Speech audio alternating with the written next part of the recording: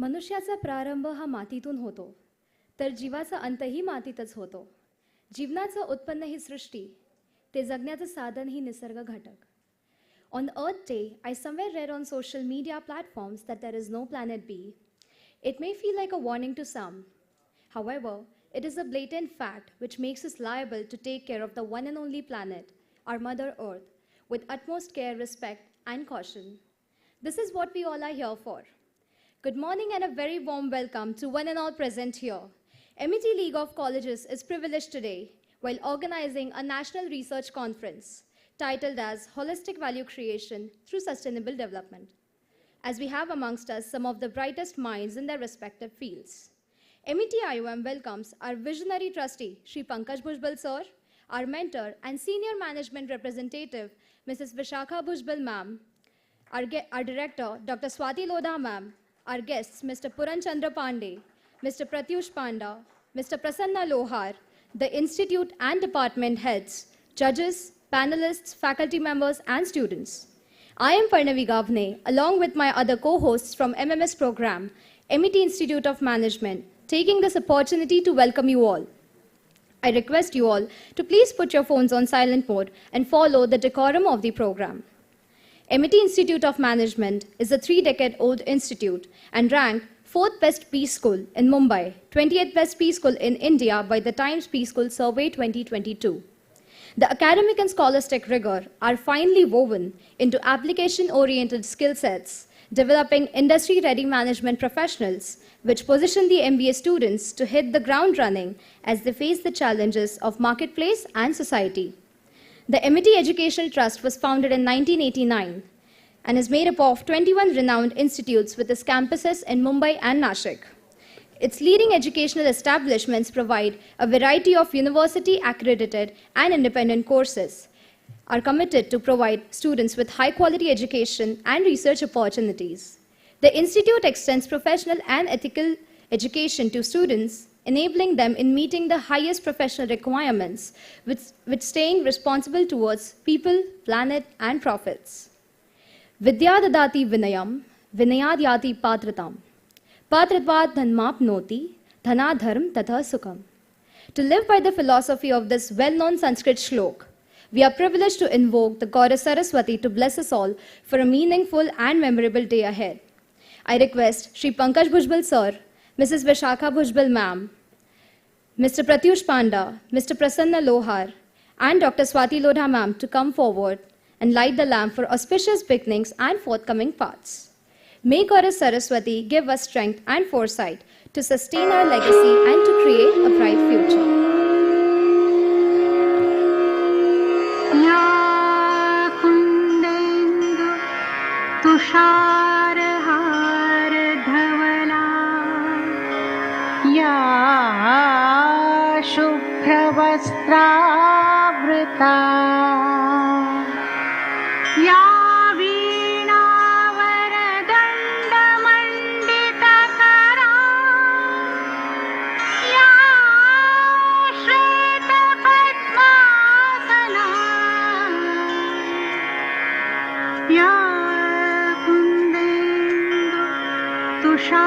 तुषारहार धवला या शुभ्रवस्त्रावृता या वीणावरदण्डमण्डितकरा या श्वेतपद्मासना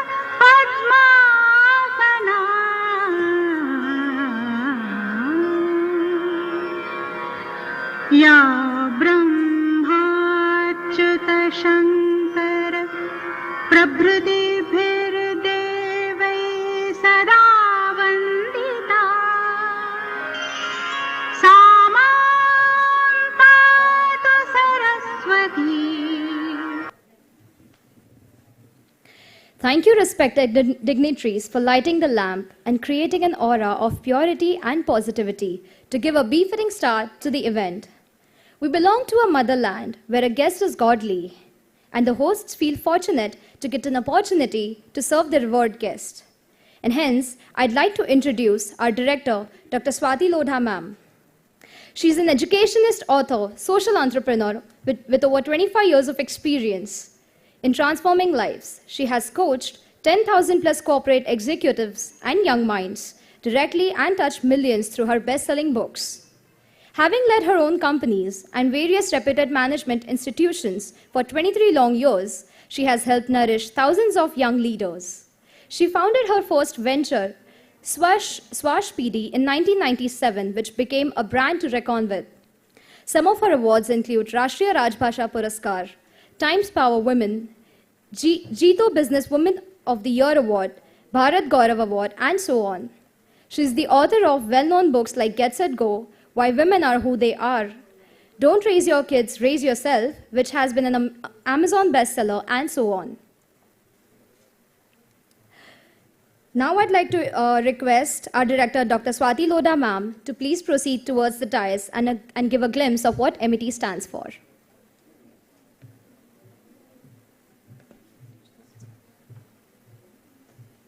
Thank you, Parnavi. Our Honorable Trustee, Shri Pankaj Bhujbal sir, Vishakha ma'am, our guests of honor for today, our guest who has joined us online, Shri Puran Chandra Pandey. I'm sure he's there and logged in for us. Mr. Pratyush Panda, Prasanna, Rishi, Banode ji, and all the guests who are present here. All our students as well as MET fraternity, Sangeeta ma'am, Nagashri ma'am, thank you for being here, and all my team here. न चौरहार्यम न राजहार्यम न भ्रातृभाज्यम न च भारकारी व्यय कृते वर्धत एव नित्यम विद्याधन सर्वधन प्रधानम. That is what is the motto of MET group here. We always say that education is something which is constantly increasing when we give it away. And today we are talking about something which was not a part of our education when we were young. I don't remember thinking about our planet or sustainability when we were studying in school, because that wasn't something which came as a big warning signal to us when we were in school. But today, by the time 20 years have passed, we see that we need to create awareness about sustainability. We need to talk all the time about how are we going to go forward, because as Parnavi rightly said, that there is no planet B that we have. When we talk about education, you must have heard there is a very normal sense of usage. When we are traveling in any flight, they say that please leave the flight in the same condition as you got it when you came in. When we talk about nature, nature doesn't have any flight attendant to warn us that please leave me the way you got it. But then the nature has its own way of telling all the generations that you are consuming more than what you were meant to. And that is what we all are guilty of. And that is why when we go forward, we know that we will not be able to give an environment, a nature, a planet better than what we got. And that is why we are here today to think in terms of education, what we can do to make the environment more sustainable, to make our lives more sustainable. When we talk about all this, we decided that at MET, we would think big but start small. And that is why we started with some green goals, which you must have seen while you entered in. So our thinking big is to think about sustainability while living every day. But starting small is where we would want to make some actionable plans for our own institute. And I would like to urge all the directors who are present here that let us try and make our own institute, our own MET group more sustainable to begin with. Let us make some actionable plans where sustainability becomes a way of life for us at our workplace. And if we are able to do that, it will become much easier for us to actually inculcate what we are thinking about. And thinking big is what this conference is all about. So starting small was the hackathon that you saw downstairs, and I'm sure all the students who were a part of it are there, but the others can see, understand from their friends what this hackathon was all about. And Thinking Big is the research conference, where we are going to brainstorm, we are going to find out the pain points which we have right now present in our system, and how do we make it better. I had a glimpse of some presentations yesterday, and there is some brilliant work which you would all be able to see today. Yesterday when I was talking to Pankaj sir, I heard about a lot of work that our Honorable Chairman Sir, Shri Chhagan Bhujbal, had done during his tenure as Mayor of Mumbai, and the different initiatives that he started for Swachh Mumbai, Sundar Mumbai at that time, and how so many parks which he helped in beautifying, and how he is so involved in improving the green cover of our city right now. So taking his legacy forward, it becomes imperative for all of us to work more consciously towards reducing our carbon footprint, towards increasing biodiversity. And it is not something which we need to only talk about. It is something for which we can work constantly, and starting with ourselves would be the best way to begin. We've been in COVID protocol for a very long time, and we are constantly moving back to normal. And this is one of those events where I see, after a very long time, all the students coming together, and I can see the energy of the students because they've been working constantly for this research conference for a long time. So apart from welcoming all the guests who have taken their time today to be with us, I would take this opportunity to thank my amazing team here at MET Group. This was not possible without our support teams here, especially the Marcom team. Irani sir, thank you so much for making it possible. Ashish sir. Then all our networking teams here, the mass media teams, Sanjay sir, Aditi, thank you so much for helping us throughout in making this possible. Sangeeta ma'am and Nagashri ma'am, you've always been there. So thank you so much for making this event possible. This is one of, I am new at MET, so this is one of the, first huge event that I was trying to build up, and it wouldn't have been possible without all of you. I can't thank my own MET team enough, MET IOM team. Thank you, Nirmala ma'am, for making this event a grand event. And without her support, without Sana, Dharmishta, the people who have been into the organizing committee of this research conference, they had been working almost for a month non-stop to make it possible. I don't thank my event team enough because they are there for each and every event, and so I take them for granted most of the time.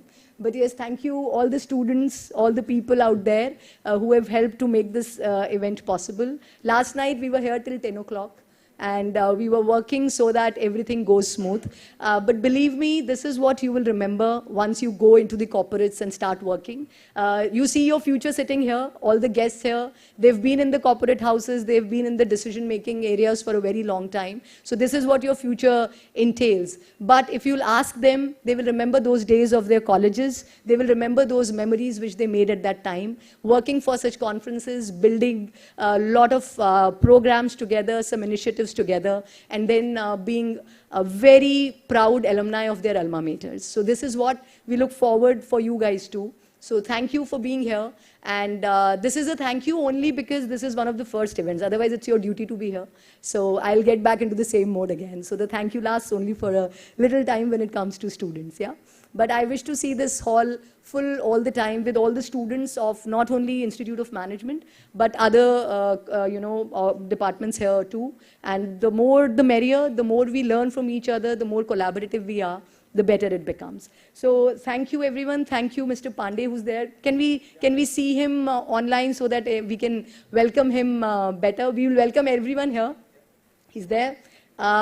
We welcome Shri Puran Chandra Pandey. I apologize, sir, because we made you wait for a long time, and in the online mode it becomes sometimes a little annoying. But thank you so much for giving your time to us here today, and I hope we would learn a lot from you, and we would really love to hear from you very soon. Thank you for waiting patiently for us. Thank you so much for being there. And I hope you'll enjoy the day and you'll go back with some new learnings today. Thank you for being here. Have a good day. Thank you.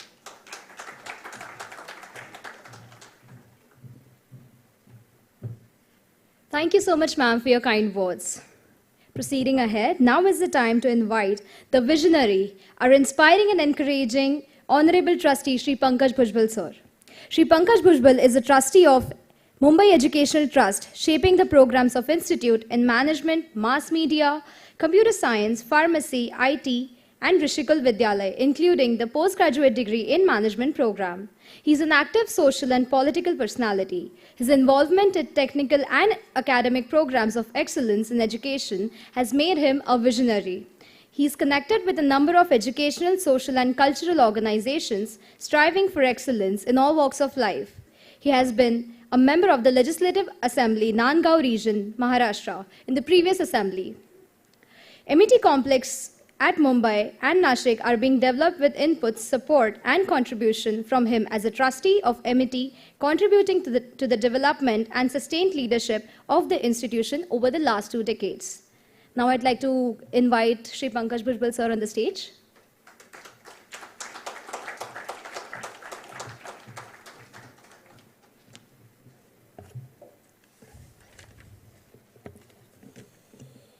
Good morning, everyone. I welcome all the guests, students, teachers, staff members to this wonderful event. I'm happy that the idea about sustainable development came to the mind of our director, Swati Lodaji. And everyone started working on it. All the students started participating in it. As you have seen downstairs, the hackathon, the ideas, the new ideas which our students have projected over there. I am happy to see that they have been, I would say that they also think about saving our lovely earth and what are the measures we can take to protect it. Met League of Colleges with its various campuses has always moved in sync with the need of the hour. Climate change, deforestation, overpopulation, and extinct of species have been impacting our planet to such an extent that our existence is at stake. The pace of human excesses in the last century and the unbalanced growth of human interference need a reversal.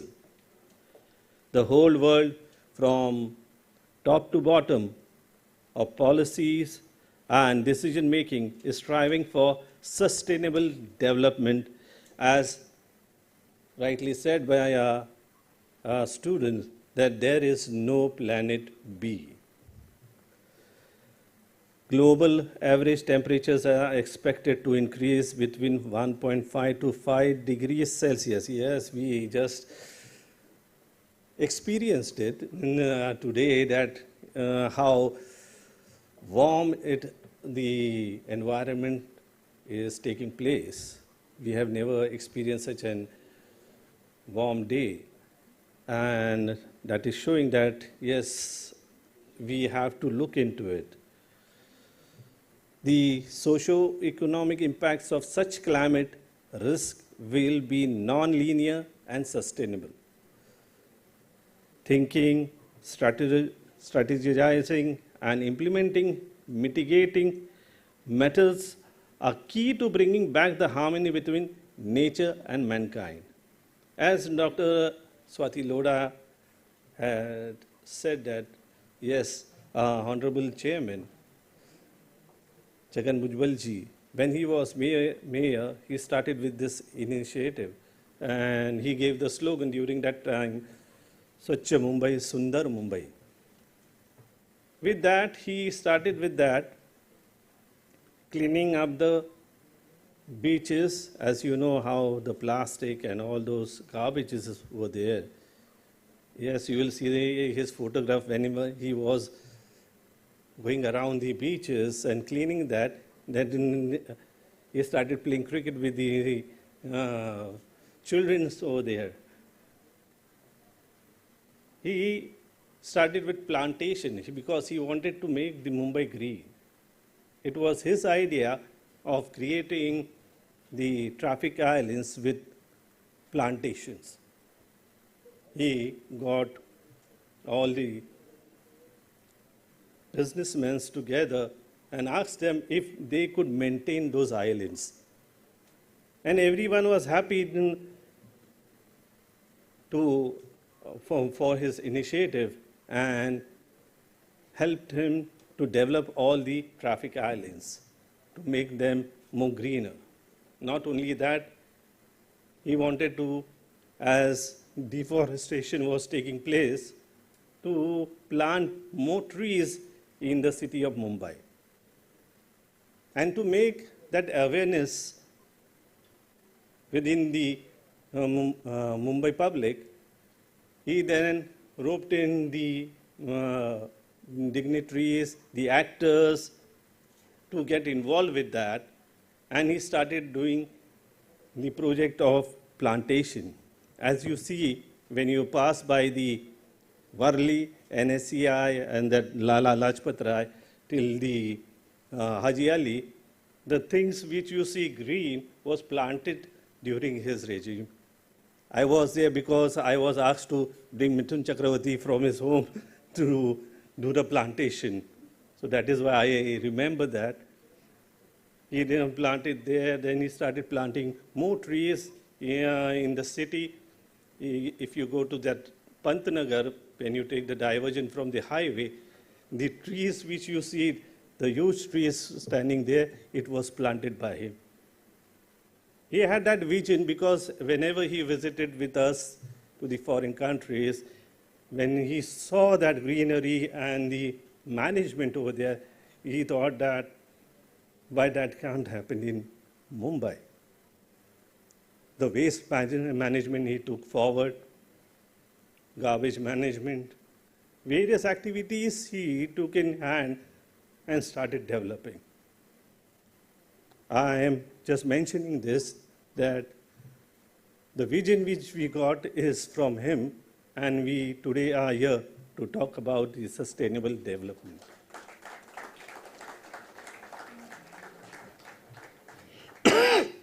Sorry.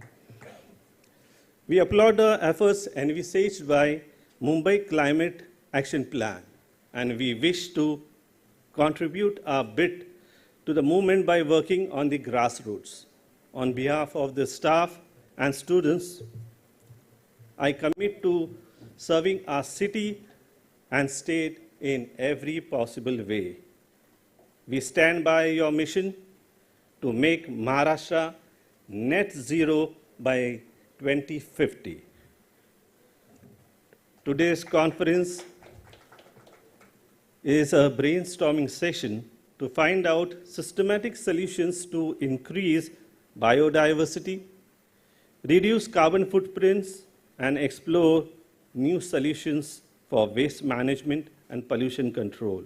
I hope the researchers joining us from all over the country, the speakers connecting from Europe and USA, as well as our students, will be able to bring forward novel ideas and strategies to further the cause of sustainable development. Let us follow our green goals and embark on a sustainable and equitable future. Thank you.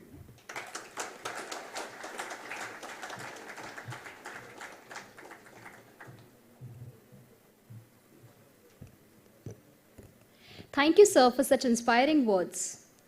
Moving forward, I'd now like to introduce our very first guest, Dr. Puran Chandra Pandey. He's the managing director of the Soin Group, a German-based international policy consulting firm. Being the board member of the World Food Programme Trust of India, which is a Rome-based United Nations agency, he has addressed poverty and hunger issues all over the world. He initiated and led various Teach India and Lead India campaigns and played the role of an advisory figure to companies like DVNGL, KPMG, EY, and Deloitte. He has worked in various leadership roles in India, Great Britain, and Germany as a climate reality leader. I'd now like to request Dr. Puranjendra Pandey to share his thoughts.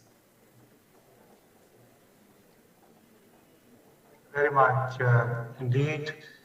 And first of all, I would like to thank Pankaj ji and Visakha madam for giving me this opportunity to be able to contribute to this very, very important conference which is happening in Mumbai at Amity Institute.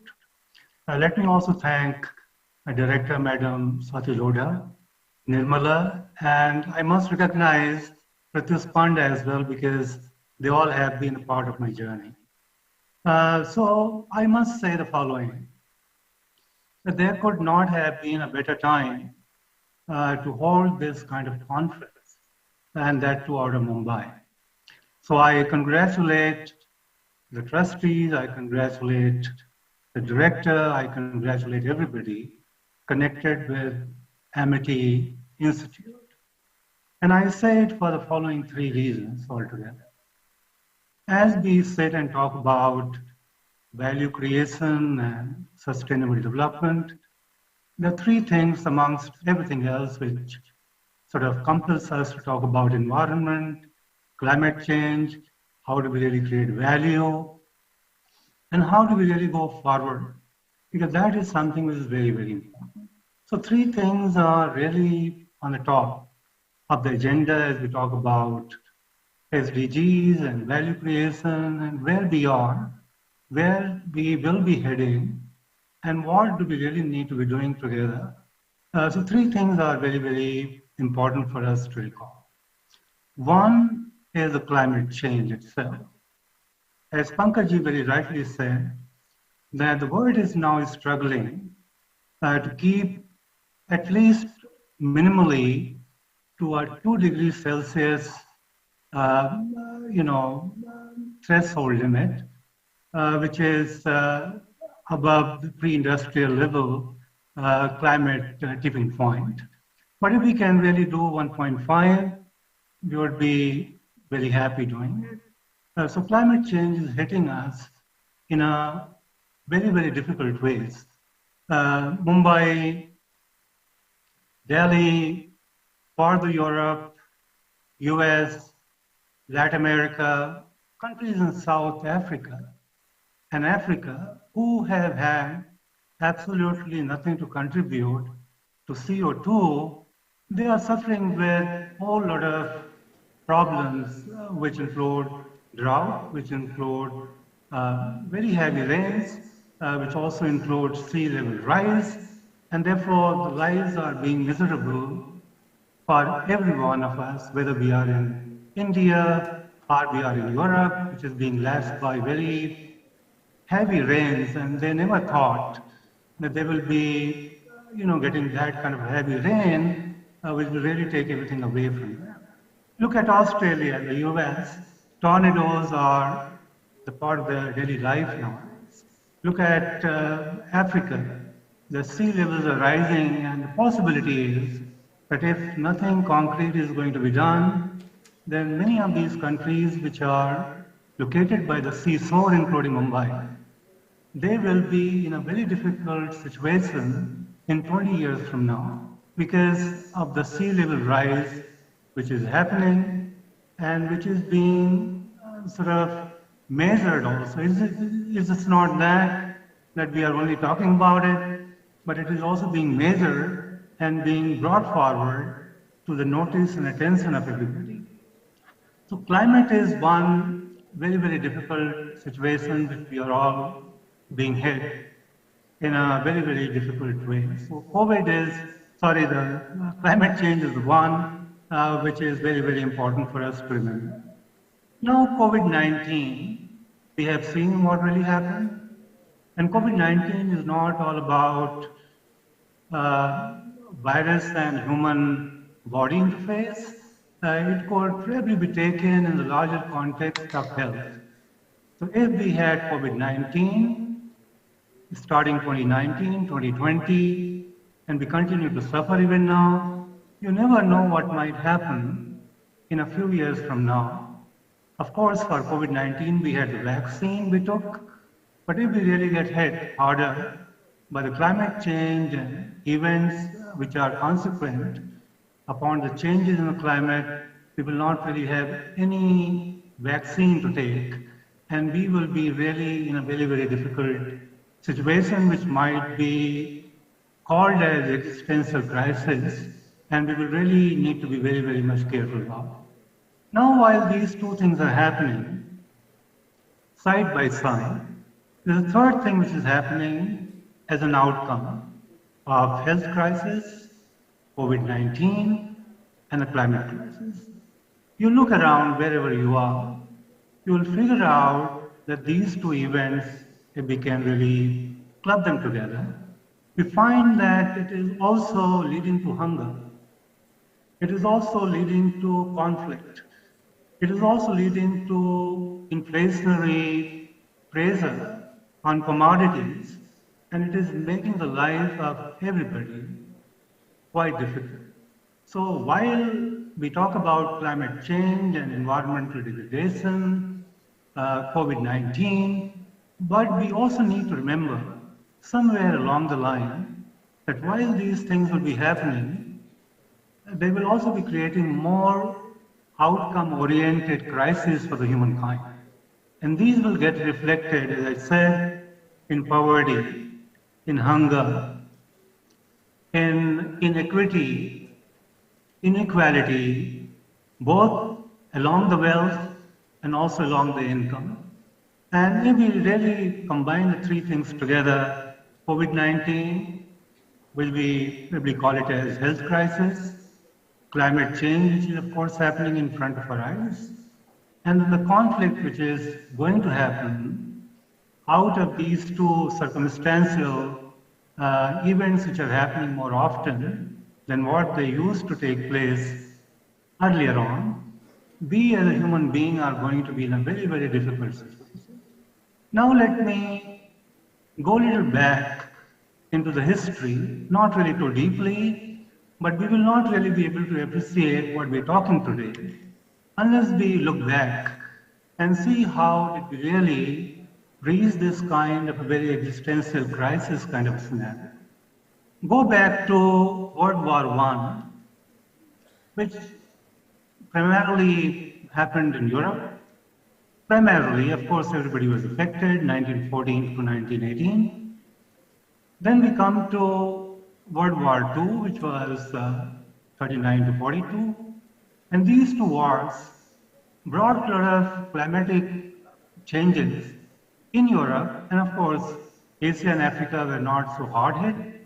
But Europe was very much aware of where they were going to head in 20, 30, 40 years time from then on. And by the time UN was set in 1949, which stood on the debris of the consequences of the two world wars, which happened in Europe largely, but involved every other country around the world. And when the Charter of the UN was written, it was all about putting people at the center of what the governments will do as they go along and begin to reset their economy.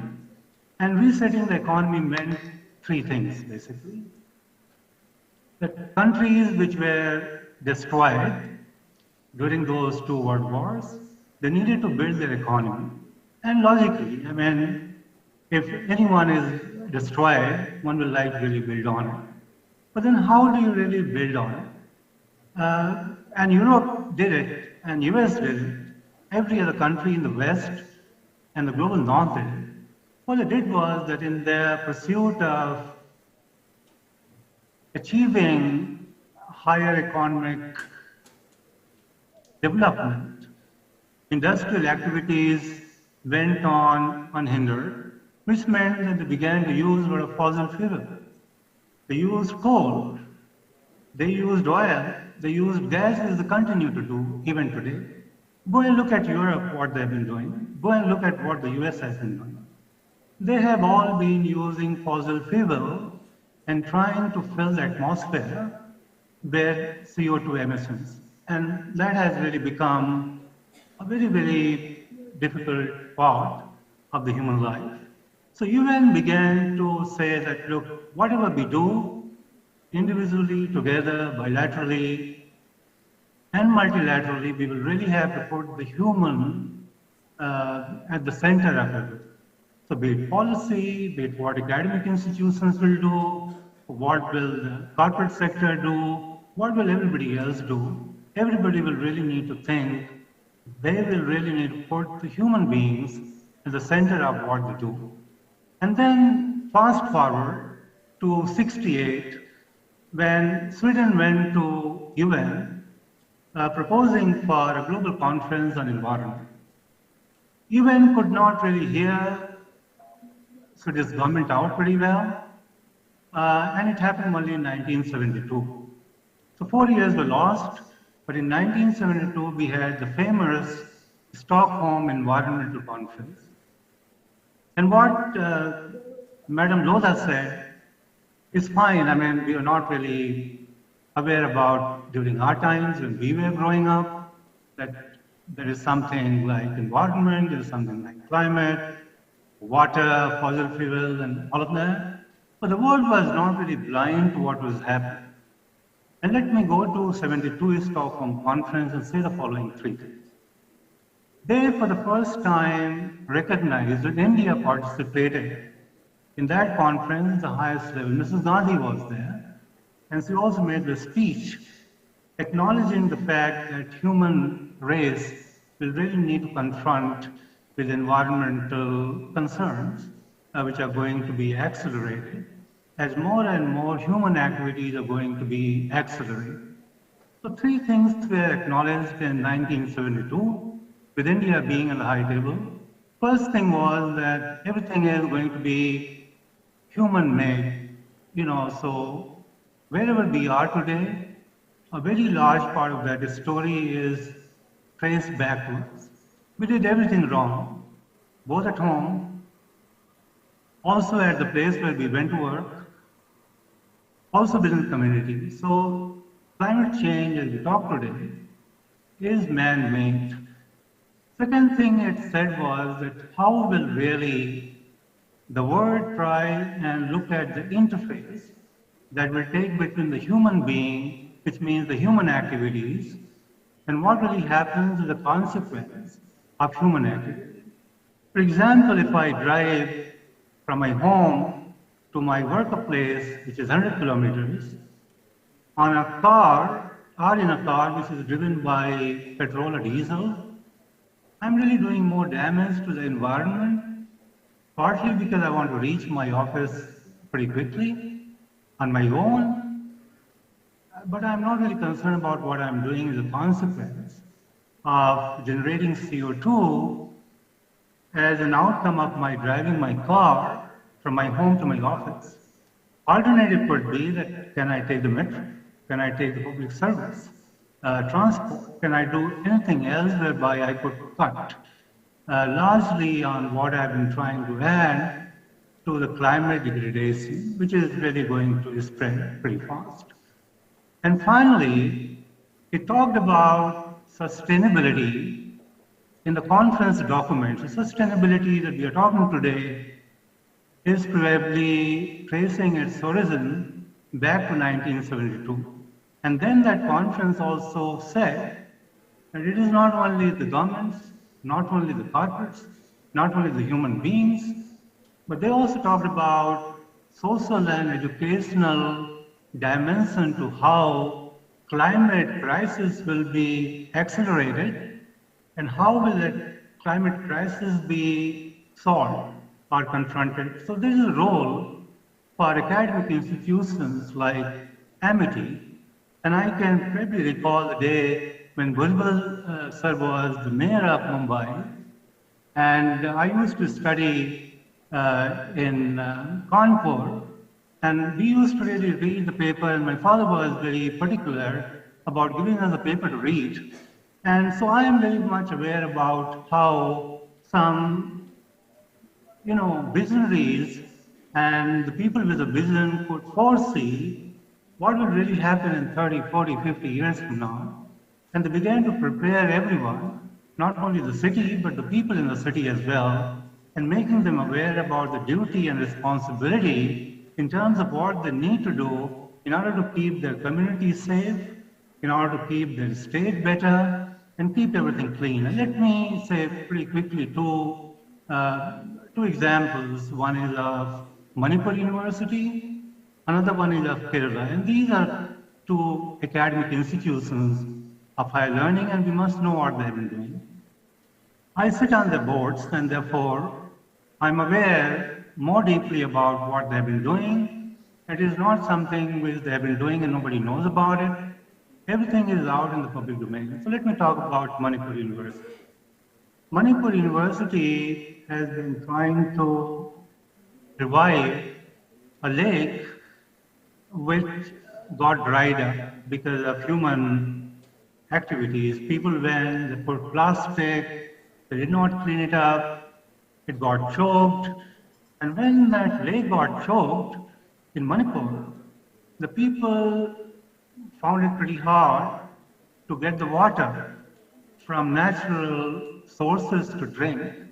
And therefore there was no way out for everyone in Manipur but try and find out solutions to be able to revive that lake. And I can tell you that lake is fully revived, and people in the city of Manipur have begun to get the cleaner water. People are happy, they're spending less money on buying the water from the market, and that lake, which is about 100 years old lake, and was dug by the then princely state of Manipur, that place has become one of the very oft visited places by those who go to Manipur. And let me say something which you'll be very happy to know, and maybe there could be some inspiration to do something of that kind in the city of Mumbai. UNESCO is looking at that lake as a national treasure. And I hope if everything goes very well, UNESCO will soon recognize and identify that lake in the city of Manipur as a national heritage. Can we do something in the city of Mumbai? Can we do something in the city of Delhi and wherever we are? Secondly, the University of Kerala, very, very bright example again. City of Kerala is a pretty clean place, and we have to go to see to believe that how clean the city is, and everybody in the city is very much concerned about keeping the city clean.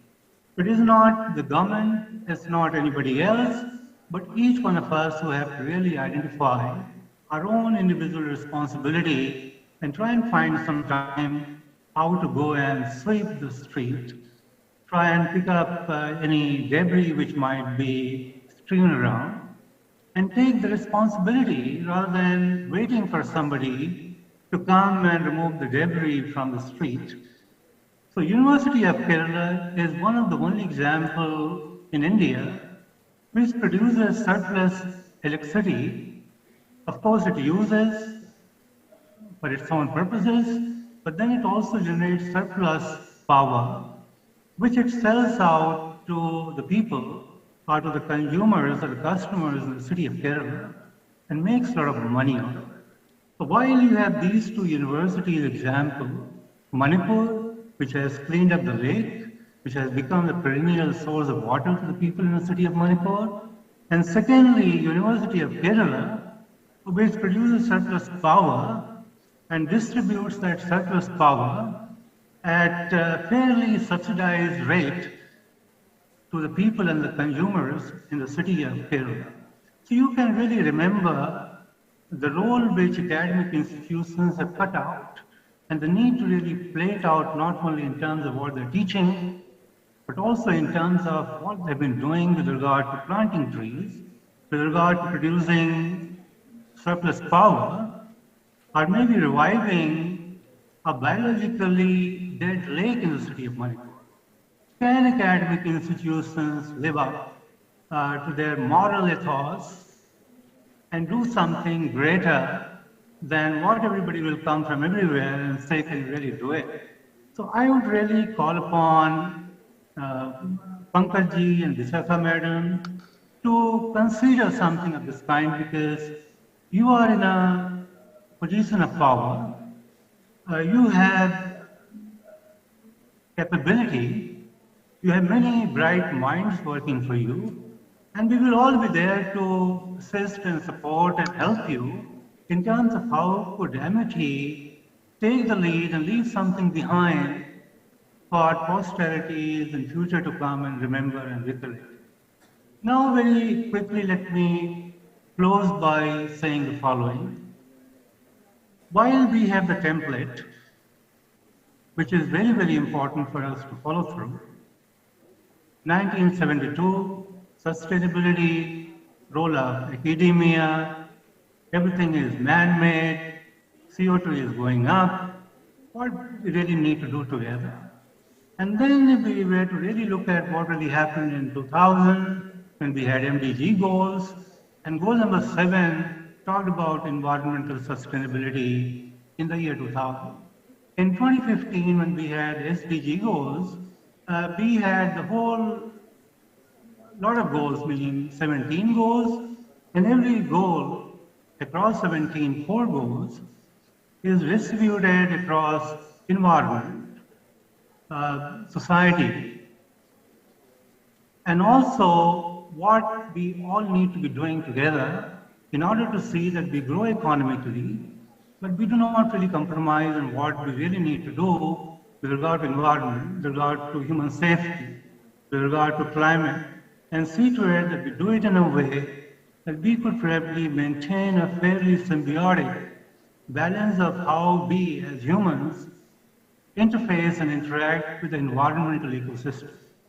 And I can say it with a certain degree of confidence because I had been involved both in the development of MDGs and later on SDGs. I will only say the following, that the UN alone will not be able to do anything because they have, problem of bandwidth, and not many people are going to listen to the UN as well because climate crisis is local. Of course, we can have some kind of template, but climate crisis in India is different from the climate crisis in Africa altogether. So we really need to understand and recognize that we really need to follow the following template. One, we have to understand that every problem, be it climate, be it COVID, be it any kind of other which might be coming out of a consequence of these two together, it is local. So we cannot really take a template from the UN in New York City, bring it to Delhi and Mumbai and say that we are going to do it. So we have to really look at localizing our response to climate crisis, to how could we really create more value. Can we really plant more trees in the city of Mumbai and create a more carbon sink and try to see that when CO2 goes up in the air, these trees, green trees, are in a position to be able to sink the carbon and keep the atmosphere clean. So we have to be local while we have to take the template from wherever we can get it. Second part of the puzzle is that we have to keep people at the center of activity. We cannot really forget people and keep on doing whatever we are doing. That kind of a thing will never succeed. It has never succeeded. Third thing, the debate about how do we really go about doing what we are doing has been settled for a very, very long time. We cannot be doing everything centralized. If we are in the city of Mumbai, then people, mayor, BMC, government in the state, everybody has got to come together and do it in a very, very decentralized way. Meaning that the government will not do everything and ask the people to follow it through. It has to be top down and bottom up. So unless we do it, we'll really not be able to reach where we really want to reach.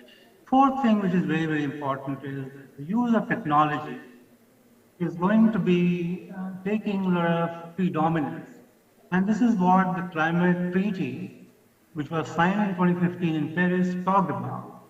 It talked about more money, it talked about capacity building, it talked about innovation and technology. So technology will really have to be brought in to play to our advantage in a way that we can keep our climate safe, our environment secure, and keep everything under control, and not really get into a scenario 10 years down the line when we begin to repent and begin to reflect that had we done something better 10 years earlier, we would have been in a much better scenario. And finally, let me close by saying that everybody now is getting into the climate change, environmental concerns, governments, companies, civil society, academic institutions. I must really appreciate the government of Maharashtra that they have done a very, very good job. And I knew it beforehand, before they came out with their climate policy, where they said that government in Maharashtra will be able to take care of net neutrality by 2050. And we all know that the government of India pledged in COP26, which happened in Glasgow recently, that they will become net neutral by 2070. So I must congratulate Maharashtra government, people in Maharashtra, companies in Maharashtra, and see to it that we all work together collectively to see to it that Maharashtra sets the agenda, becomes the ground zero for the entire country in India to be able to take some lessons and follow on the template which the government in Maharashtra sets, and we all become a party to it, and seeing to it that whatever we do, wherever we are, we must really ensure that if we are doing something, are we really sort of measuring it? Are we really reporting back into the public domain?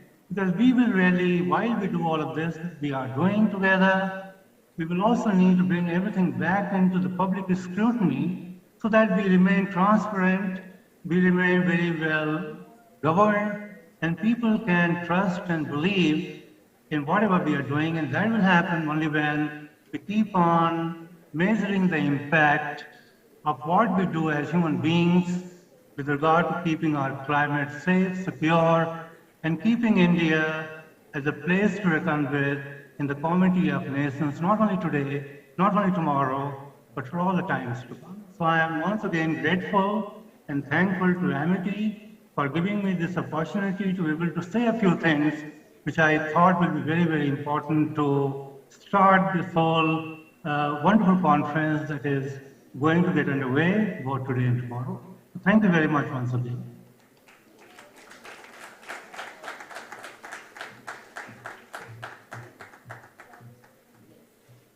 Thank you, sir, for such a wonderful and informative speech. Now I'd like to introduce our second guest for the event, Mr. Pratyush Panda. He's a sustainability and ESG professional with 25 years of experience. He's accomplished his master's in industrial sociology and MBA in sustainability management. He's a certified ESG assessor and sustainability CSR assessor for industry associations, CII, FICCI, and company secretaries in India. Presently, he's working as head sustainability and L&T Infotech Mumbai. Now I would like to request Pankaj sir and Nirmala ma'am to felicitate our guest, Mr. Pratyush Panda, with our token of gratitude.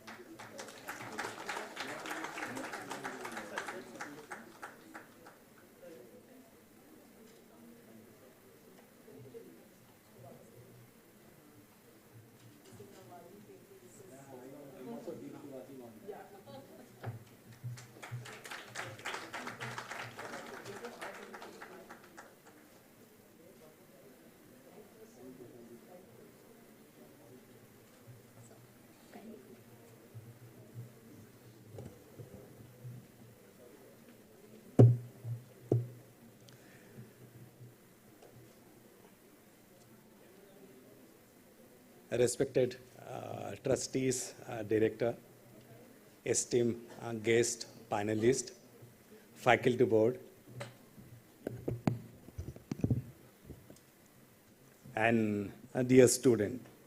And I was listening to our trustee, he was saying, you know, we were all have grown somewhere from a student to a professional in those years. And I remember when I was coming to any of the academic institution, I realized where I was 25 years down the lane and today. It's a hell of a time to grow up, and learning should be a continuous journey for all of us. Coming back to our topic, you know, today I realized there is a BKC at BAndra West also. You know, name itself, when we say our visible knowledge center, it might be very small, but I could realize it's highly impactful on ground, especially with respect to when I'm talking about ESG, sustainability on those line. So small thing I'd like to tell you everyone how ESG journey was there during last 2 decades, especially in India. It was prospering very nicely until the CSR Act in India came. It was coming very nicely with the, I remember when Jairam Ramesh sir was our environment minister and a lot of focus was there. But slowly the moment CSR Act came, everybody in India started talking only social because of the CSR Act. There we started closing our mind towards environment and the governance process. Major derailed for me as a professionals. But having said that, now again it has grown up in last 2-3 years, especially during pandemic. People realized the impact of globalization, the impact of industrialization and the pollution, what was there on cities and countries like India, and what was not there when everything was locked down. We all have witnessed that. And I don't know whether some of you know or not, Bombay is more polluted than Delhi. Some of you may not be agreeing that, but only good thing about it is, it's not that our ratings comes down by Government of India when they monitors, is because of 3 reasons. One is the mangroves around. Second one is our Sanjay Gandhi National Park. Third one is RA Forest. Thanks to our Minister Aditya sir. Probably that's the first instant in independent India when 800 plus acres of piece of revenue land was handed over to an environment department, being at the heart of the city. It's an awesome decision and to be remembered for ages to come. And that's the reason I said it's the lungs. And the same kind of lungs were there in Delhi. And I'm from Delhi, I know how it has got destroyed there. And today there is nobody to sequestrate a carbon emission in Delhi. There is no way the carbon emission can go out in Delhi, the reason why Delhi is suffering. And climate change as a global phenomenon, I cannot say that it's not there in Bombay and will not act. Enough has been done, no. If you know that today India and South Asia is going through heat wave, all that online messages are, you know, you'll get the red pictures. Remember that when your heat wave is there in Asia, a raging of flood is going up in Africa. This is how it is that connected. If something happens here, there is an impact outside much beyond. We must remember that. We should not forget that. And today's world, I look after some of the role model, not towards any bureaucrats or big leaders. For me, if you have heard name in India called Lisi Priya, students, have you heard of this name? Lisi Priya. Use your technology, start talking to Google Baba right away, now itself. So Lisi Priya is a young, Greta for India. And every day she talks about climate change, climate justice. She is from Northeast. And there is, at times, some of the local governments are behind her and family also, yet she is not keeping quiet. Please promote these kind of students, those who are our role model going ahead. Some of the other role models, like if you know about the ex-environment minister of Sweden, Puran Pandey sir was talking about Sweden, Erik Olsson. Erik Olsson is again a great supporter of India in South Asia. and he brings out everyday positive stories across different social media from India and nearby area on climate change itself. Please check, and then you get updated what best is there in India itself in small pockets. One more we would all must be knowing about the then Vice President Al Gore. So Al Gore has now purely converted into a kind of great environmentalist who do strong advocacy with UN and bigger countries like US. And if you talk about him, he has created certain movie. Have anybody has seen that? An Inconvenient Truth. So Al Gore, what he has done, of 1,000 years of that, all the discussion, debate, advocacy that has done in global practices and entire globe, he has put them into a 1.5 hour of movie called An Inconvenient Truth. Must to watch for all students, anybody who is directly, indirectly working on climate change. And you feel that as a sensitive citizen, you are not working yet, you are getting impacted, must see. Recently, a year back, the second edition of same has came out. Must to watch, and then you realize how big is climate change, even if it is like very, what do you call that, intangible things to see and feel, and but you realize that it is happening. One good thing on those online, some of the good practices I'll also try to figure out here. Before that, look at this present war on Ukraine and Russia. Don't feel that it's not going to impact you and me sitting at India. How it is impacting directly? It is directly impacting to increase poverty in India and also in the globe, especially in the developing countries like South Asia and India. How I'll tell you. The moment this war started, all countries started increasing their defense budget. And you know when the defense budget goes up across globe, where the government will compromise. It will start compromise on your welfare measures. They cannot compromise on your road because people can see. They will compromise on your welfare measures, which has a direct impact on the ultra poor and the poverty stricken below poverty line people, we call it in India. So it has a direct, the longer it goes on, the longer poverty is going to stay in this globe.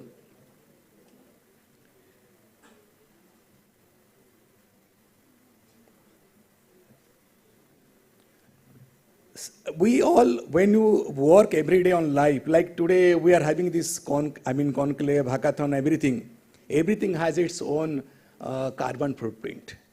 We must know how to get our daily carbon footprint measures, even if you are at home.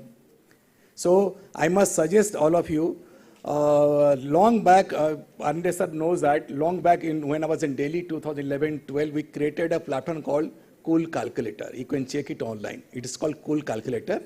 If you go and register your home, say you are staying in a 1 BHK, 2 BHK or 3 BHK home, if you register, it will calculate your carbon footprint and tell you what exactly you are emitting. Try to know that and take a place. Can I reduce this by 10, 15%, 20% in a year time? You can. It will, the Cool Calculator, who is being supported by a Center for Environment Education, Ahmedabad, and then who is to deploy a student to your home and teach you how to reduce. It means do not compromise on your regular requirement. You can still have your AC switch on, your geyser switch on, yet you can reduce your carbon footprint, and that can be measured through your electricity bill also, energy bills. So kindly do that. Start measuring at least as an individual what is your carbon footprint. Then you realize what's the footprint outside. You can tomorrow talk to BMC on those languages. You can talk to any of the society where you are staying. You can measure for your society itself. Unless you do that, climate change is such a intangible thing. It doesn't get figure in your top priority on a day-to-day life. And coming back to maybe some of the processes, what is happening today, we are talking about ESG and all. Today now that to reduce that minus 1.5 degree temperature, we are talking about how we can get it done. For all the corporate world, there is a new buzzword is coming out in the market. You must have heard about it, net zero. Net zero is being monitored and being measured through a process called Science-Based Target Initiative. You can check them online. It is now come out with a well-developed organizations, and lot of corporates are going into it, signing it, and by that, what SBTi is saying, कि you cannot emit CO2 to the best possible extent in the name of industrial expansion and do carbon sequestration by going somewhere and plant tree. No, you have to reduce your carbon emission where you are producing at the ground zero by bringing best of the innovations, best of the energy efficiency processes, reduce to the zero down, and if there is no humanly possible technology in the earth today, then you are allowed to do the carbon sequestration. What is happening today, the industrial body, especially in India and South Asia, we can, 100 चूहे खाकर बिल्ली हज को चली. We can pollute to the maximum extent, and I'll go somewhere else and do some carbon sequestration by plantation. That is good, but that's not sufficient. That's not best. Best is, why can't, suppose in today's, people are still coming out with Chhattisgarh, there's a news going out now, that 1 lakh grown-up trees with an average age of 85 to 100 years are being cut down to chopped out because of to create a thermal power plant. Can we not have something else there? It's possible to have energy sufficiency. But that's the way our political system in India working and going ahead. And people have to very quietly see it and try to see what best solution can be given and put pressure on some of the government to take best of the right decision with advocacy. It's not like, all of a sudden creating havoc across. And with respect to that, now the government also has created SEBI, the BRR part, if you know that, business responsibilities reporting. It is now from next year is mandatory for top 1,000 listed as BRSR, business responsibility and sustainability reporting.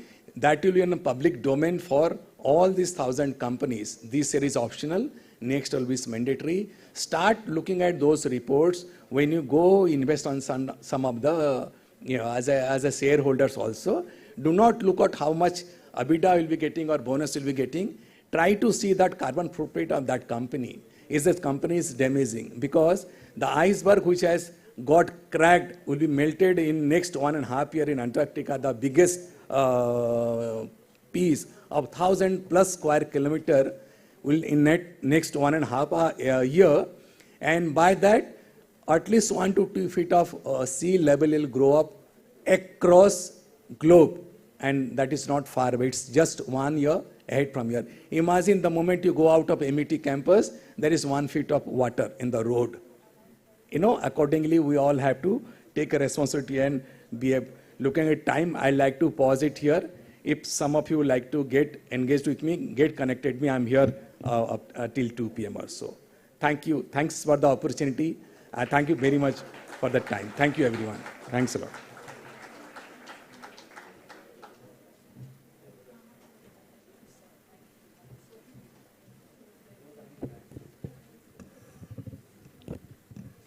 Thank you, sir.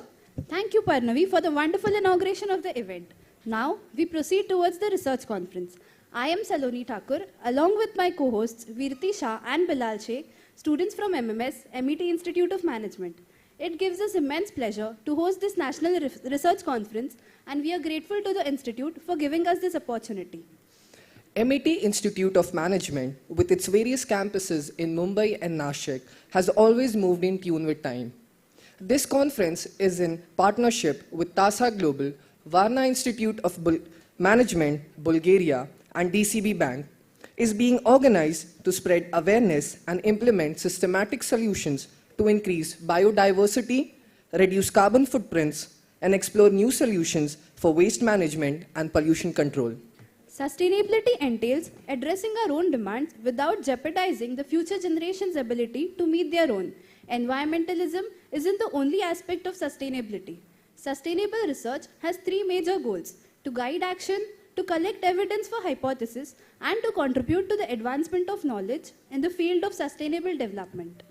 Research assists policymakers at all levels of managerial leadership in the sustainable development goal. decision-making process all over the world where the goals are designed for.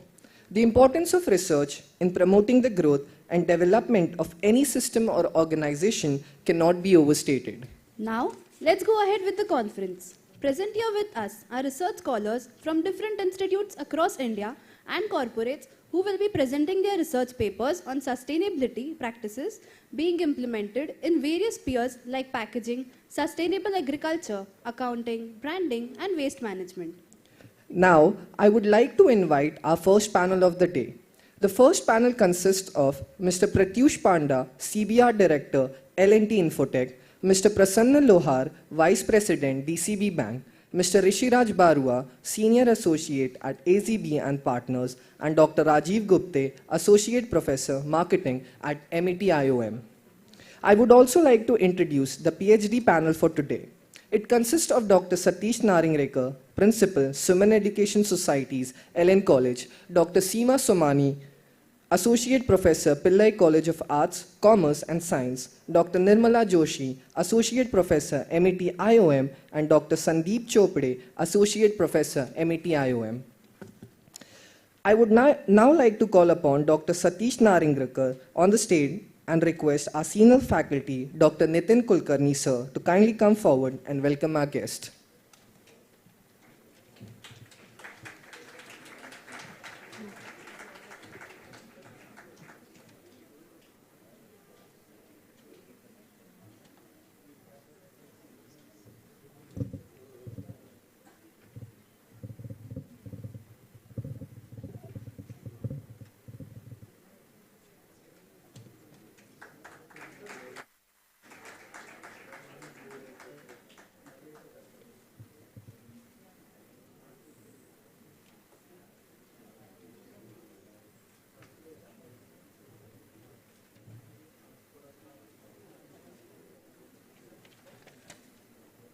Thank you, sir. I would now like to call upon Dr. Seema Somani on stage and request our senior faculty, Dr. Farida Virani ma'am, to kindly come forward and welcome our guest.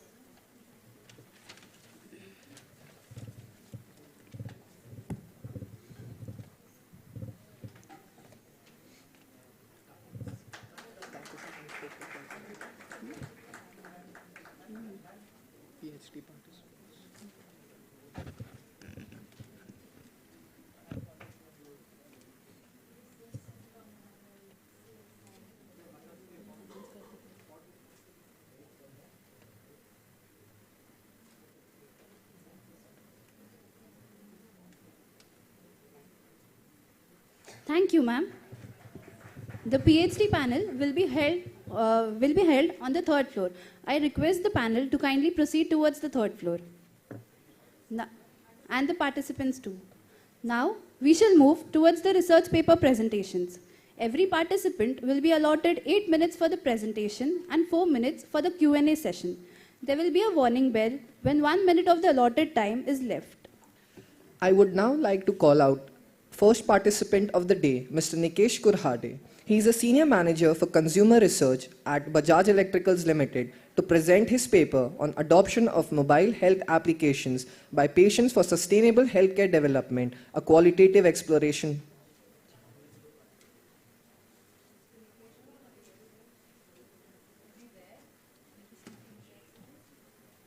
Nikesh.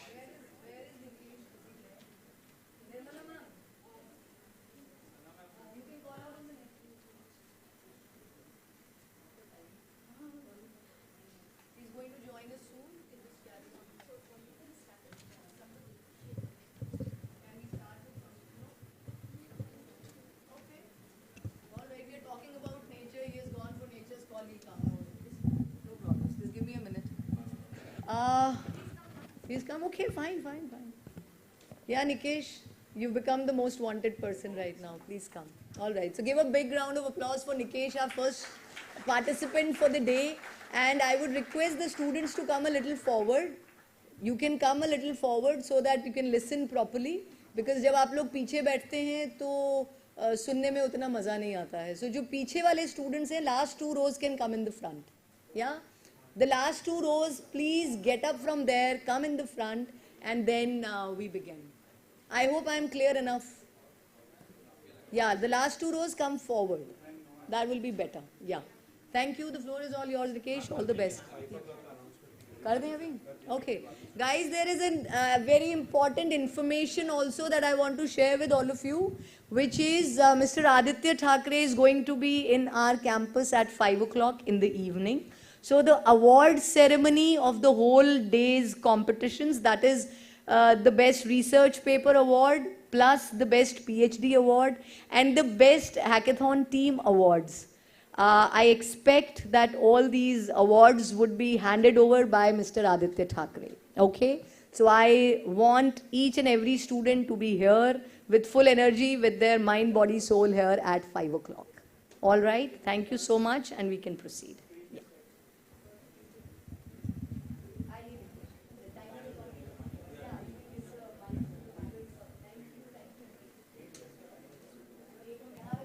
Yeah. Yeah.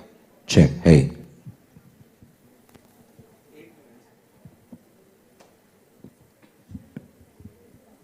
Check. Hey. Check. Hey.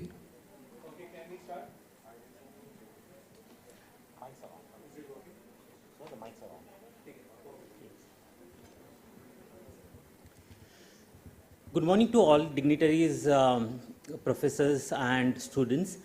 Myself Nikesh Korade, working as a senior manager with Bajaj Electrical Groups, worked across different industries from FMCG, consumer electronics and pharmaceuticals.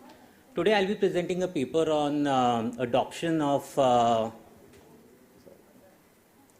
mobile health services by patients, which is required for sustainable development, specifically in the healthcare domain. This presentation will be having, in the next 8 to 10 minutes, I'll be talking about the introduction or the whole context of this entire research piece, followed by the research problem at the core, along with the research objectives which I have taken for this research, a review of literature from the past, and followed by a methodology, findings, and conclusion. We talk about various sustainability goals as per UN. Health is one of the important goals out of the 17 goals set by UN. But if I compare the situation what is right now in India, what is the healthcare access in India? Around 30% Indians, I would say, cannot have a proper quality primary access in India. Around 20% of the global disease burden is carried out by India. Around 60%, whatever deaths which are happening in India are because of the non-communicable diseases, which are lifestyle related. If I compare the doctor to patient ratio, in India it is 0.7. WHO standard says it should be minimum 1. So we are 30% behind. For the number of nurses per doctor, per patients, it will be around 1.3. WHO standard says it will be 3. So again, we are behind it. So on one side, we have health and well-being as one of the important goals set for the sustainability, and on the other side, this is a situation of the healthcare access. So how to improvise these? Now there are multiple solutions. Technology can be destructive at pace, but at the same time, if I see the other side of the story, technology can also help you out in terms of building certain sustainable models. For healthcare, digital health is something new, which is not new again, but something which can definitely comes up as a alternative to the conventional health, and which can improve the access and also the well-being in the current scenario. Okay, but if I compare the overall adoption of these technologies which are related with digital or mobile health or even any kind of an e-health kind of a platform, the adoption is not that great. I mean, if I ask all of you that how many of you are using, let's say, any of the application which is used for monitoring your health and well-being, max to max people might be using some wearables, some Fitbit and all. But how many of you are using it probably for calculating all your health-related basic parameters and tracking them out? Very few. And how many of you might be, start using them as an alternative to the conventional health system?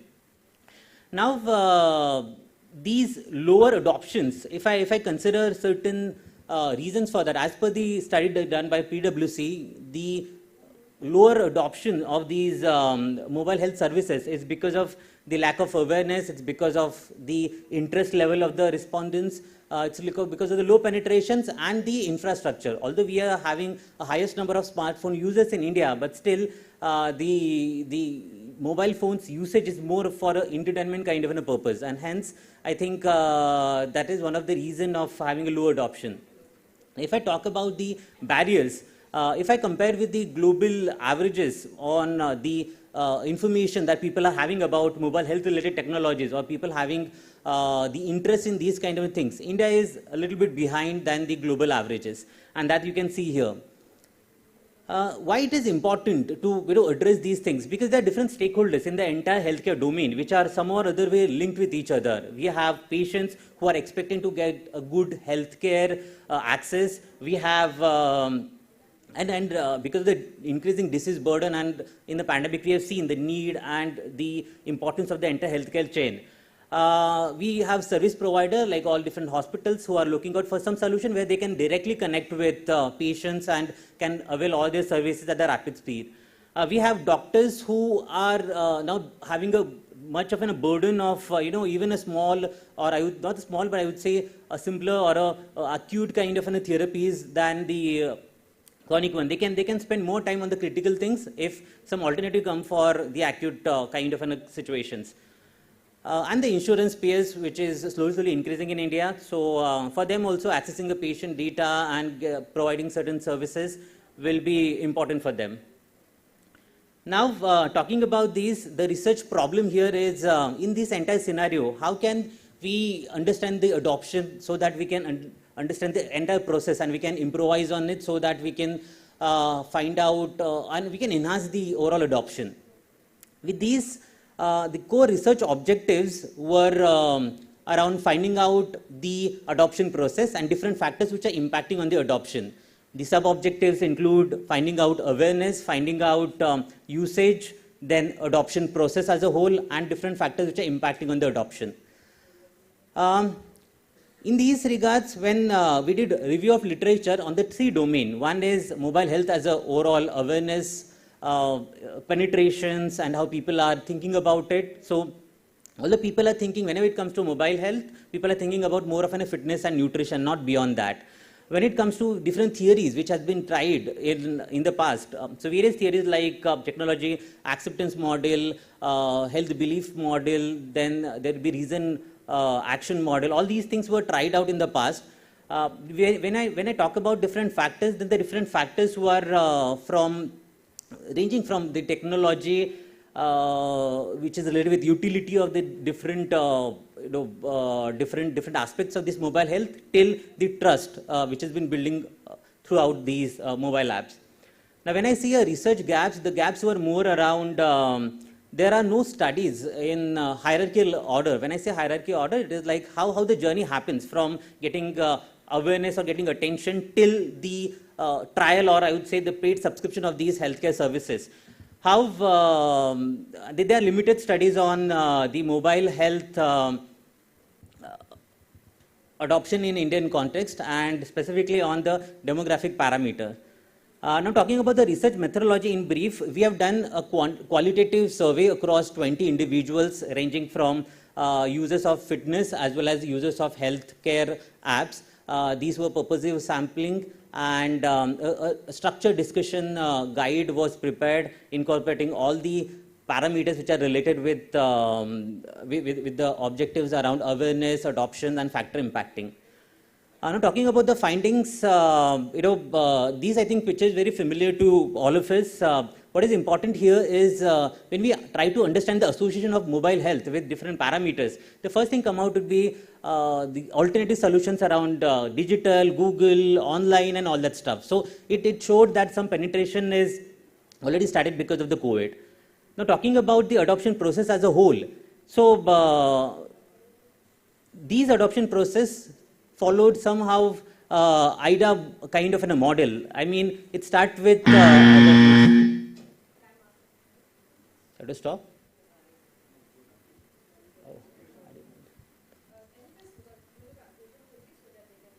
Sure.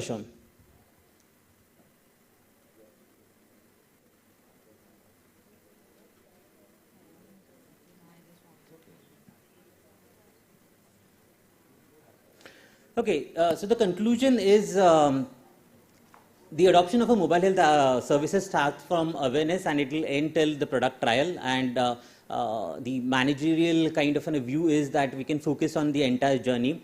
mHealth adoption is influenced by two different models. One is the technology acceptance and the health belief model. Both of them can be combined together to enhance the overall adoption process. And in addition to these, some certain parameters like trust, data accuracy, data privacy, and the overall enhancement of the entire layout can be considered as a additional things which can be enhance the entire adoption process. Thank you. Yeah, any question from the audience?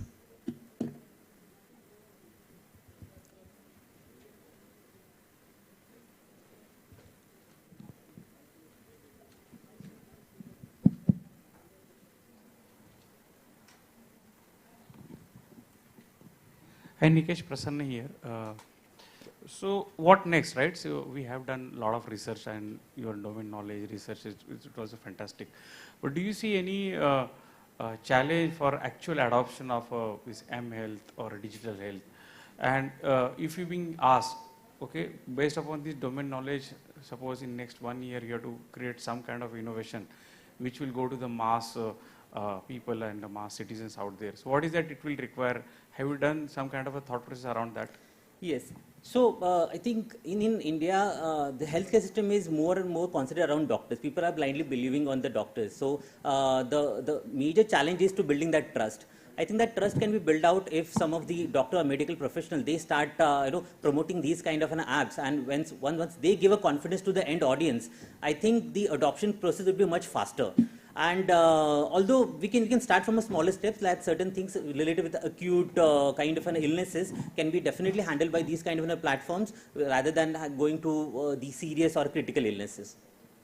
And have you personally gone on the field and done kind of a survey with the people, Yes. what they are looking for? Yes. And what was the size of a survey, in which area, in which city or something? Yes, so these study, whatever I have presented, that was a qualitative study where I spoke with around 20 people across Mumbai, and these were all health app users.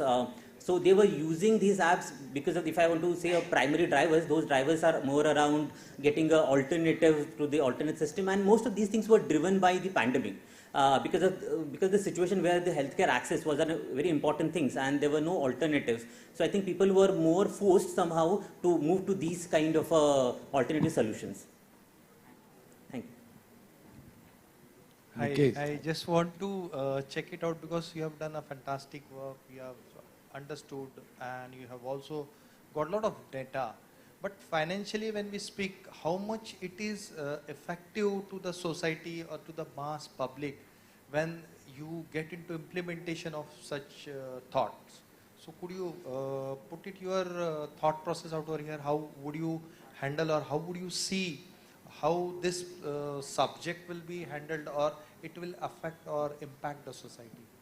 So, sir, what I understand is there is a health economics around the entire situation. Now, if we consider the expenses that even government is spending on all these government hospitals and other things, on all the different kind of health related parameters, if some of these things can be moved to a digital platform, so that will definitely save that portion of the economy. That's one part. Second thing is, because of the technology, I think, see, earlier people used to scared about even doing an online payment. People used to scared about even using ATMs. But eventually, those habits changed and people have started using them. And now I think it is a very convenient thing. So my understanding is, over the period of time, because of these things, the healthcare access becomes more easy. I have not done any calculations around how much that will impact on the economy, because it's a different calculation altogether. But what I understand is it will definitely save some piece of the overall expenditure, which either the government or private sector, or we are doing it on a health care related services. Just to add on, because when you say it will be on a platform and where the data are also being collected, the expenditure from the government will also increase, because when you talk about the data and then the data privacy, so the exponentially the financial investment will be quite a high.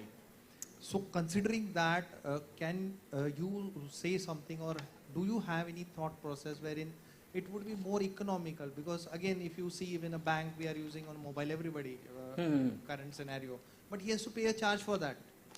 So will not that be a burden to the complete society or the people or spending in, and how popular then it would be when you are going to spend for this aspect also? Okay. So definitely, sir, there will be a financial expenses, but how I see that is that you have to make a balance between the kind of benefits that you will be getting out of this technology versus the expenditure that you are doing. So if my access is going to increase significantly because of these kind of things, and if that is going to save some lives versus the expenditure that I'm going to make, I think that is always a weighted decision that we have to take, and investing in these will be good for us in the long term per se, if you want to be with the world in terms of our development and our healthcare access and all, because still India is struggling with even the very basic diseases like malaria and all, which are not there across the world. So I think if you want to change our even perceptions and make the healthcare more accessible in those scenarios, we have to somehow take those expenses and see the benefits which we will be getting out of it. Aniket, just to support your whole theory, right? Say example, now these days, I think after pandemic or during pandemic, we have seen a lot of marketplaces coming into our life, Yes. right? And a lot of advertises also, right? Yes. So I think there is a lot of awareness. So what we have seen, you said, right? SDG index is not that great. We are far not up to the mark. So how this particular momentum or these kind of innovations will help to bring more better SDG index around health parameter. Secondly, the adoption of a smartphone is also going very good in India since last 3-4 years. And as well as data is a concern, a lot of guidelines are there, how do we protect data and so on. Fourth angle, which is coming up around, there are a lot of government-based schemes, systems are coming, like Aadhaar Setu was there, or there is one more thing which is coming up, right, or it is already there, which PM has announced. So how do you see, right, after, based upon your research, next 5 years, what are those key areas we need to concentrate so that as far as our ranking is a concern for this health can go up, yeah. So whatever I know, I think Government of India already has published their digital health policy, which includes, again, reaching to the masses with the help of a digital platform, even for a healthcare. They are working on these health card and all that stuff similar to your UID number.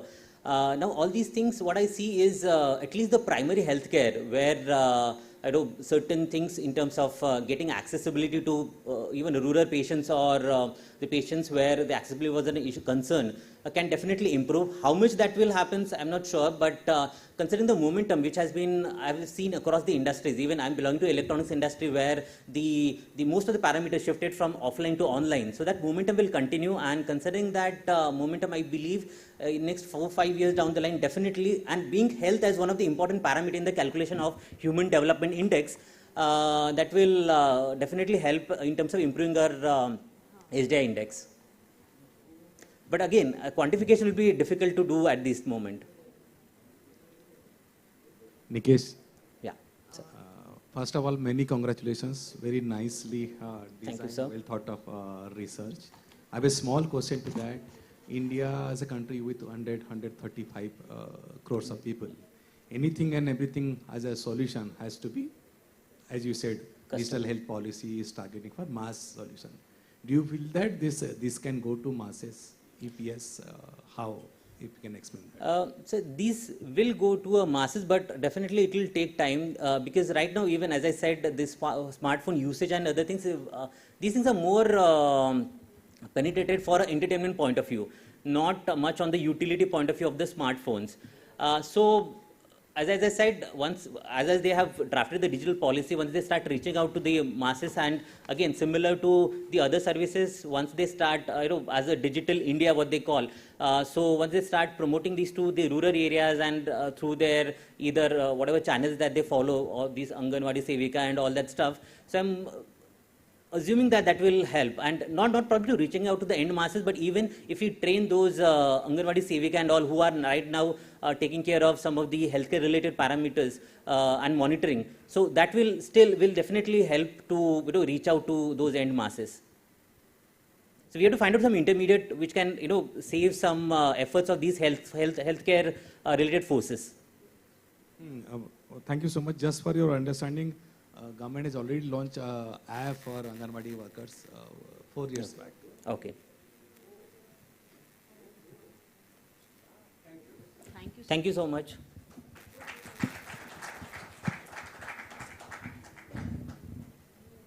Thank you, sir. I would now like to call Ms. Samruddhi Shetty, Business and Technology Delivery Team Lead, Accenture India, on stage to present her research paper on shifting from red AI to green AI with the help of TOE framework.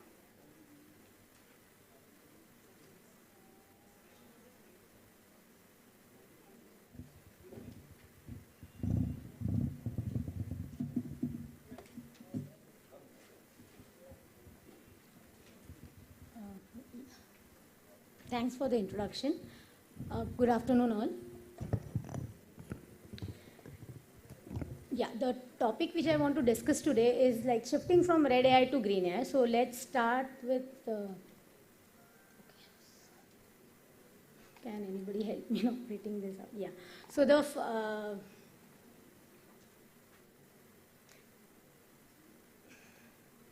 Yeah, so first I will like to explain you what is an AI. So see, we are leveraging machine for each and every task of our daily lives. So when you try to leverage your machine to act it like a human for a problem solving or for a decision making, that process is known as AI. And basically there are two types of AI, which is weak AI and strong AI. So you must be using devices like Siri, Watson, or your Alexa. They are all weak AIs, okay? And if you talk about the strong AI concept, it is still a theoretical one. For that thing, I can give this slide to you where you have seen lots of movies like Terminator, iRobo, all that, they are all strong AI. So it is not like that, it is not reachable, but it is still a theoretical part. Okay, coming to the next part about the subject, what is red AI? See, when you develop an AI model, okay, so for that you need training. Your model should be trained and it should be retrained again and again. So that computation part which takes in your model training is where it's like it takes lots of electricity which emits lots of carbon.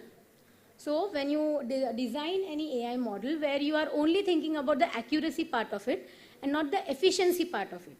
So that kind of AI is known as a red AI. So here I have done some literature study. So here I got to know, like whenever who is publishing any papers on AI, any model when they are publishing, they are considering only the accuracy factor of it and they are not considering the efficiency factor of it.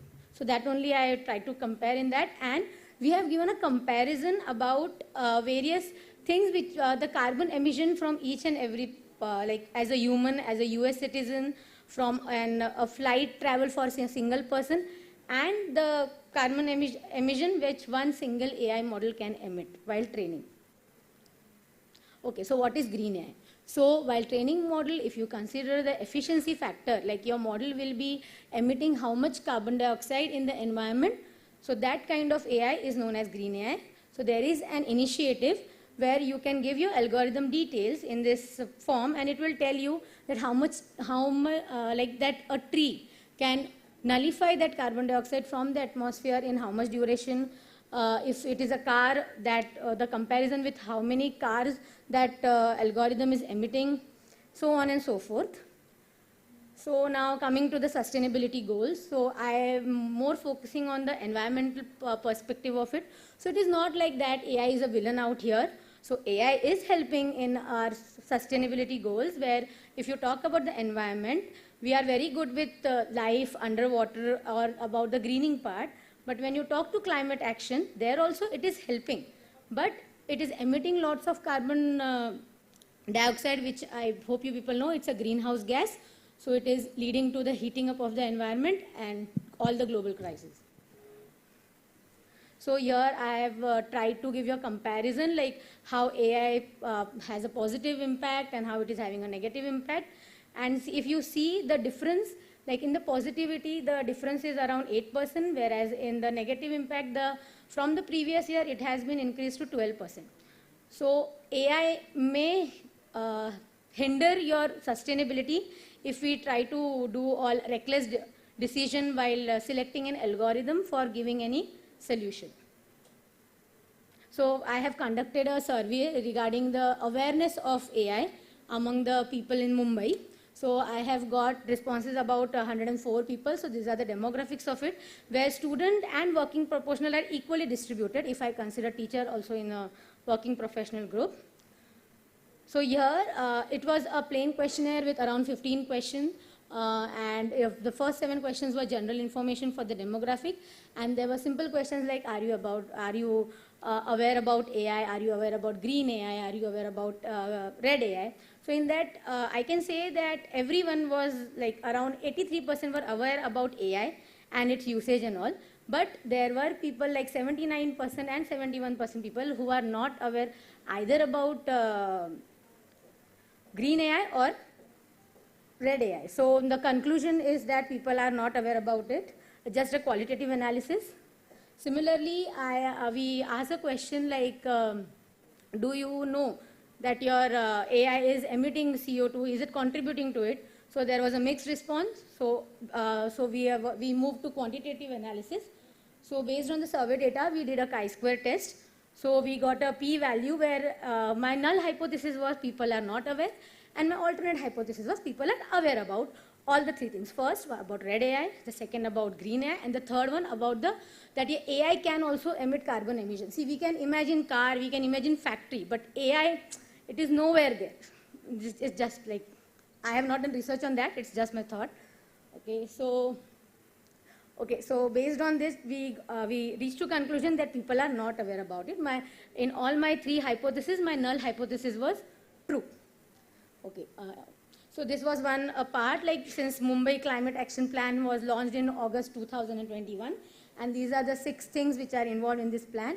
And I wanted to showcase that we have Mumbai data centers in Airoli, and this is a study from a CIFI. So because of work from home policy in this COVID situation, 40% traffic has been increased, and the reason is because we are using lots of AI, lots of blockchain, lots of technology which are training intensive. You cannot use a simple model out there. And this, all the 300 megawatts, which is only getting emitted from Mumbai location, is contributing to the 2% of the worldwide greenhouse emission.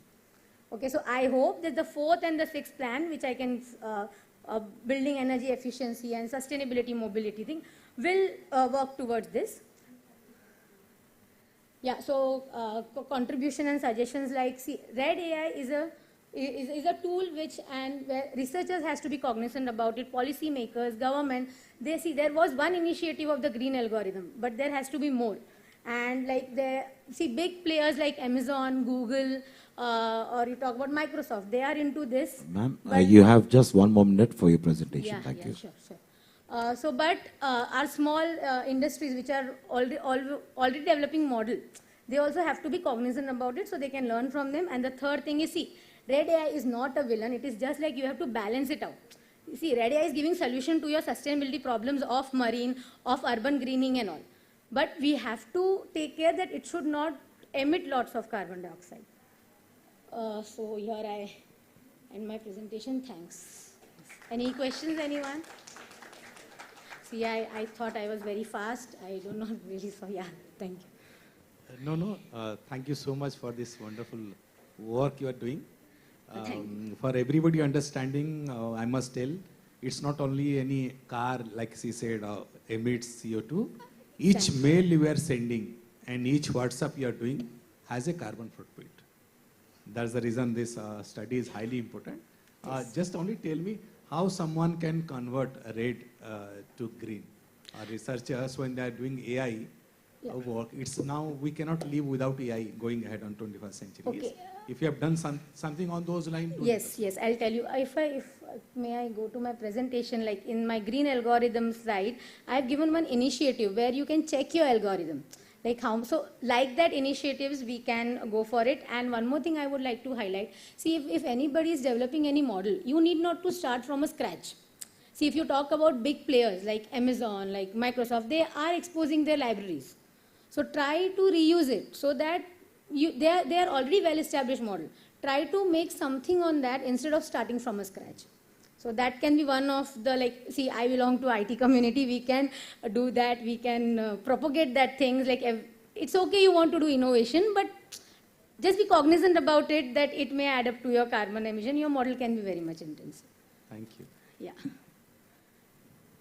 Hi, it was a nice presentation to understand that yes, somebody is working on AI that is green and red. So just to help us out, can you give some example how you can minimize a red to green so that everybody understand the process? Like any example that you find that yes, here I can convert red to green, and how that would happen? Okay, if see, there are I may sound too technical, but there are algorithms like NLP, machine learning algorithms, which we have in that. So in our if we are using any model, so we should be aware like how much carbon that product is emitting. I'll give you one example. While doing literature study, I got to see one paper on Nokia's initiative. What they're doing when you're buying a device, on that they tell you what is the lifetime carbon emission of this device. So if we do that kind of, similarly we can do it with our softwares also, which apps we are using. Like you can have an indicator that this app is eco-friendly. So there you can give that when you use this app for so much, you can take an average lifetime of that app. To see, I cannot predict like how much you will use that app, but you can tag your apps also that way, that it is a red AI app or a green AI app sort of thing. So that can be one of the measures which I am thinking of right now. But there can be so and so forth where we try to educate people that go for this app instead of this app. Yeah.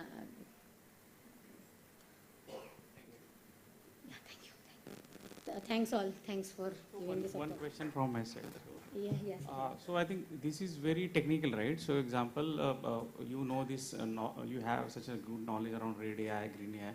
How it can go to that level where obviously we should start with the green AI itself. Any of the apps, any of the infrastructure, any of the ecosystem build, there has to be some kind of a standard to build it on towards green AI.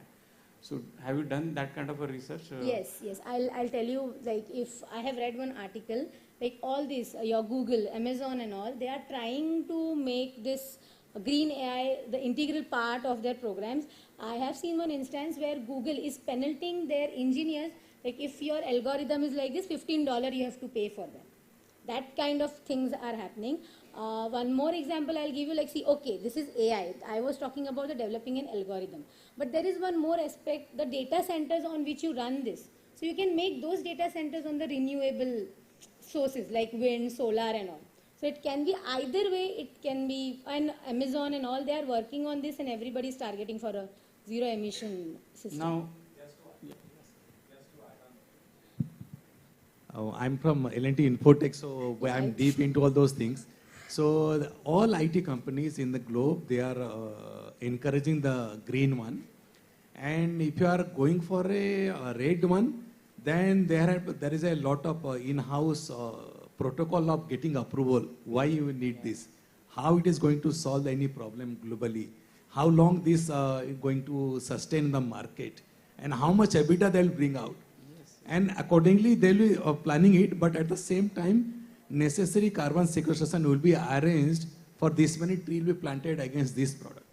That's the way people have gone now into. Yes, I think my question may sound a bit odd now. Okay. Now you must have heard about cryptocurrencies, right? Correct. Bitcoins and Ethereum and so many more, 60, 70,000. So what's your, have you done kind of a study ki how much they are doing on their infrastructure? As a sir rightly said, right, there are standards around data centers, right? But the way typically mining happens, or the way typically these Bitcoin mine data centers are there, right? So they are not at all green, and they are not at all anything, right? So yes, but like if I talk about, see, I was thinking the environment perspective of this cryptocurrency and all. So this is definitely hampering, but I will tell you these things are also hampering the social aspect of your sustainability. In one paper, I came across the question which you are asking, no? So it has to be from both the ends, because it is giving an inequality part of it also.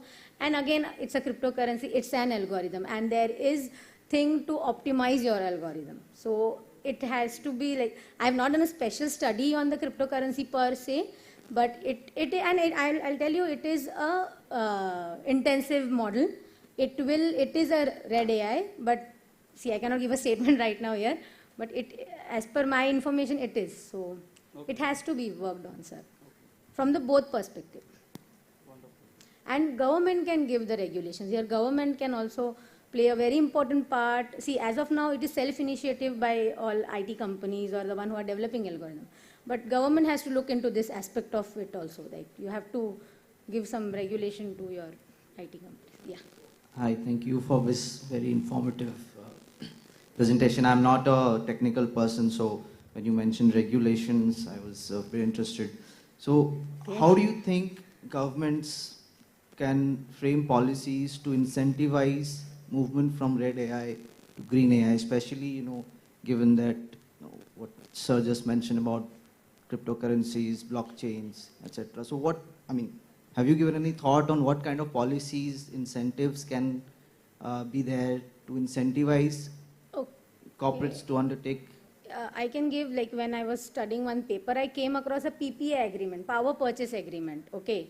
So, and that is from the data center perspective. Like if you are running all this algorithm, try to run your data centers from the suppliers who are using the green technology. So there are few steps which are being taken. Like you have I can give an example of PPA agreements, but there is more scope in thinking on this part. I have not given much thought on it. From this one, I was just aware about it. Thank you. Yeah. Thanks. Yeah. Thank you. Thanks all. Have a great day. Thank you, Samruddhi. Moving further with the event, I would now like to request our next pair of participants, Ms. Tanvi Vardham, Associate Consultant, People Advisory Services, ENY, and Ms. Disha Rajawat, Research Associate, Visible Alpha, to come on stage and present their paper on a review of sustainability in the fashion industry.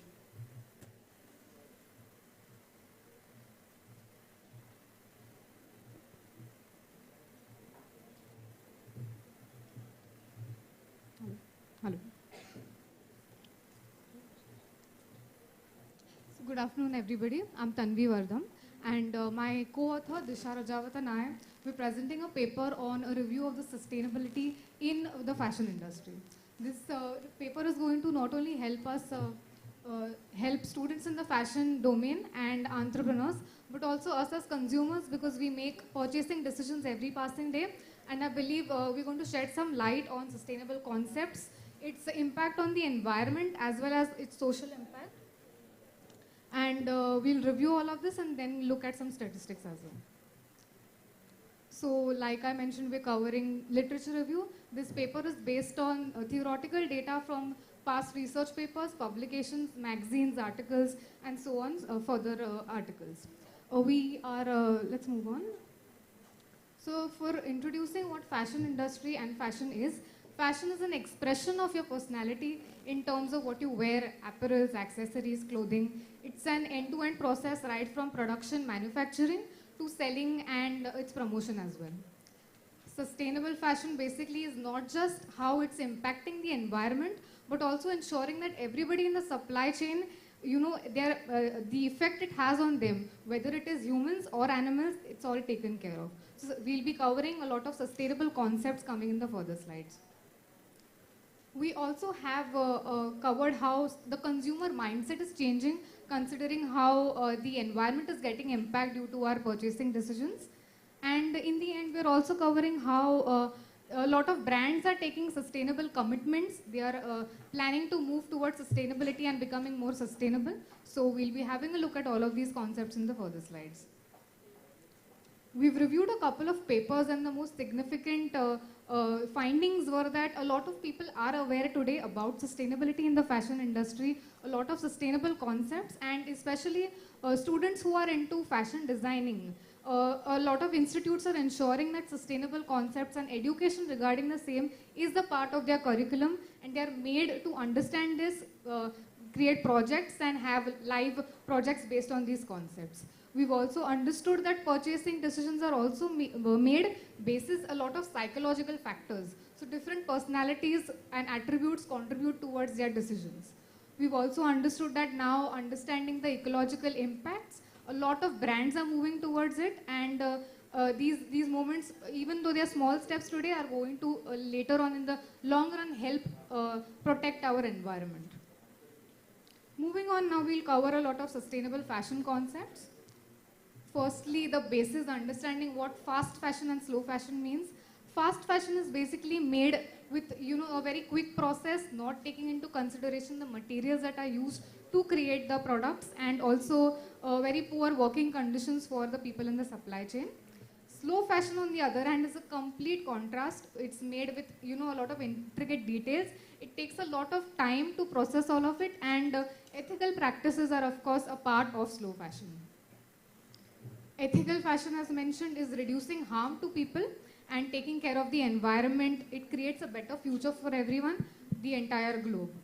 And organic fashion, when you purchase clothing, there may be tags saying that it's 100% organic, meaning that the material out of which these clothes or apparels, accessories are made are such that will not harm the environment, and this material is biodegradable. Thrifting is something that we've understood a lot of people are not rather aware of. It means that you are extending the life of the clothing, and you can purchase these clothes from thrift stores. You can increase the you can use these formally owned items and increase the life cycle of these clothing. And renting would rather be a very common concept. You know that you can rent these items for specific events, and then the landfills will not be affected because you're not dumping these things. Circular fashion, as the name suggests, is a complete cycle, a circle, wherein the products are made and they are reused, recycled, upcycled, meaning the existing clothes are used until and unless the clothing or the material is completely disposable. Yeah, my co-author will take over. Thank you, Tanvi. So, as we have understood the concepts, let's see the impact the fashion industry has on society and environment. First, we have growing feminization in the workforce. As women are considered cheap labor force, obedient, and they have low bargaining power. So, women dominate the labor force in fashion. And segmented labor market, where most of we can see children and women are segmented, as manufacturers need flexible workers. So women and children are the major labor there. Next is mode of wage payment. So entrepreneurs, as they have women, they are lenient about their paying system, and most of the time they fail to pay on time. The next is workers' right. Unskilled and low-skilled laborers work in fashion industry, which leads to exploitation of their rights. Next, we have health and safety. Monotonous work, which leads to back pain, eye strain. These are some of the effects which employees face, and and mostly neglected by the manufacturers. Next, we have sexual harassment. So, as women is on factory grounds, and mostly the seniors are all mostly male, there is sexual harassment faced by the women in the industry. Next, we have children. As I mentioned, they need flexible workers and indirect workers. Children are preferred over other workers. Animal wellness. So, as wool, fur, and leather are essential part of fashion industry, animals are abused in the production line.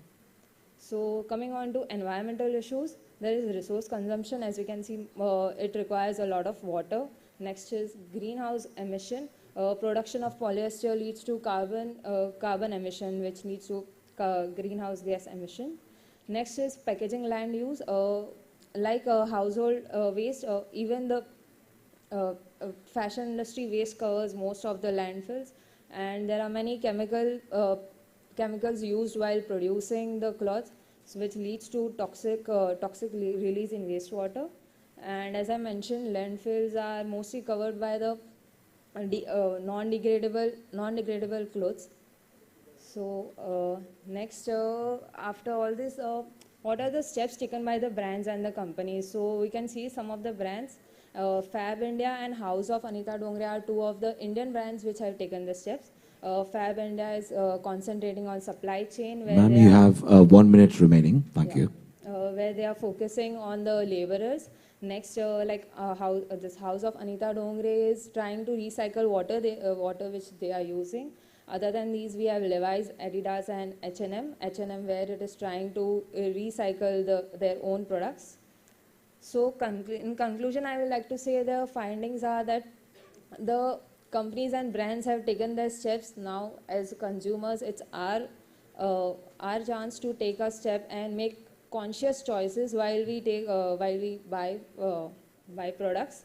As we can see, there is a paradigm shift in the consumer views from the Simon and Kucher Partners Global Research. As brands have taken, but we need further more initiatives, but it will only happen if consumers also do so. So that's it from my side. These are some of the key references which we have used in our study. Thank you.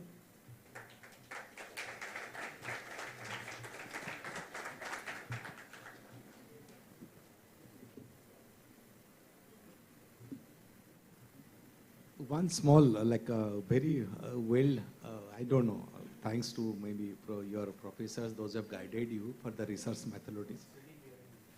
I'm so thankful. I'm so thankful. It's a brilliant job I could see.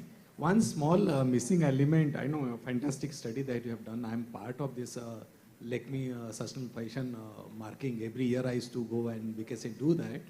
One missing link on your study is you haven't thought of anything that, have you heard of trade craft? Sorry, sir? Could you? Have you heard of trade craft? No, sir. Or trade craft certifications, FETA certifications, Yes, and all yes, those things? certifications, yes. Bring those things inbuilt into your research. There are some global processes on sustainable fashioning and all. So that need to be inbuilt. So that anybody going ahead, they were, from the day one, they're cautious about these kind of things. Those are already covered, like you are giving those examples of Adidas, how they're recycling, the H&M, even the Anita Dongre fashion. Say started foundation for that also simultaneously. Just bring in those parts so that somebody who is jumping into this field from the day one is well aware of the trade craft and the PETA certification. Sure, sir, Nothing sure, else. sir. Otherwise, We've brilliant also- work. Thank you. Yes, sir. We've come across, some data for budding entrepreneurs, and we've understood that even a lot of incentives are provided to them to start Yes, off. yes. So if you send some product from India to say Europe market, unless there is a trade craft, like the tie I'm using, this is organic ikat. Okay. I know, and this is again I'm recycled. This was my nani's saris, wedding sari, a Okay. silk one. I've reused it. You know, in upcycling and all. Yes, yes. But this will not be sold out in Europe market unless your product has a trade craft certification. Okay. Otherwise, they'll doubt on human right violation, which you have shown, use of child labor, which already you have shown, but just a certification into it. Okay, sir. Thank We will include it in our study. Thank you so much. It was quite great to hear that you've been working on fashion aspects also. It's really a great idea. If you see, a long time back, it was a gray area where people were not bothered even for the waste of the cloth or the fashion. Forget about the fashion, even a normal cloth, the waste was going, the packing material was going. In fact, I'll suggest that you should add on for the policies or the government norms they have implemented to your research. Just adding to your part of what she was saying, mentioning about the harassment. So there are a lot of legal processes, legal savings for you when you get into workplace violence or harassment at the workplace. And this is a very burning topic in current scenario. So when you work on that, the only part missing is that people are unaware. They are not really aware about the laws, bein laws. Even the Maharashtra government had its own law, like at what time you should work, for how long you should work. But they are just ruining the people for the cost and the benefits. But yes, definitely if you add on to this and get all those details with your projects, it will be a great effort and it will be a great cause to support the society. And you people can make a lot of people aware and can start a program on this. Because this workforce that is coming from a very low belt, maybe they are not literate more or not aware. So it will be a great cause for a nation building also when you come up with such ideologies.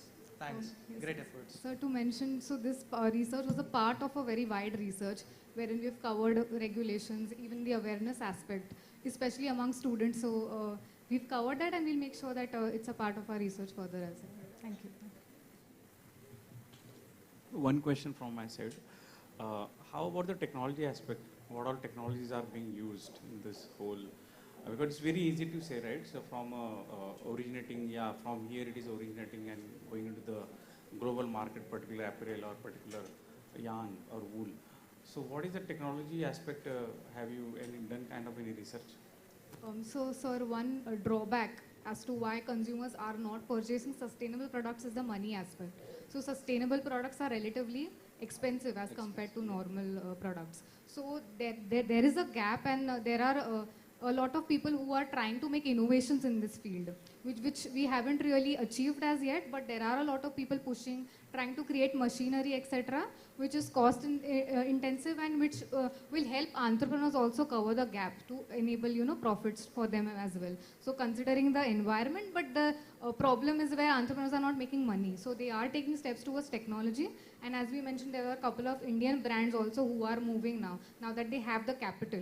But otherwise, small entrepreneurs are facing some difficulty and they will cover the gap. There are studies being done. They are trying to develop technology for this purpose. So one input just from my side. Recently we had a conference called as a Global Spin. So most of the global traders, right, textiles traders were present there, or even Indians and all, and even some of the national ministries were present. So one of the things what they have discussed or attention was how farmer or how whoever is creating the yarn, wool or cotton, how they will get incentivized what was exported against apparel or something like that. So something like, say, it's like a traceability of a step one until it goes to the export market. Say example, farmer sells it for 10 rupees and actually export market goes on 3,000. Yes. So for every intermediary, how they can get a benefit out of it. So this kind of also initiatives are going on. We'll look into it, we'll research into it. Thank you. Thank you. Any further questions? Thank you so much. Thank you. Thank you.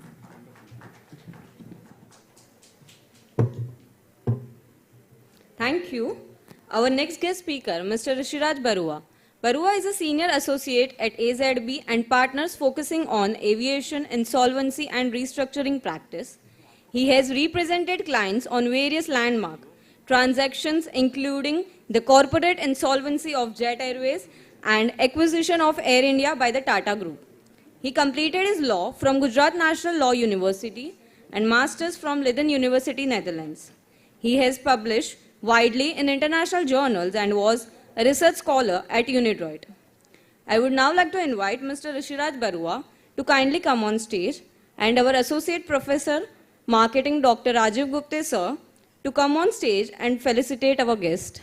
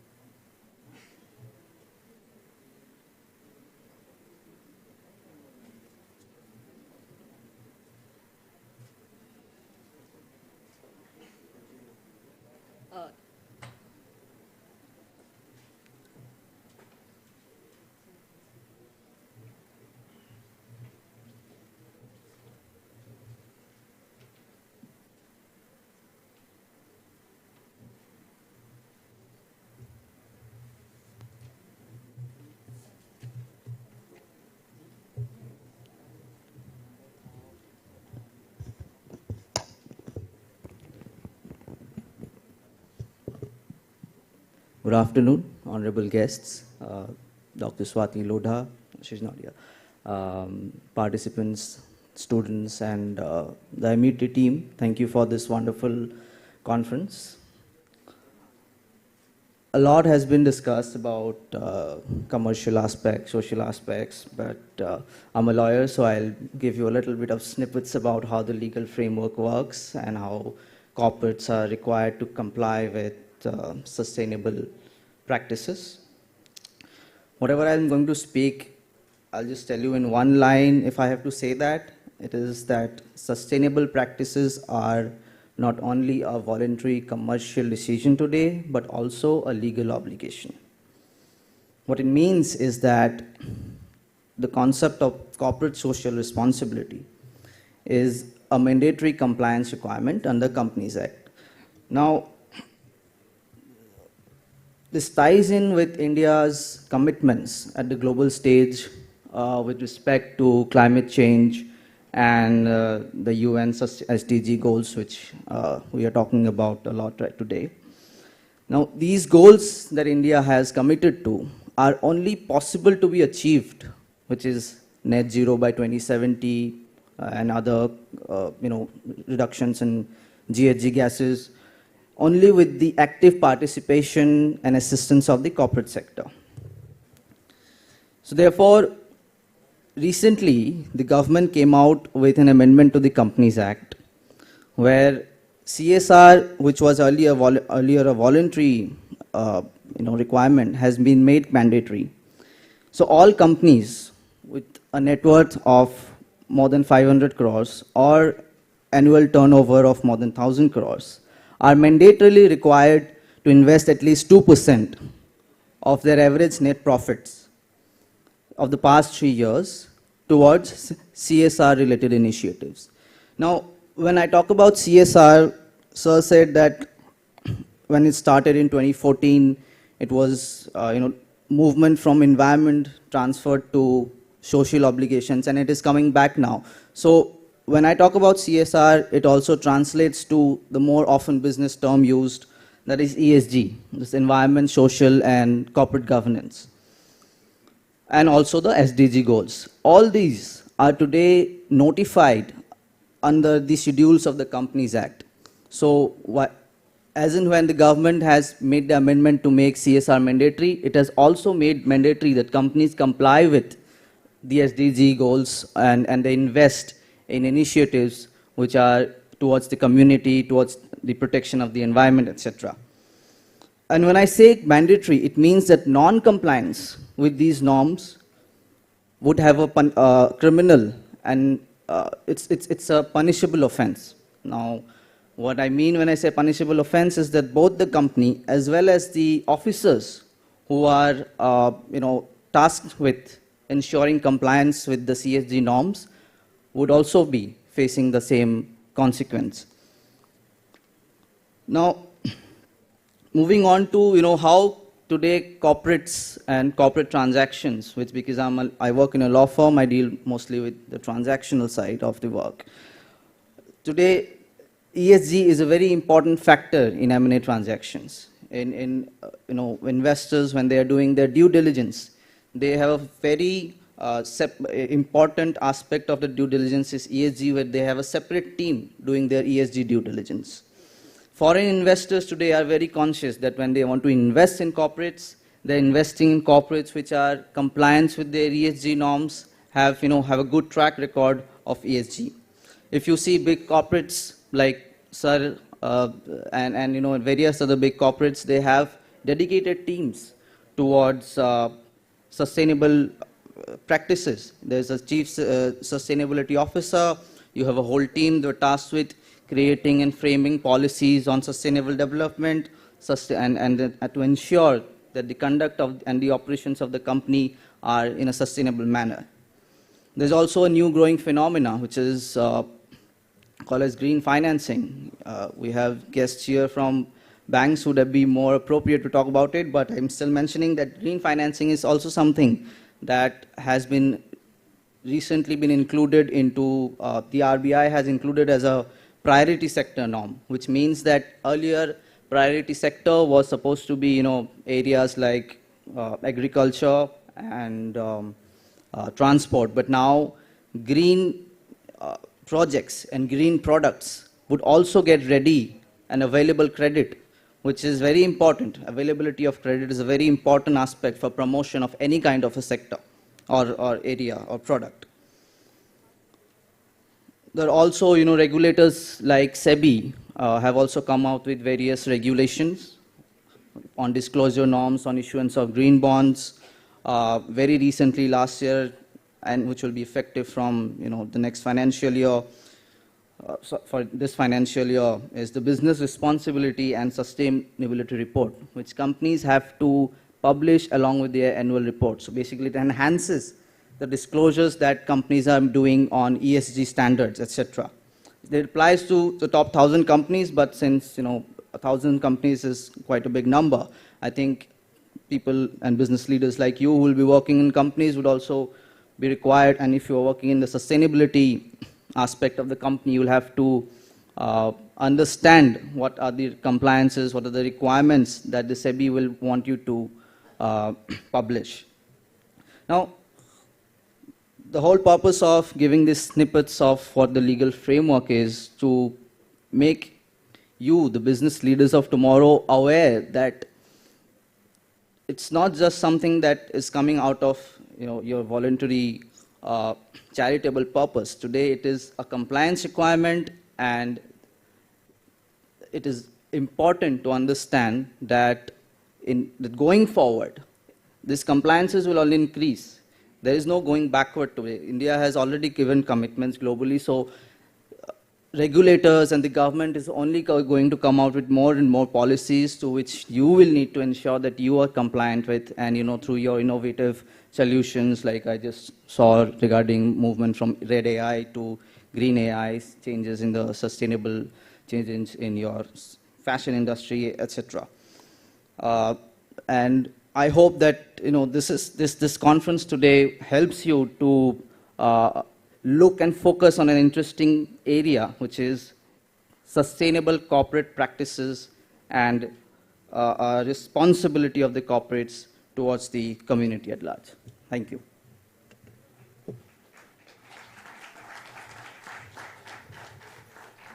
Thank you, sir. It was great listening to you talk about various aspects of legal framework.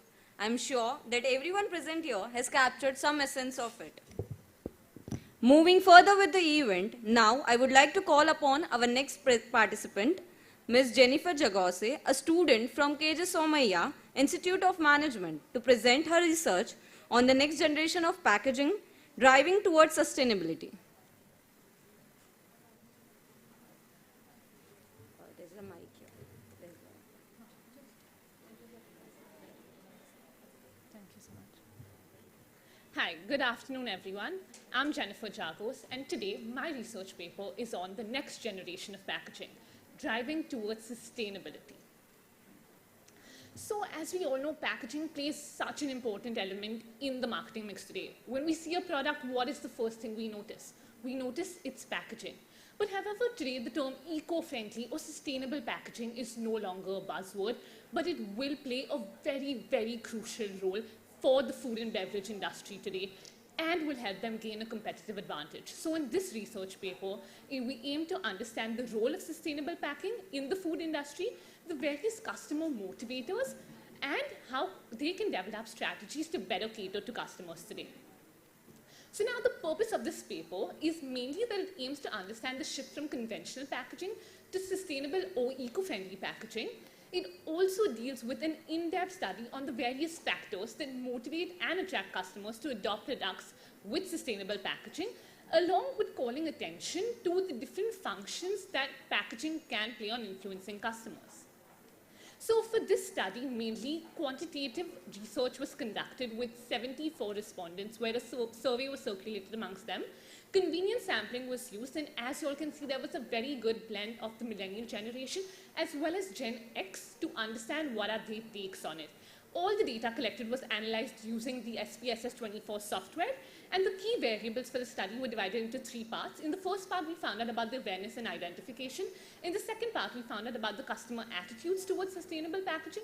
And the third part was meant to understand what are the motivating factors for customers adopting sustainable packaging. All of this data was then supported by extensive secondary research reviews via journals, articles, and reports. Now, we also did an extensive literature review on the various elements of sustainable packaging. First, when we start off with conventional packaging, there are a lot of regulations being taken against FMCG companies, and therefore they're now coming up with sustainable packing. When we move towards sustainable packing, what is sustainable packaging? Sustainable packaging is something that is eco-friendly, it's human-friendly, and it's also very, very good for the environment. Now, when we come to customer responsiveness, and are they actually involved in this and do they want sustainable packaging? Yes, they are looking forward to supporting companies that have sustainable packaging. Further, when we come about what actions can brands take, they have to be first start off with an experimental stage and then move on to adopting sustainable packaging. The various customer motivators include the price, the usability, the features, the safety, and a lot of other features, and all of this leads to better brand loyalty and brand positioning. Now, when we look at our data collected, as you all can see, where do people really find out about sustainable packaging from? Mainly our millennial target audience, they're on social media. So your Instagram, Facebook, and WhatsApp groups is where they get their information from. And where do Gen X get their information from? Mostly from news articles and from their peer group and friends.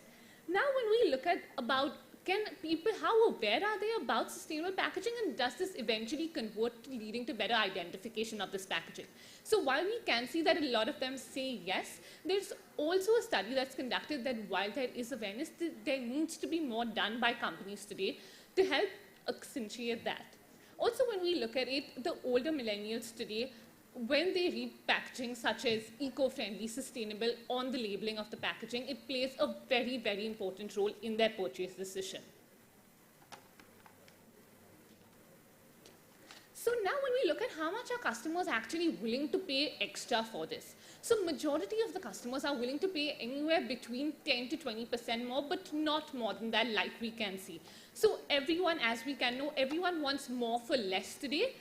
But having a labeling of sustainable packaging or eco-friendly packaging does play a very important role in the positioning your product as a premium product. And next, when we talk about the awareness and does that actually impact customer loyalty? So while sustainable packaging has been growing, it will lead eventually over the years to better customer loyalty. We also conducted a factor analysis to find out what were the key factors driving customers towards adopting sustainable packing. And the first was the brand benefits that consisted of your attractiveness and appeal, what are the brands adopting it, as well as the environment friendliness of the product. And then we go on to the functional benefits that included your product usability, your safety, and all the other aspects of it. And when we conducted a correlation to whether customers would buy products with sustainable packaging with our various different parameters, we can see that price, environment friendliness, and the brand adopting it plays a very, very important role. So now, what are the managerial implications from this study? So this helps shows us that while customers, yes, they are aware about sustainable packaging, brands need to do a lot more when it comes to actually spreading awareness about this. First, their marketing campaigns should focus on spreading awareness and then promoting their products. Also, efforts must also be taken to keep the price to a minimal level or to not cause gradual incremental shifts in the price and not cause a rapid shift in the price, because like we saw from our survey, customers are not very inclined towards paying too much extra for sustainable packing. Now, our contribution from this research paper comes in the form that it's very important for marketers, food brands, as well as academicians today to understanding what customer across generations accept from their sustainable packing today. And this study also focuses on the specific marketing opportunities that can be leveraged by food and beverage brands today. The future scope of this study involves understanding what are the packing preferences, what are the materials customer wants, what are the types, and this can help them come up with different types of prototypes. In the next future scope, it also comes up with understanding what are the motivators for customers at different stages of the product life cycle. So at your introduction stage, your growth stage, your maturity, and eventually your decline stage, what are the different customer motivators that are involved? And also the next stage would involve having a stage study to find out how food and beverage brands are actually incorporating sustainability and what are the different elements that they can use going forward. So therefore, to conclude, our study adds on to the existing body of information that is out there. Sustainable packaging, while it is a relatively new concept about it, people are aware of it. They are reading up on it, and they want brands to start incorporating that into their mere essence of providing products to them. Customers want sustainable packing, and they also want them to have brand benefits as well as maintaining good functional benefits. And sustainable packaging is a growing phenomenon across generations today, but they are willing to only pay a premium of up to ranging between 10 to 20% and not more when it comes to the price. Therefore, right now, the main focus for brands should be on building awareness and capitalizing on their brand name while utilizing the functional benefits of sustainable packaging in the future. And these are our references in APA format.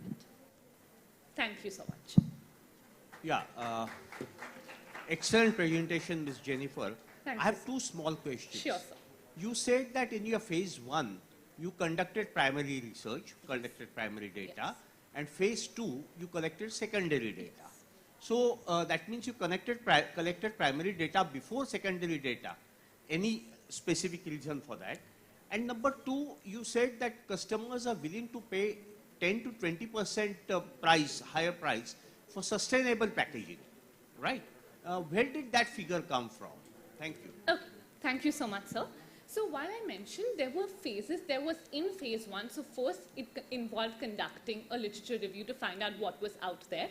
Then we conducted our survey from which we found out all our data, and to support that data and to validate that data, then we further concluded further literature review to find out whether our findings actually match with the findings that are out there. So that's why we went down that structured process.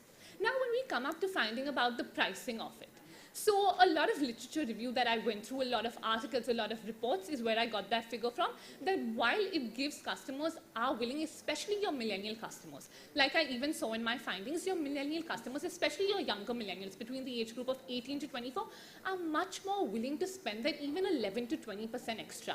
But when it comes to your Gen Z, your Gen X, they are very hesitant. They don't know what sustainable packaging is, and even people like my mom, they would not pay so much extra, they'd rather go for the price.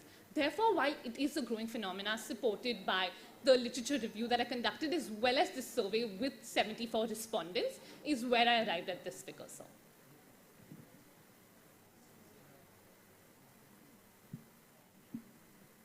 Small things from my side. Like when you say sustainable packaging, it falls under sustainable procurement initiative and also sustainable supply chain. So normally 3 things comes on those lines as challenges. One is quality, second productivity with respect to how we can make it biodegradable or a low carbon lifestyle, and then the cost. Can you just further elaborate what is your further understanding after your study on those 3 lines? Sure, sir. So while I was going through a lot of literature review, I realized that the first step for brands is to understand the entire value system. What is their value chain of procurement? And then essentially they have to find out what is the pulse of the customer and then come up with various different prototypes. So when we even see what are the different types of sustainable packaging that are available, there are a lot of different materials that brands can actually adopt, that customers can try. So while it does come, there will involve a lot of heavy experimentation for brand on their supply chain part, on their procurement part to figure out the entire value cycle. And once they figure out their value cycle is where they actually go ahead and take these prototypes to the customers. And that's where the essential cost element will come in, because finding out what customers want, what packaging are they receptive towards, and then going ahead for large-scale manufacturing and then eventually reducing the cost in the future is where it will come in. Also, this cost will also have a direct impact on the price, because like we saw, customers always want more for less. So this is where an important element of cost will also come in, which will majorly be dependent on the entire value chain and procurement, like you rightly mentioned, sir. Okay, thank you. Thank you so much, everyone.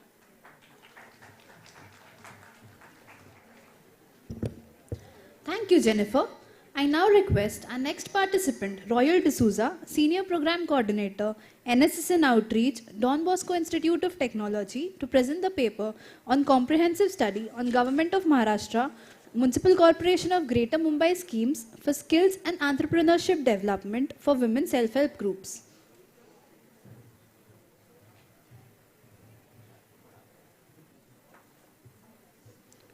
Thank you. Good afternoon, everyone.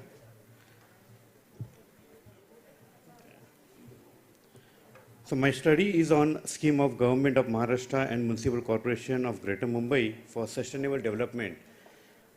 So all the papers they presented on the sustainable development related in the field of ecology, but my presentation is about the economical sustainability. This is a part of my PhD, and then Dr. Sachin Sharma, Dr. Swati Loda, and Dr. Nimala Joshi, they are helping me to finalize and then preparing my PhD. So here I'm talking about the details about the how these entrepreneurship and skill development programs are giving a sustainable income to the women self-help group members. So here the purpose of study is to find out the sustainable development and women empowerment, how it is possible. See here I have selected, there are around more than 25 schemes run by Maharashtra government under different heads, but I have selected only 3 which are promoting women and then women empowerment and sustainability development. And a second part is Mumbai Municipal Corporation under the gender budget. They have various schemes for the women empowerment. So I'm going to talk about it. Then the approach of the schemes is like a perception towards the schemes and then adapting fast changing business environment. And then there are limitations because this is purely secondary data.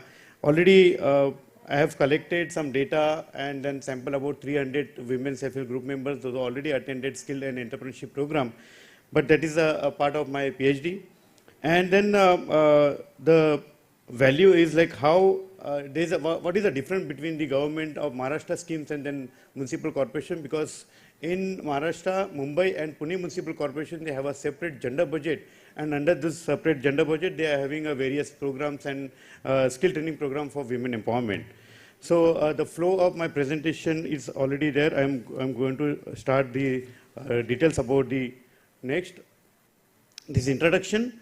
The importance of skill and entrepreneurship programs. Skill entrepreneurship can be developed through education and commitment.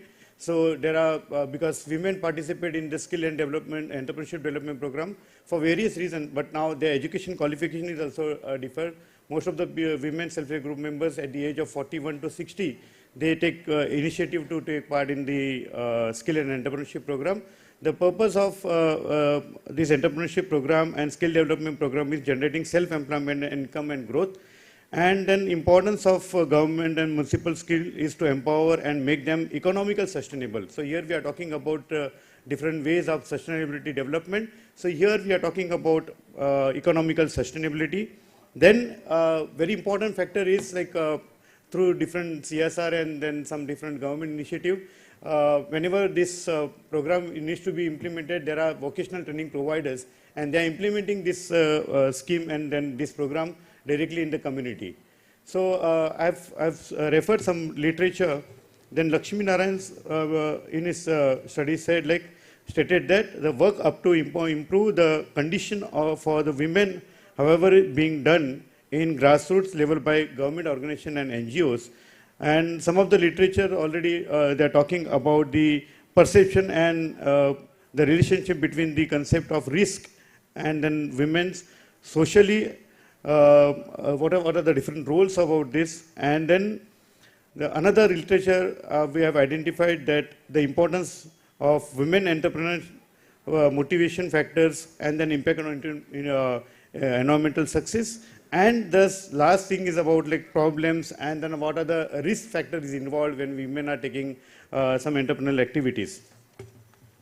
The method of this is purely secondary data and information collected from journals, reports, and then whatever schemes run by the different government agencies through their annual reports and programs. So importance of the study is all the data is secondary data. The defined concept of skill and entrepreneurship program for the women self-help group members, and then to promote, to provide information about Maharashtra state government different schemes, skill development, and then MCGM skills, that is Mumbai Municipal Corporation for Greater Mumbai, and then for sustainable impact. About the program, as I said, I have selected 3 important schemes. There are around more than 25 schemes run by Maharashtra state government, but out of the 3 schemes directly empowering the women, that is Mahila Sashakti Kendra, Mahila Arthik Vikas Mahamandal, Women and Child Development Commissioner, and this is like a motivation and then importance for the women empowerment. Then for the MCGM, these schemes, like every year, more than 18 crore budget is available, and out of 18 crore, more than 4 crores is like for the conducting skill and entrepreneurship program for economic and social upliftment, education upliftment, health and sanitation, and development of child parks with the modern equipment and then different facilities for the them. Impact. So I have done an impact of the project implemented in financial year of 2021. So skill training, it has created self-employment opportunity for deserving women. Then training and skill upliftment, like skill upgradation program is happening. Then employment skills, some of the women, they are working as like a trainer in a different institute. Then scheme for differently able people, because this is also part of the gender budget. Then scheme of a program on women employment, and especially for the physically challenged people. Then through sustain SHG activities, there are provision for the revolving fund, and then for the different tools they are giving for the people to run their business. Here the role of vocational training provider, as I said, like vocational training providers, VTP's role is very important to implement the skill training program, motivating the women self-help group members and to guide them.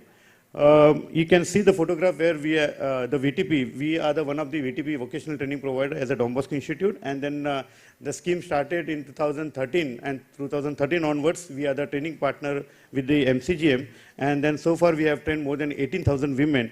So in a conclusion, I would say here, skill and entrepreneurship program is an important tool to empower women, and then because there are various activities, it is not like a classroom teaching, and it is basically 5 days training program on entrepreneurship. It is designed, it is a 100-hour course where women can take some business activity immediately after completion of the course. And despite the fact, as I said, it is like many women are not aware about it, like there are schemes, and because this is implemented to the community development officer, many women are not coming forward to take availability of this program. As I mentioned, this scheme particularly Mumbai Municipal Corporation and Pune Municipal Corporation is implementing this program, but other municipal corporation should take an initiative to design a gender budget program and activities. And mostly important thing is like the policies, and then should be designed in a perfect way where women can take some entrepreneurial role and activities. This is our references, and I can show you some photographs here where we are conducting this skill and training entrepreneurship program. It is fully theoretical, it's a practical program. Theory is like only 10%, but most of the practical activities are happening, and then exhibitions and all. So we were, and one of our SHG member, TIS, conducted a survey in 2017, and we were facilitated by the government of India for the training. So your time is up. Yes. So ultimately to create and facilitate sustainable social change that would build a nation. Thank you very much.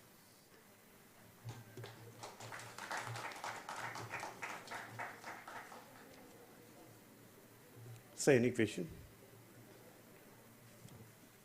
So you spoke about Mavim, so thus background to Mavim is when Government of India started SHG movement is 90s. Mavim for much before in 75. Yeah, 1975, yes, sir. Something like that. Yes, sir. When I was probably 2 years old. Yes, sir. And today also Mavim exists in Maharashtra. Yes, sir. And yet we could not see any visible much changes in the what you call the empowerment process of the women economically.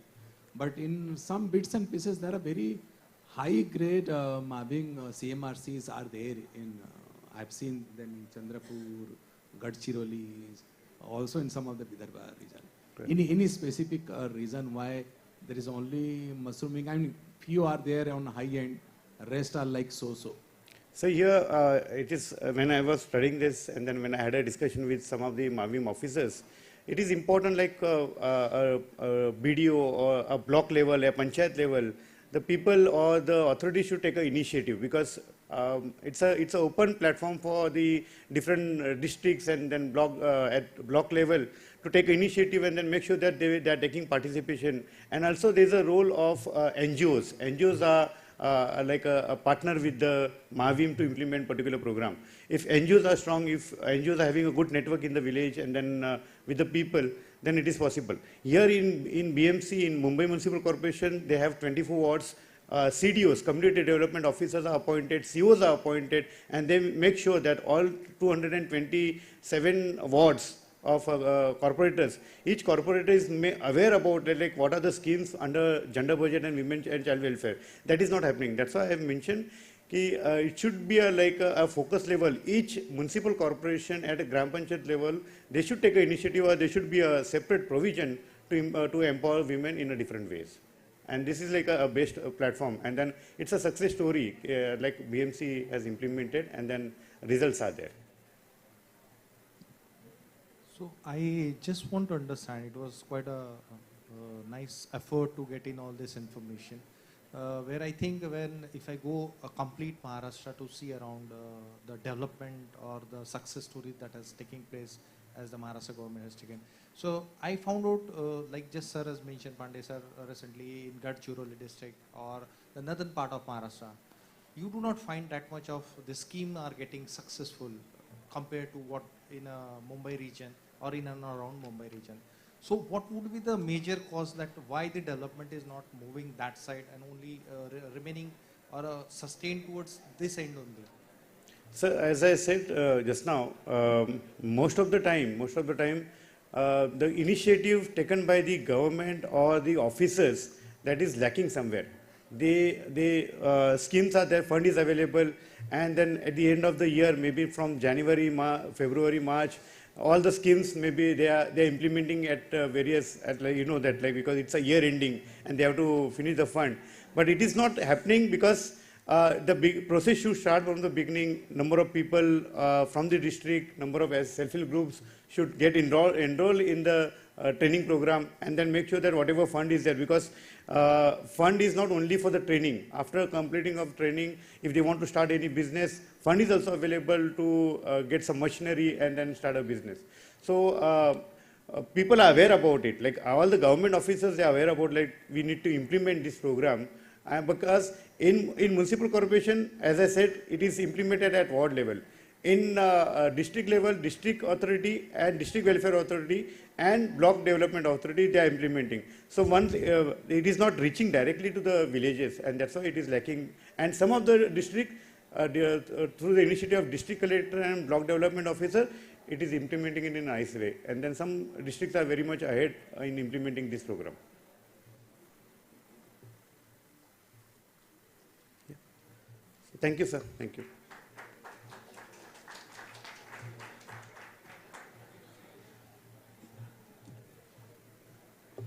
Thank you, Royal. The next two participants will present online. Moving further with the research conference. Sir, ma'am, am I audible? There's some technical issues. We'll resume shortly.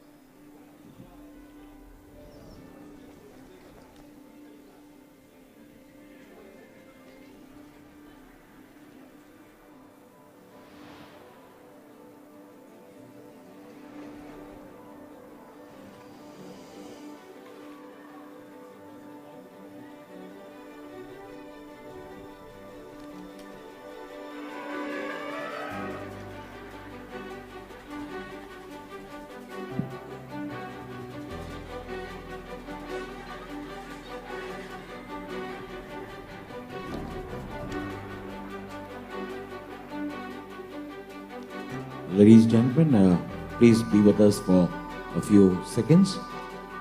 The speaker is trying to connect online. Thank you.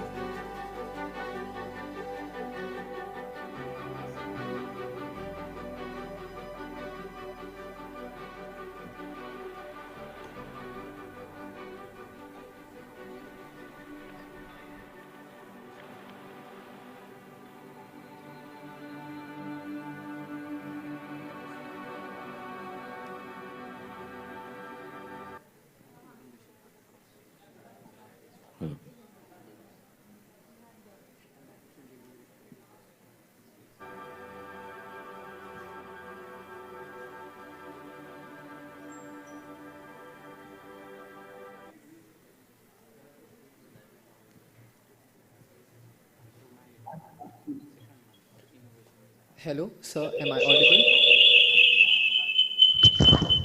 Yes, sir, you're audible.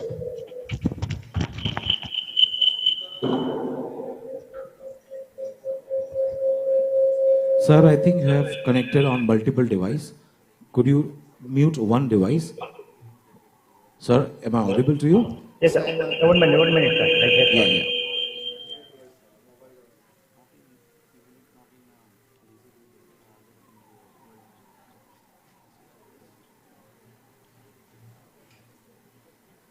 Sir, it's better I just switch off from that Yes, sir. laptop and just join only in the mobile, sir. Okay? Yeah. So it's fine, sir. Perfect. Okay.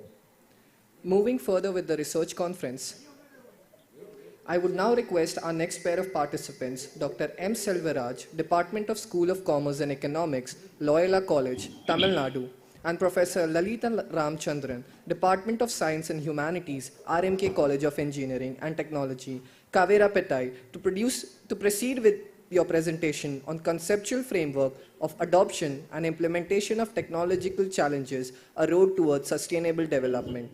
Sir and ma'am, you would be getting 8 minutes to present your presentation. Thank you. Thank you. Good afternoon to all the dignitaries, chairperson, and the co-participants who have taken part in this conference. First of all, we apologize to the chairperson and for not being able to make our presence in the physical form over there to share our ideas, what we projected and content of the paper.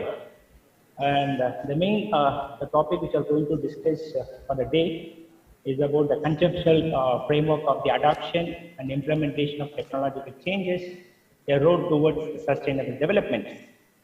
Actually, here in the presentation itself, we have a great challenge actually how far the technology is going to support us to present exactly the complete content what we have produced in our paper.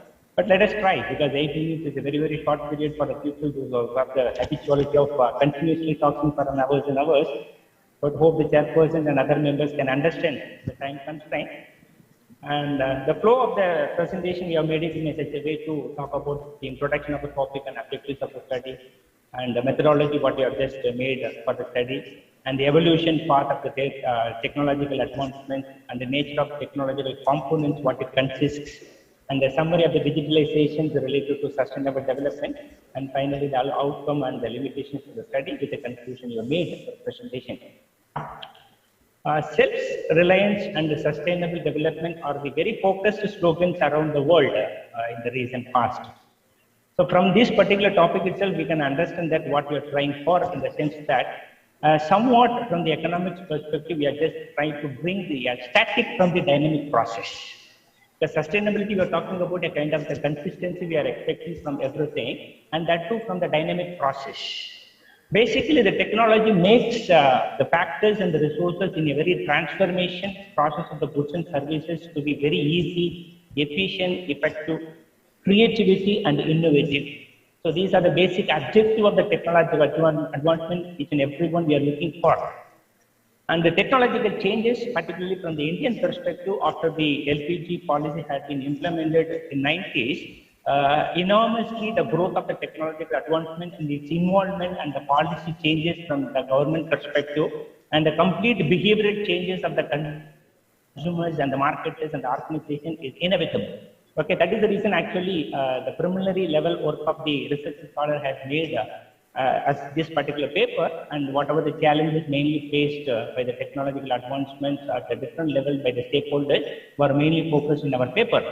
So the main objectives of the study, actually conceptual framework of the technological advancement was reviewed, and they evaluate the impact of the technological transformation, to what extent it has made an impact in the socio-economic indicators to sustainable development. And finally, we have analyzed the challenges the technological advancement has brought into the different stakeholders. So these are the three objectives that we set for the study. And the methodology study, we are going to take into consider this paperwork. Primarily, it has been taken only from the second resource. And the main indicators, the socio-economic indicators for the sustainable development with respect to standard of living of the people and the employment, income, and the communication, to what extent actually it helps the people to get involved in a market transaction for the sustainable development. And the human capital investments like education and the healthcare sector were mainly considered in our paper. And the evolution part of the theoretical framework of the technological advancement, if you take into consider, as I already mentioned in the introduction itself, from after the introduction of the LPG, the liberalization, privatization, globalization in our economy after 90s, if you take into consider at the initial period, in 90s, if you're talking about only the digital products and the infrastructural facilities that started coming into the marketplace.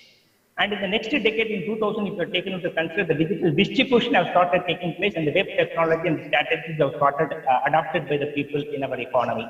And in 2010, the decade, if you are taken into consider, digital transformation and almost all the business activities have started taking place with some business models which get in touch with the technological advancements. And presently in 2020, if you are taken into consider, without technology, we cannot assume or we cannot imagine a step can be forwarded even by a child today. So that is in the era actually presently we are in. And the nature of the technological advancement, if you take it into consider, it comprised with 7 components like the time, efficiency, specialization as one of the 4 concepts. The father of economics is talking about the division of labor only makes to the maximum contribution and the effectiveness of the resources. So specialization and the distribution of the resources for the equality, expansion, research and development, and in what way actually the communication which takes place to the trade and the development growth. And the summary of the digitalization is also consistent with the taken into consider predominantly the growth of the various sectors. Agriculture, the food and subsidies, we have to concentrate mainly on that. And the water and sanitation is also mainly focused from the digital perspective. And the energy, whatever the challenges and the contribution has been made by the digitalization, we also have to take into consider from that particular perspective. And industrial growth and the sustainability and its contribution to the well-being of the society is also mainly focused. And finally, we are also in a responsible place to take care of the environment in terms of the climatic change and other things also. As a human being, we have to take care of it. So these are the main contributions that we made in our paper also from the digitalization, and this also made us consider the summary of the digitalization to the related to the sustainable development. The main impact of the study as a result of the technological transformation to the sustainable development, not only the technological advancement it has provides in a positive way to attain the goals of the sustainable development, but also it plays some of the disruptive market transactions and activities. Particularly from the policymakers' point of view, the technological advancement makes them to place it in a good direction and the distribution of the resources and make a lot of diversification from that particular aspect, but also make them to avoid the unwanted blocks and challenges and issues to be solved in a better way, in a easiest way with the help. But one thing we cannot forget that the disparities between the men and women, their contribution in terms of the employment opportunities to be provided in a more technological based activities and non-technological based activities, even the women are employed in some sectors where the disparities in terms of the salaries and the wages to be paid to them to the same job as compared to the men, it is a challenging task to everyone, where the technology cannot help in that particular perspective. And the main outcome of the study, we are just focusing, there is a common platform where we can identify between the digital parameters and the business process presently. Like many apps, every day it's coming up into in the development process of the business activity, whether the technological platform and the parameters it helps. It is one of the main findings we have made in our study. And the artificial intelligence and the big data and business innovations and the social computing, customer and the employee relationship management, these things are inevitable actually in the modern world. So that is a way actually technology it supports from every aspect interrelationship or maintaining the interpersonal relationship between employees and employers, where in a very systematic manner that the technological advancement it helps for that. And finally, keeping the organization strategy, operation process, and the finance and their support and extension process towards the finance for the extensive activities in a very conducive manner, technological advancement, it helps to the larger extent. So these are some of the main findings we had in our paper. You have yes, a minute left. Yes, sir. Thank you. And the three limitations actually we had in our study that basically it's a secondary source, and as a result of that, we are not able to provide any statistical significances and evidences in our data. And the last one is there is still the technological development is effectively and cost from the developing countries like India's point of view. And finally, can we conclude that the aim of the policy execution and the extensive support cooperation and the consciousness of the workforce at all levels is very much required in the advancement of technology in all the sectors. And by default, fortunately or unfortunately, the COVID-19 has provided an opportunity to all of us, irrespective of the sectors. Okay, and a greater platform has provided to understand the technological advancement. That is the reason actually even the conferences have been organized at one place. I'm just presenting very comfortably in my hometown. I'm just presenting. This is also one of the best examples we can consider the technological advancement. So these things, the priorities to be given by all the sectors, by all the stakeholders for the development of the technology advancement. Thank you to all the members and especially to the organizers and the chairperson, those who have given the opportunity to us to present our paper and give some insights to all of us. If any queries, please.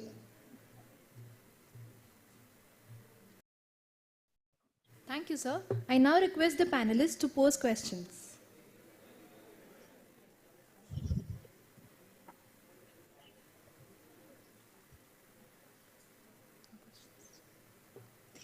Now, I would like to call upon our next participant, Mr. Rashmi Ranjan Mohapatra, manager from Hindalco Industries Limited, to begin with a presentation on sustainable urban development and livability. So very good afternoon to one and all. I hope I'm audible. Yes, sir. Okay. So sustainable cities are central to achieving all 17 Sustainable Development Goals (SDG). By 2050, cities will contain approximately 70% of the world population and produce 85% of global economic output. Policy and investment decisions made today will have deep and long-lasting impact based on the concentration of people and economic activity and the long-term nature of urban system and infrastructure. Urban development should be processed in a well-planned, integrated and inclusive manner, with city government working together with business, civil society, organizations, academia and individuals, with the national government as well as the authorities in the neighboring urban towns and rural area and pure cities around the world. A robust science of cities can give urban policymakers around the world access to a body of knowledge and good practices. Urban decision makers should take the central tenet of 2030 agenda to heart and ensure that no one is left behind in their cities and towns. That means prioritizing through poor development and access to decent jobs, high quality public services, healthcare and education, sustainable transport, and safe and attractive public spaces for all regardless of gender, age, ability and ethnicity. Government, business, civil society, organization and individual can use a range of policy, economic and communication tools to promote sustainable consumption and production pattern in cities, encouraging densified habitat and decouple growth from environmental degradation. Innovative government, a committed private sector and active citizenship can overcome inequality and create livable cities in both developing and development countries. Livable cities offer high-quality services and increase naturability, a close connection between people and nature, to enhance human health and well-being, protect biodiversity, and strengthen climate resilience, which is particularly important for vulnerable population in coastal cities and those in an informal settlement. Next slide. Challenges for the sustainable urbanization. There are some of challenges: inequality, pollution, greenhouse gas emission and climate change, and urban flood resource use. Cities are not immune to the service income disparity of extreme inequality that clouds the world at large. There is often wide income gulf between rich and poor, sometimes even with a radius of few miles and between established residents and the recent migrants and urban poor who provide low-cost services. Next slide. Solution or the suggested framework, good governance. This is the very important in the rule. Sustainable cities will not arise originally or by allowing business to proceed as usual or according to the directive of the market. Rather, urban development should proceed in a well-planned, evidence-based, integrated, and inclusive manner, with city government working together with business, civil society, organization, and individual with national government and authorities in neighboring rural area. In addition, city government can learn from and act in concert with peer cities within their countries around the world and increase the impact of their policies. Successful urban governance is inclusive, participatory, considering the priorities and values of all stakeholders and reflecting the unique character and history of a city community, promoting active, decentralized and subsidized developing responsibility to the lowest rate of centralized developed governance. That makes sense is important for effective policy making, service provision and budgeting. Today, scholars recognize that there are many models of cities, that is various urban fabrics shaped in part by the way their citizens live and move around, whether by walking, transit or automobile, and that our policymakers and also the stakeholder closer to the ground are often best equipped to plan for city future. Also, economic finance is very important. So next slide. Public participation and science and technology. These are the very, very vital. Cities are hubs of innovation and creativity with their concentration of universities and research institutions, large commercial centers, infrastructure, and multiple outlets for social and cultural exchange.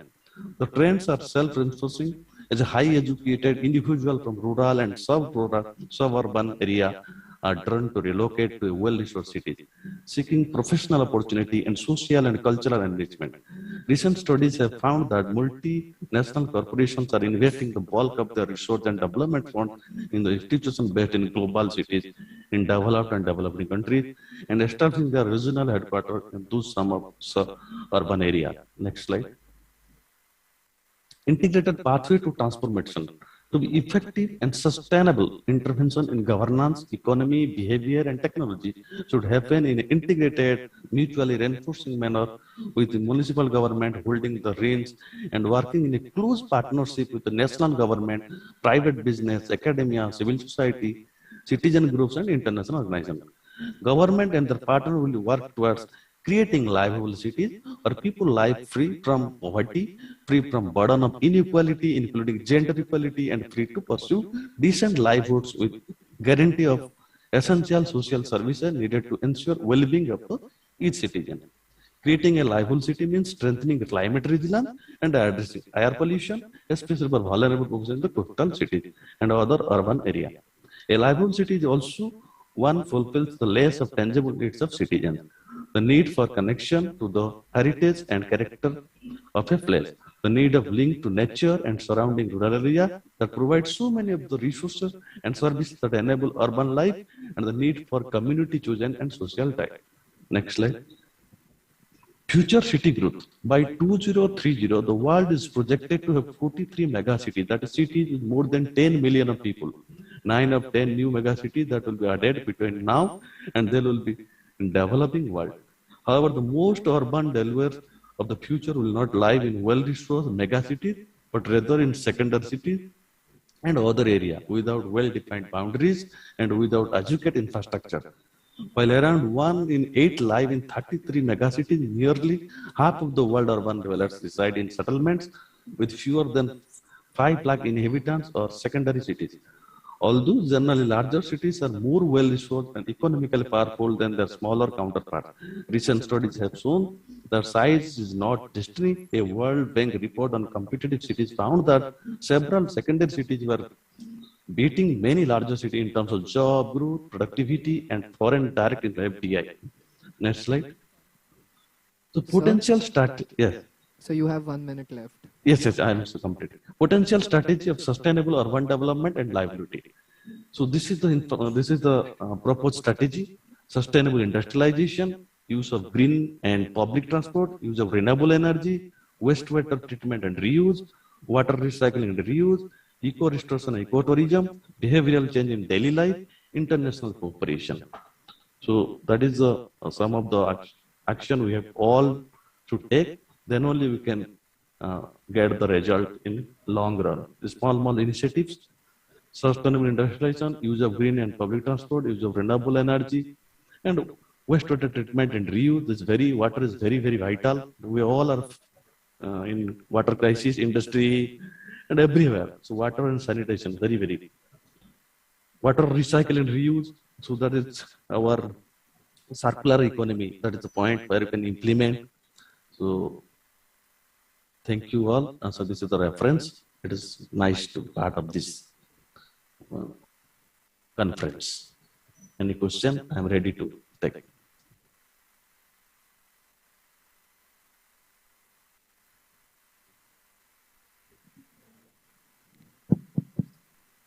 Rasmi, is that audible to you? Yes, sir. Yes, sir. It is quite this audible. Is, Pratyush, very pertinent subject that to handle on this research. And by 2030, half of the Indian population will be in cities. And we know today what is the city standard. So there is Bombay, Delhi, Bangalore. And imagine half the people coming in, what will happen? Your study, one part was missing for me was you have not dealt with how you are, what is that all about in your study on slum dwellers management? Because today also the slum population is almost like always half or bigger population in all mega cities in India. It will further grow up. So your study is not talking about any on those lines. Any update on slum management? No, sir. I have not gone through that. Whatever the literature and I have received from technically, electronically, that I come here. Second thing is, any thought on when you say sustainable urban development? So will these urban cities will be self-sufficient with respect to water, or can they be carbon neutral when you are talking about sustainable development on cities? This is the vital, sir. This is all industry people, sir, not all. Some of industries are taking actions on the carbon neutral, especially in Taluku Aditya Birla Group.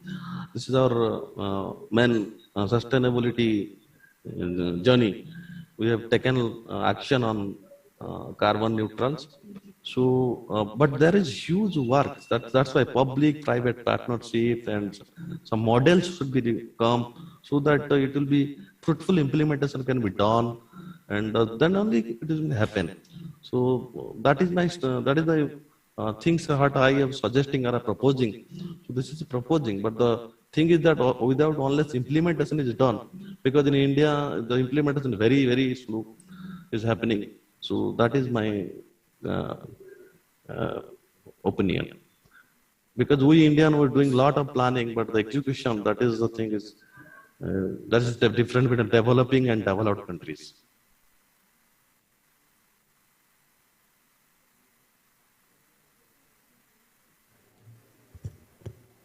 Thank you, sir. Thank you, participants, for all your presentations. I'm sure they have been helpful and enlightening for us all. I would now request all the panelists, guest speakers, and students to collect their lunch coupons and proceed for lunch. We would resume at 3 p.m.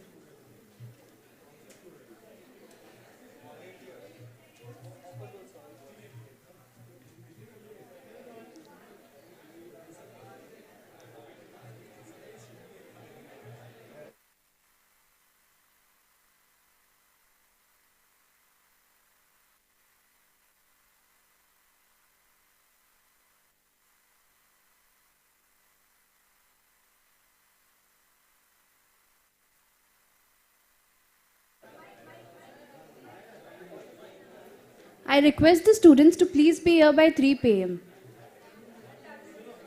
The attendance is compulsory.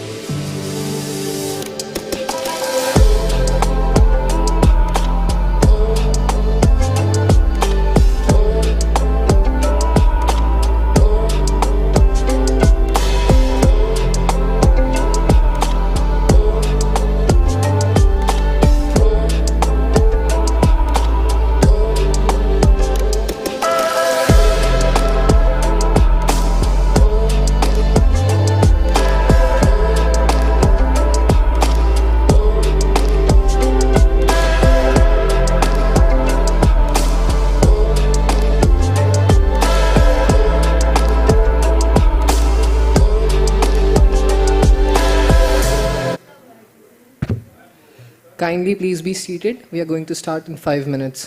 Thank you.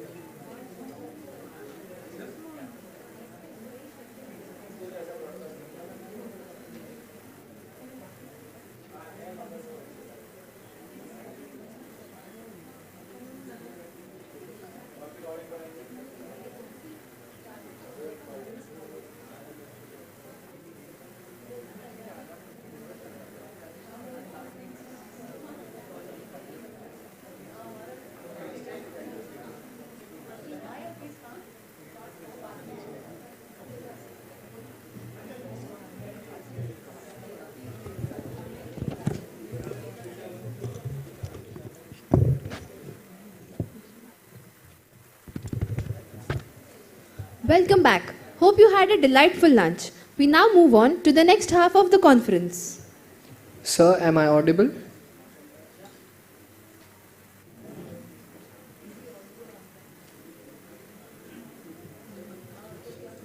Sir, am I audible?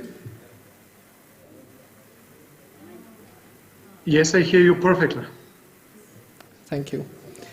I would now like to introduce our next guest speaker, Dr. Stanislav Ivanov, Varna Institute of Management, Bulgaria. Dr. Stanislav Ivanov is currently professor and vice rector at Varna Institute of Management, Bulgaria. He holds a BA in International Tourism, an MSc in Tourism, and a PhD degree in Tourism Economics from the University of Economics, Varna. Professor Ivanov is the founder and editor-in-chief of two academic journals, the European Journal of Tourism Research and Robinix, the Journal of the Automated Economy. Additionally, he serves in the editorial boards of over 30 other journals. His publications have appeared in different academic journals: Technology in Society, Journal of Hospitality and Tourism Technology, Annals of Tourism Research, Tourism Management, Tourism Management Perspective, International Journal of Revenue Management, Tourism Economics, and other journals. His book, co-edited with Craig Webster, Robots, Artificial Intelligence and Service Automation in Travel, Tourism and Hospitality, was published by Emerald Publishing in 2019. I would now request Sir to kindly come forward on the virtual stage and share his thoughts on sustainability. Thank you so much. Let me share the screen.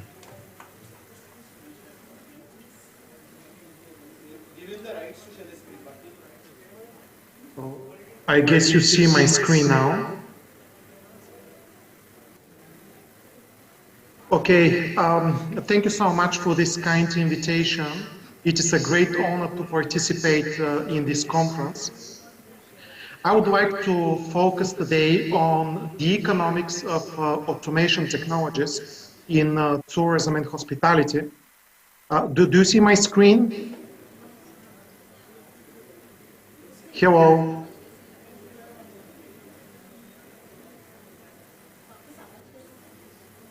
Hello, do you see my screen? Yes, sir. We can see your screen. Yes, thank you so Just much. hold on for a minute, sir. Sir, your screen is not visible. The screen is not visible. Now it is visible, sir. Okay. Thank you. I will focus on the economics of automation technologies because practically sustainability, automation technologies, they can contribute on achieving sustainable development.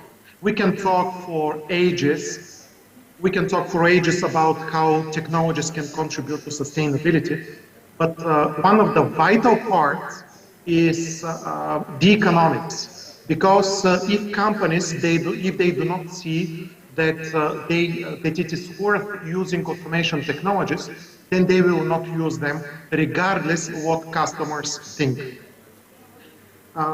Yeah, you already heard about me, so I will just briefly mention Professor and Vice Rector Research at Varna University of Management, private university in Bulgaria, Zangator Research Institute, I'm Director of private institution as well, and member of IES, which is the oldest tourism research organization in the world, and ITIT, which is the International Federation for Information Technologies and Tourism. Two journals I founded and co-edited, so European Journal of Tourism Research and Ergonomics, the Journal of Automated Economy. Please submit your papers there. Now, because I have limited time regarding the presentation, I would like to focus on the economic framework of automation technologies adoption. So what are the factors that shape whether companies will be, whether it will be worth for companies to use automation technologies or not. So here you see the whole framework, but because it is quite big and not visible on one slide, that's why I split it into two parts. This is the upper part. We have our customers, or these are the tourists. They generate demand for travel, tourism, and hospitality products. So TTH stands for travel, tourism, and hospitality. Then we have our company and our competitors. In every company, we have 4 business processes. These are the 4 functional areas: marketing, operations, human resources, and finance. If we perform better than our competitors, then we are more competitive than them. The demand influences the company through different mechanisms, some of which I have included on, some of which you can see here on the figure, like willingness to pay, perceived service quality, service process participation. For example, tourists can participate in the delivery of the service through self-service technology, or willingness to pay, how much they would be willing to pay for a fully robotized service, or perceived service quality, what they think about the quality of a service that is delivered by robots, by kiosks, by chatbots, etc. When our company performs better than competitors, we are more competitive than them, which means that our performance is, financial performance is better. But of course, this is not the whole story. We need to, when we decide whether we need to implement automation technologies, we need to implement cost-benefit analysis. And the outcome of this cost-benefit analysis is the decision to invest. This is the second part of the framework. It links the tourism market, which we saw here, and the internal operations of the company to the production factor markets. If our company decides to use automation technologies, which here they are presented with the abbreviation RISA. RISA stands for Robots, Artificial Intelligence, and Service Automation. So if our company decides to use automation technologies, then the company creates demand for these automation technologies. So this means that, that we start looking for a robot, for a company to develop our chatbot, or to rent a kiosk, etc. This demand for RISA technologies faces the supply of automation technologies on the RISA market. And this supply is characterized by several aspects. First, these are the technical characteristics of technologies, what they can do. If automation technologies have quite limited scope of the tasks they can implement, then obviously it will be not worth investing in them. So we will not use them. What are the required user skills? Now, if we want to buy or rent automation technologies for our hotel, but the person who needs to operate let's say the room service delivery robot, the kiosk, etc., would need to have let's say a PhD degree in robotics in order to be able to operate the robot. Then forget about investing in automation technologies, because it will be too difficult for the hotel staff to operate it. So if we have, if the robot or the other pieces of automation technologies, if they are easy to use and if there are few required user skills by the tourism and hospitality staff, then it is worth investing in such technologies. And finally, we have the prices. The prices are important because not only because we pay for these technologies, but also they show whether it is financially feasible to invest. If, however, we decide to use not automation technologies, but human employees for the delivery of the same tasks, then we create demand for human employees on the labor market, which faces the supply of human employees, which is characterized by number, how many people are available there on the labor market, what skills do they have, and what wages do they require. Between the supply of human employees on the labor market and the supply of automation technologies on the technology market, we have mutual influences. And these mutual influences are related are on different areas. For example, what skills do human employees have and what user skills are required in order to operate effectively and efficiently these automation technologies? What wages do human employees require and what are the prices of technologies? What we see is that wages are increasing, prices of technologies are decreasing.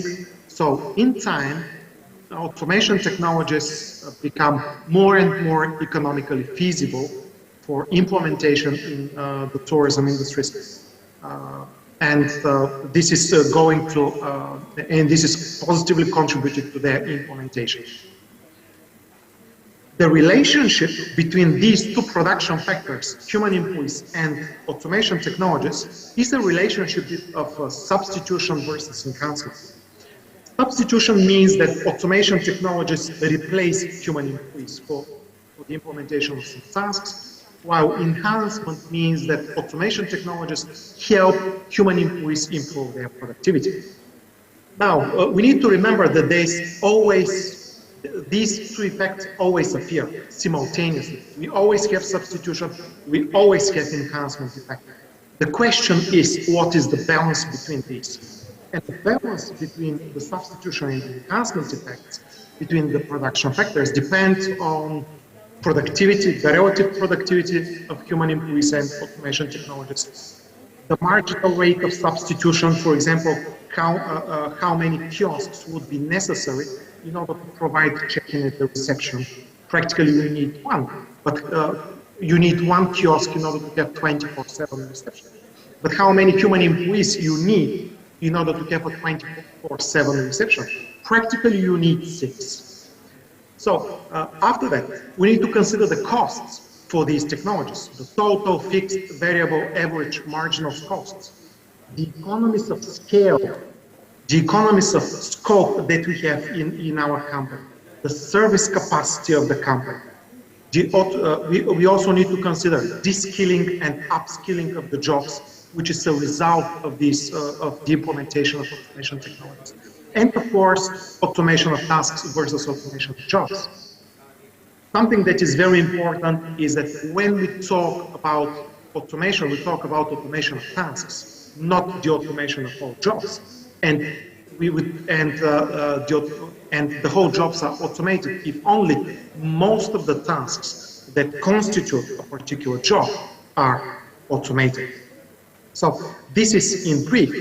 We have the demand, we have the internal processes, we need to implement cost-benefit analysis, and we have the relationship between automation technologies and the human employees on the production markets. And one of the key points is that we develop cost-benefit analysis. This cost-benefit analysis needs to consider both financial and non-financial benefits and costs. And often, the non-financial part is much more important than the financial one. We need to consider what will be the impact of the use of automation technologies in marketing in our company, to the operations, to the human resource management, finance. But of course, these directions, which are the internal functional areas of the company, they are not sufficient. We need to consider also the broader impact on society as well. So thank you so much. And if you are interested to learn more, this is the book that was mentioned at the beginning, Robot Artificial Intelligence and Service Automation in Travel, Tourism, and Hospitality. You can see the reaction of people when they see the book. And of course, robots, they are equally excited to look at it. So thank you for your attention, and I'm available for any questions that you may have. Thank you. Hello. Sir, can you hear me? Yes, perfectly. Yes, I'm Dr. Nimla Joshi. I'm interacting with you. Sir, it was really a brilliant presentation, and we would love to interact with you in future again. Today, because the time is very short and we are running short of time, or there are so many other presentations are lined up, students are very eager to hear from you in coming sessions. Till then, we are again very thankful to you for joining us, and we have changed your time For that, again, apology from our side. Thank you so much for joining, sir. Thank you. It was a great honor. Yeah. May the research force be with you. Sir, if you want to continue with the program, you can stay connected so that you can be part of it and you can listen what is being discussed here. You are always welcome. And for research, sir, we will be associated with you in future. Thank you. Thank you so much, sir. I appreciate it. Yeah. And please convey my thanks to Professor Todor also. I spoke with him in morning. So thank you so much for joining us, sir. Thank you.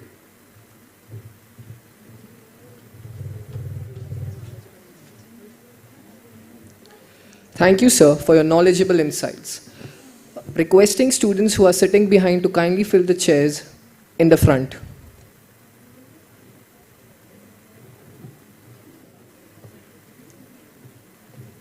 I now take the pleasure to introduce the second panel comprising Mr. Major Rahul Banor, Assistant Vice President at RBL Fincom, Dr. Nitin Kulkarni, Associate Professor, MET IOM, and Dr. Suvrashish Sarkar, Associate Professor, MET PGDM. I would now like to call upon Major Rahul Banor on the stage and request our course coordinator, Dr. Nitin Kulkarni, sir, to kindly come forward and welcome our guest.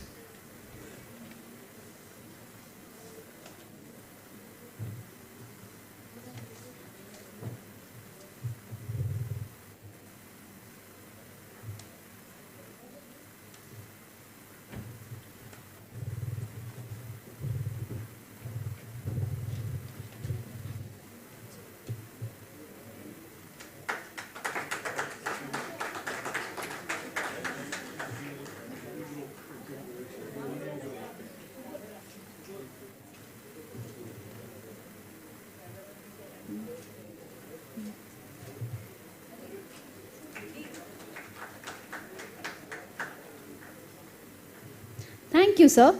I would now like to call upon Dr. Suvrashish Sarkar on stage and request Professor Sana Khan ma'am to kindly come forward and welcome our guest.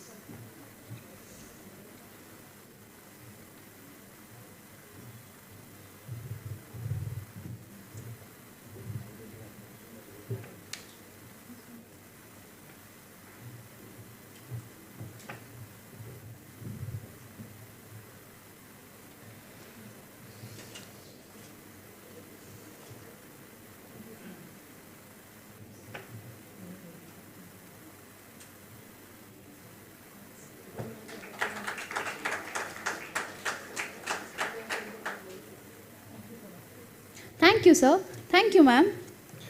Now, we shall move towards the research paper presentations. Every participant will be allotted 8 minutes for the presentation. There will be a warning bell when 1 minute of the allotted time is left. Now, I call the next participants, Abhishek Shankar and Professor Dr. Vandana Panwar, Ellen Wellinger Institute of Management, Development and Research, to present their paper on Primary Agriculture Credit Society's economic impact on gross state domestic product for long-term agriculture development.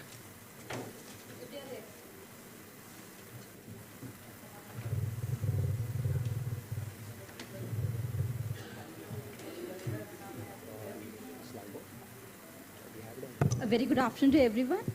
I hope I'm audible. Good afternoon, everyone. I'm audible? Yeah. Yeah. So this slide. Just a minute. Okay. This one. Okay. Slide.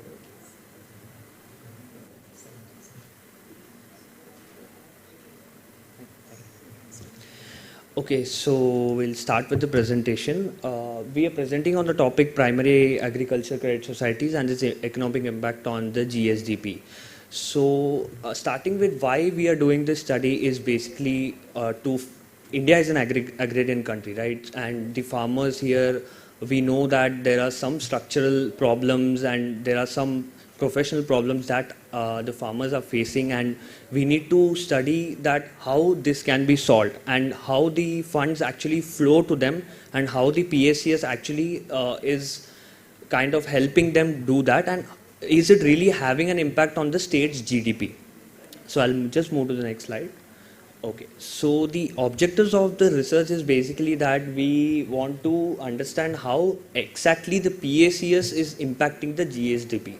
Now, there are various other institutions like commercial banks, NBFCs who operate in the rural areas, but PACS has been operating at the grassroots level, and the government has been putting effort, and let's just study on the part how it's going to impact. And the survey is basically on the western states, Goa, Maharashtra, Gujarat, for the years 2002-3 to 2019-20. So this is GSDP. It's actually not a very different topic than the GDP, just that the GDP of a specific state is known as GSDP. And that's the basic formula and stuff, that gross value plus taxes minus subsidies. Yeah. So what this table actually says is from 1951 to 2021, we are seeing the proportion of population that's involved in the agricultural sector and what is their contribution to the agricultural sector. So we see that there has been a decline in the population that's getting involved in agriculture and the contribution towards GDP also. So this is why what is the problem that's occurring? Is it some structural problem? Is it a financing problem? Is the major objective of the study. Okay, so now this slide says about growth of packs in the western region. So we see that actually Goa has the minimum number of packs and Maharashtra has the maximum number of packs. Now over the last 22 years, Goa, what has happened is Goa has been growing in the number of packs that is having. Even though Maharashtra and Gujarat have been growing, the rate at which Goa is growing, having the number of PACS, is much more than Maharashtra and Gujarat. In fact, if we see over a period of time, Maharashtra has had a negative impact in the growth rate. Okay, so for analysis purpose, we have also taken the membership data and the borrower data of the PACS. Of course, this has been taken only for the purpose of our understanding how this might not be used for studying the actual impact, because the membership can grow, the membership can come down. Also, we might see there are members who are still there but are not availing the facility. So that actually doesn't show the real picture of the impact on GSDP, but for the study purpose, we can obviously see how the PACS has been growing in Gujarat, Maharashtra and Goa. And this is the data about deposit reserves and paid up capital. And the importance of this data is that we find how the capital is actually available to the farmers so that they can avail it over a period of time. So we see that there has been increase, but the increase is not very it's not continuous. Sometimes it's about say 30%, 40%, sometimes it's even 100%. But the problem is it's not constant, right? So the conclusion that we can take from this data is not much that it has had an impact or not. Yeah, so I'll just move to the next slide and explain this together. So what is happening here is we did a hypothesis testing on it, and what we have found from the testing and the analysis is that Goa and Gujarat both have had Goa has had a negative impact with the GSDP. So basically the analysis says that the growth in the number of PACS actually it has a negative impact on the GSDP. So that's what we conclude from this data. Maharashtra also has a positive impact, but the positive impact is so negligible that over a period of time we might find that even Maharashtra would start having a negative impact. And the from the R-square I can conclude that there has been an impact for Goa. There has been an impact of 1.8%. For Gujarat, it's been 10%, and for Maharashtra, it's 0.05%. So if we see and put together the western region, we might find that the average is actually shooting up. But the problem is the average is shooting up just because of one state, that is Gujarat. If you take Maharashtra and Goa, it's not very good and the results are not satisfactory. So we can't actually say that, okay, it's had a very significant impact on the GSDP. So let's just move to the conclusion as such. So we conclude that, of course, there has been a negative impact in Goa, but the interesting fact is that Goa has reported the maximum number of borrowers, the maximum number of members, the maximum number of PACS, and also we saw that the growth rate is also very good in Goa, but it has had a negative impact. The number of PACS would have a negative impact on GSDP. So that's the study actually we have concluded. And talking about the future scope, what we have thought about it is that even securing the interest of the farmers, we also need to secure the interest of the smaller financial institutions like PACS and also the commercial banks. We see that there are many number of small finance banks which are entering this area. We have seen government bringing out priority sector lending to help the agricultural sector. So how do we protect them is the future scope of the study. We see that there is a lot of agricultural NPAs that has been rising over the period of time. So that's actually the future scope of study, and thank you so much everyone. If there are any queries, we can go ahead with.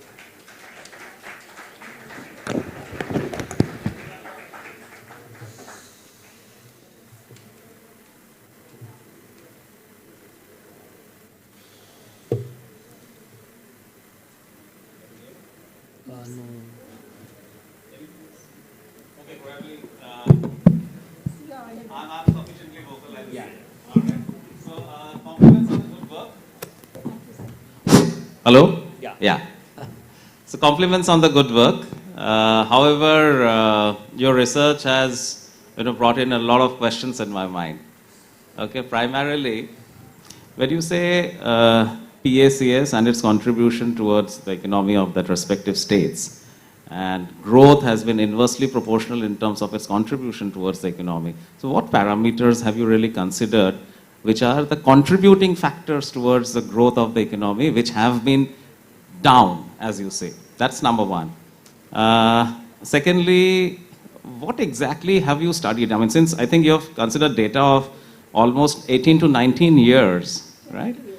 22 years, sorry, my apologies. So 22 years data, that's a pretty long and robust data that you have collected. So what have you observed in terms of the contribution of PACS towards, the shifting a consumption-based market of those states to sustainability-based markets of those states, probably, building up the local farmers and their sustainable income, probably. So I would love to know all these things. So number one, since if you have lost track of the first question, that is, what are the contributing parameters towards the growth of the economy which you have considered, based upon which you have reached a conclusion that it has been inversely proportional? And secondly, its contribution towards shifting consumption-based market to sustainable market. So answering first with your first question, that is, what are the parameters of GSDP that we have taken?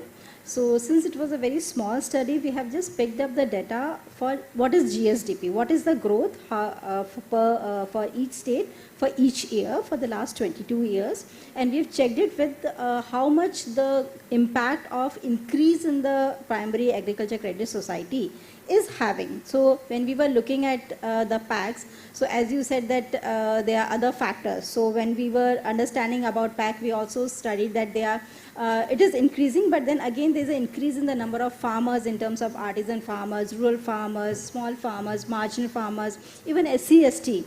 So there was an increase and there was fluctuations.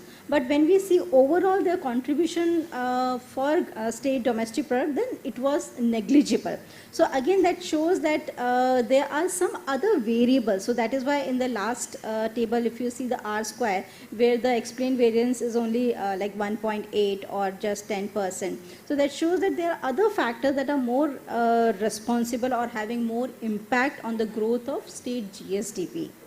So again, the further study that we have planned it, we can go to the villages or the block level farmers and try to see what are the problems that they are coming across, despite of government making so many provisions, so many schemes, so many financial aid that they are providing to the farmers to uplift them from their for their livelihood. Still, the impact contribution in the agriculture and overall impact on GSDP was not visible based on the secondary data that we have done.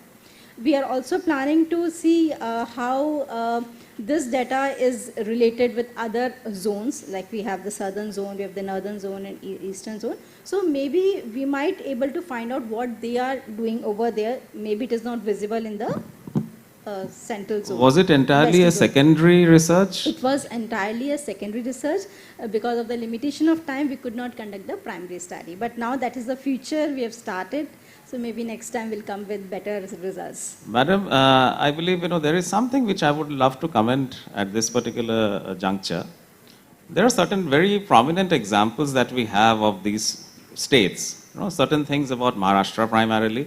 If I have to talk about the strawberry growers of Mahabaleshwar, and I believe it's an information in the public domain, how merely a local crop, which is strawberry, have developed the economy of that whole, probably the province, Satara, Mahabaleshwar entirely, in terms of not just strawberry, but then a lot of things associated with it.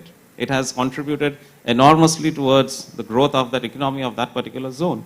Talking of Goa, the best example which comes into my mind probably would be cashew or cashew feni, which is the state is probably renowned for. So considering these examples, probably there are numerous such examples. You go to Gujarat, probably what comes into my mind is the embroidery work of Kutch, probably which has enormously boosted Kutch tourism or the livelihood generation of the indigenous communities based out of Kutch, who probably do not have many other things to do apart from salt. So I believe these are certain examples, and there could be numerous such. When you do a primary research, probably this particular point that I was stressing on, the contributing factors, which grow an economy of a particular state, probably would have been much larger. So we have taken only the agriculture credit societies. Okay. So that is what we were planning to study. So of course these are different areas, scope of studies that we can include in our... Madam, cashew, strawberries, agriculture primarily. Yeah, but still we want to see what are the different, like when we go there to the ground level, what are the problems that they are facing, especially with reference to the credit. Are they able to meet their financial needs? If not, then why? So that gap still exists. Okay. And the last thing, that was the closed market to the consumption-based market to sustainability-based market. If there is anything that you have studied on that. So only what I would say that while we were doing this literature review, we also came across that there are few farmers who have been able to use the technology in order to, in their agriculture, that is use of ICT and other techniques in their agriculture area, to enhance their livelihood and financial status. So that has come, but still it is not that much. It is growing. So definitely when we'll have substantial data on that, we will definitely come with that research also. Thank you so much, sir. Hi, thanks. It was quite more of a knowledge sharing that you have given, a lot of insight on the project that you have been working. Good efforts, rather fantastic. So I just want to understand, you have done so much of research, somewhere around 22 years data you have collected, and after that you have done your analysis for that.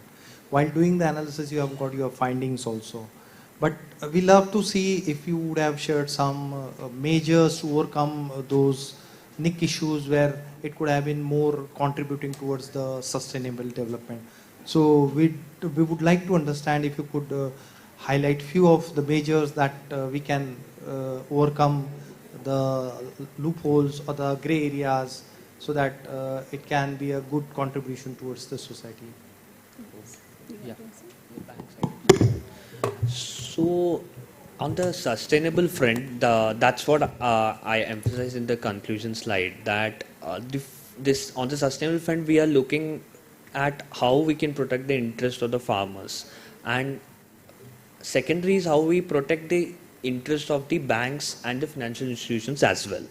Okay, so the problem is if we try to protect one interest, the other interest is obviously going to go. But the emphasis has to be we protect both the interests. So the future study is to take whatever the credit that is given out through this PACS, okay, or any credit that is given out for agricultural purposes, and understand how much of this credit is actually being implemented at grassroots level.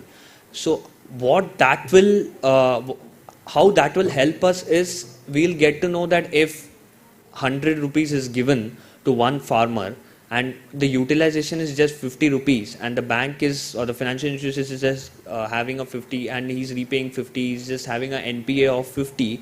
So is it really necessary for those financial institutions to give the loans to them?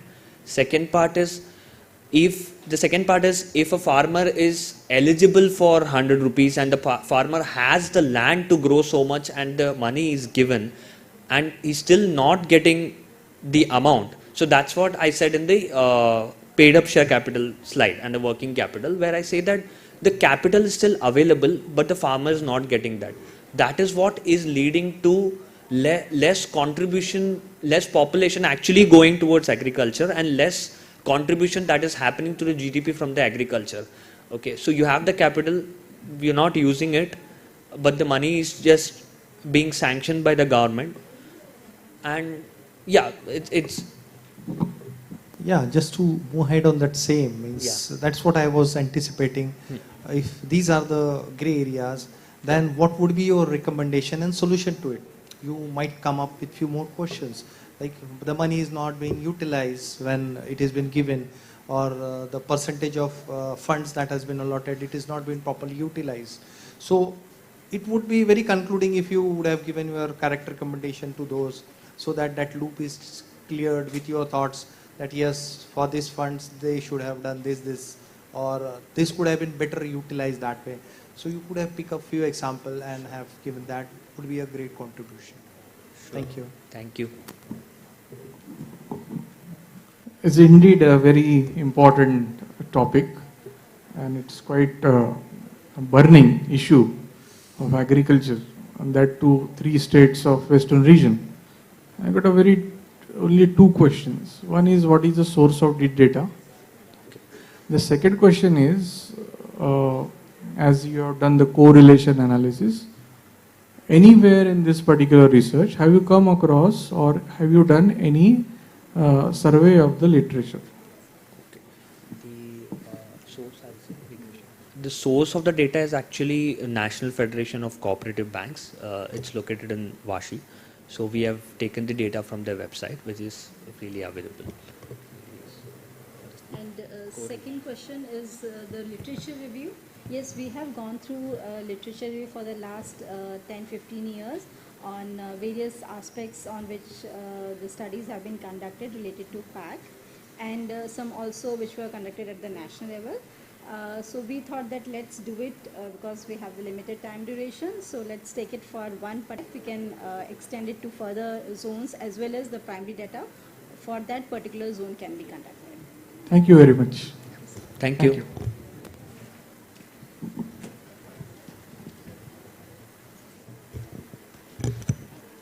Thank you for the wonderful presentation. I now request our next participant, Kanti Vishwanath, Assistant Professor, Vivekanand Education Society, College of Arts, Science and Commerce, to present their paper on the impact of employment on women on ESG scores.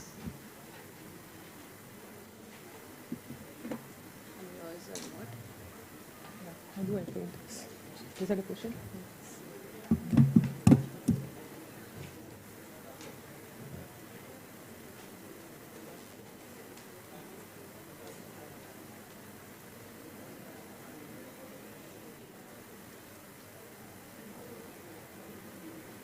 A very good afternoon to the honorable judges, students, and all the dignitaries on the dais. Mine is a very, very simple, short, simple, sweet paper.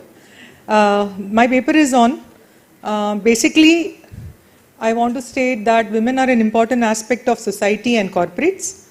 And they are an important aspect of the S aspect of ESG, which is the social aspect. And ESG herein stands for environment, social and governance aspect. Now ESG is a very wide area and it is not very precise. So an ESG score which reflects the metrics of, will reflect the quality of the disclosure. Now when you're talking about ESG reporting, diversity and inclusion is a very important aspect of the S aspect of ESG, and wherein we can find out that the very important aspect of this is representation of women who constitute half of a population. What is the representation in corporates? Now, with this paper I would like to explain how the representation of women in corporates is important, not only from the societal point of view, but also because it is financially, it makes a difference, and most importantly, 80% of whatever purchases or sales are made are by women, or they play an important role as influencers. So what I want to say is that ESG reporting is a very important aspect today, and it is not only about a non-financial aspect of reporting. It is important because today all investors, all financial investors are very much interested in what ESG wants to say, because in the long run, these are the visible risks that has to be reported and which makes an impact on the financial aspect of it. So it is not only that ESG is important societally, or it's an important aspect, it's also important financially. My literature review also points out to the fact that ESG reporting is important. It makes a difference in the financials and the value of the organization. At the same time, there is hardly any paper which talks about that. There are few papers which talk about women on, very less women on the boardroom board aspect, but none on women employees and the impact on the ESG score. Now, the objectives of my study was to understand the study has been taken, is completely secondary data, it's a stratified sample. I've only focused on IT and financial companies for the year 2017, 18 and 19-20. Now the basis of my ESG scoring is CRISIL ESG Compendium, which is averaged for 3 years. I want to understand what is the impact of gender diversity on ESG score, and so these are the various secondary data from where I have taken. Total 18 companies have been taken, 8 IT and 10 financial sector companies. My hypothesis is that women representation is same both in IT as well as financial companies. There is no difference in ESG score in IT and financial companies, and there is no impact on gender diversity on the ESG score. This is what is my hypothesis.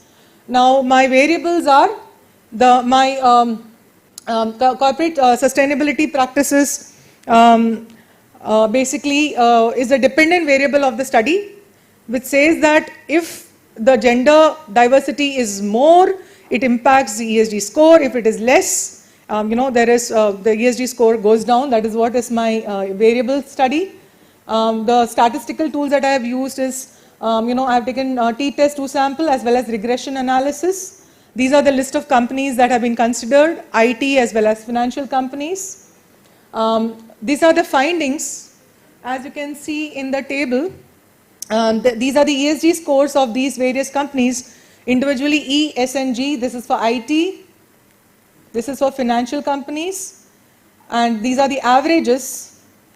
And as can be interpreted by the statistical data, the T-stat value is less than the T-critical value, 1 tail and 2 tail, which proves that there is no difference in the ESG score of IT as well as financial companies, which proves my second hypothesis true, that there is no difference in ESG score in IT and financial companies.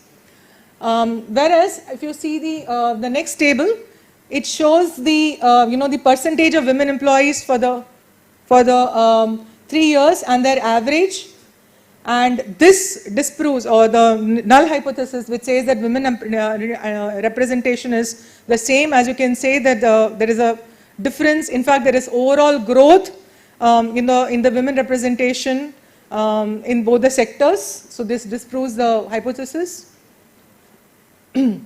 Table 4 is the most important aspect.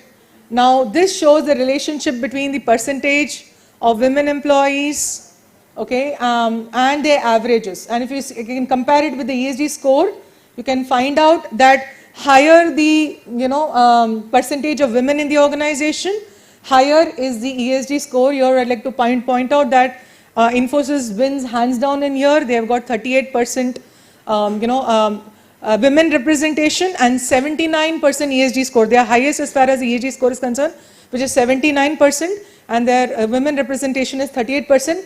Unfortunately, I would like to also point out that though they have 79% ESG score, their representation is only 38, which is not even 50% of women employees. I would go ahead and state that when done further analysis, the correlation between the ESG score and women employees, we can find out here that when it comes to IT, the correlation is more as far as the ESG and ESG score and the women gender diversity is concerned, while there is not much correlation when it comes to financial sector. Now, why I basically taken IT and financial sector, because these are service industries. Service industries are known to employ women more because women are known to have soft skills, communication skills, and also because 1 minute is left. Yeah, sure. So basically, I want to say that my results say there is no uniformity in, when I through this paper, what I understood was that there is no uniformity in reporting ESG, which is a major challenge. And some companies have very transparent reporting system when it comes to women and such disclosures, especially when related to women employees. Well, some there is very less disclosure. All in all, there is very less representation of women in India, Indian corporates, which is a very sad fact, because as I testified before, the latest statistics say that women there are 1092 women compared to 1000 women, and at least even in 2012 census said that 48% of the population is women, and 80% of the purchases are either influenced or made by women. The contribution that this paper wants to make is that we should concentrate and take that effort to making our corporates more gender diverse, because it is not only a good thing to do, because if 50% of the society is marginalized, the country cannot or the corporate cannot go ahead. So there has to be more representation, and it has to be a very deliberate effort. Thank you so much.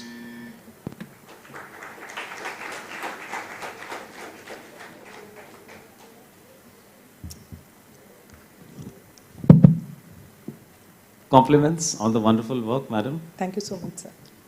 Madam, few questions which come in my mind. Yes. This is entirely secondary, as you have already declared. The ESG scores to which you have referred to, which is the basis of your research, they were readily available? It was only available, though, so they are not available on public domain. So how is the ESG? Only in this aspect, CRISIL compendium they have made. This is the first time they have this first attempt. And they said that it was a challenge for them. They have access to a lot of data. So CRISIL has reported it. So it's available. Yes, sir. Okay. Yes. Available to whom is a second question. So that's a different thing. But it is available. It's available in public domain, sir. Yes, right. sir. So when ESG scores are available, so what exactly are you trying to prove? An organization with more women employees have a higher ESG score. Yes, is that what you're trying to say? Yes, okay. sir. Yes, sir. So did you, in that case, and that's also your conclusion? Yes, sir. Yes. Yes. So in that case, did you try to understand, and whoever had worked on the ESG scoring, yes, sir, what parameters did they check in? What kind of factors did they really analyze to reach on a particular score of ESG? And in what span of time did they study that to derive a particular score? So it is a around 190 pages report. And they have studied this data over the 3 years, 2017, 18, 18, 19, 19, 20. And they have come out, so this reflects, this has come out at the time of pandemic. They have said that they have come up with the time of pandemic. And even they agree that it was a very difficult task because it is very diverse. As you are aware, the reporting, sustainability reporting is very diverse. very ambiguous and opaque. But they have done a good job, sir. They are metrics. If you want, I can even show you. They have done a very good job. They are broken up into E and S and G, and even in S, when it comes to employees and various parameters they have analyzed, and they have come up with graphs and everything, sir.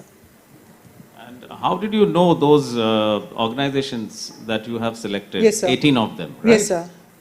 Who has how many women employees? How So did you get that number? Yes, sir. So there is BRR, Business Responsibility Reporting.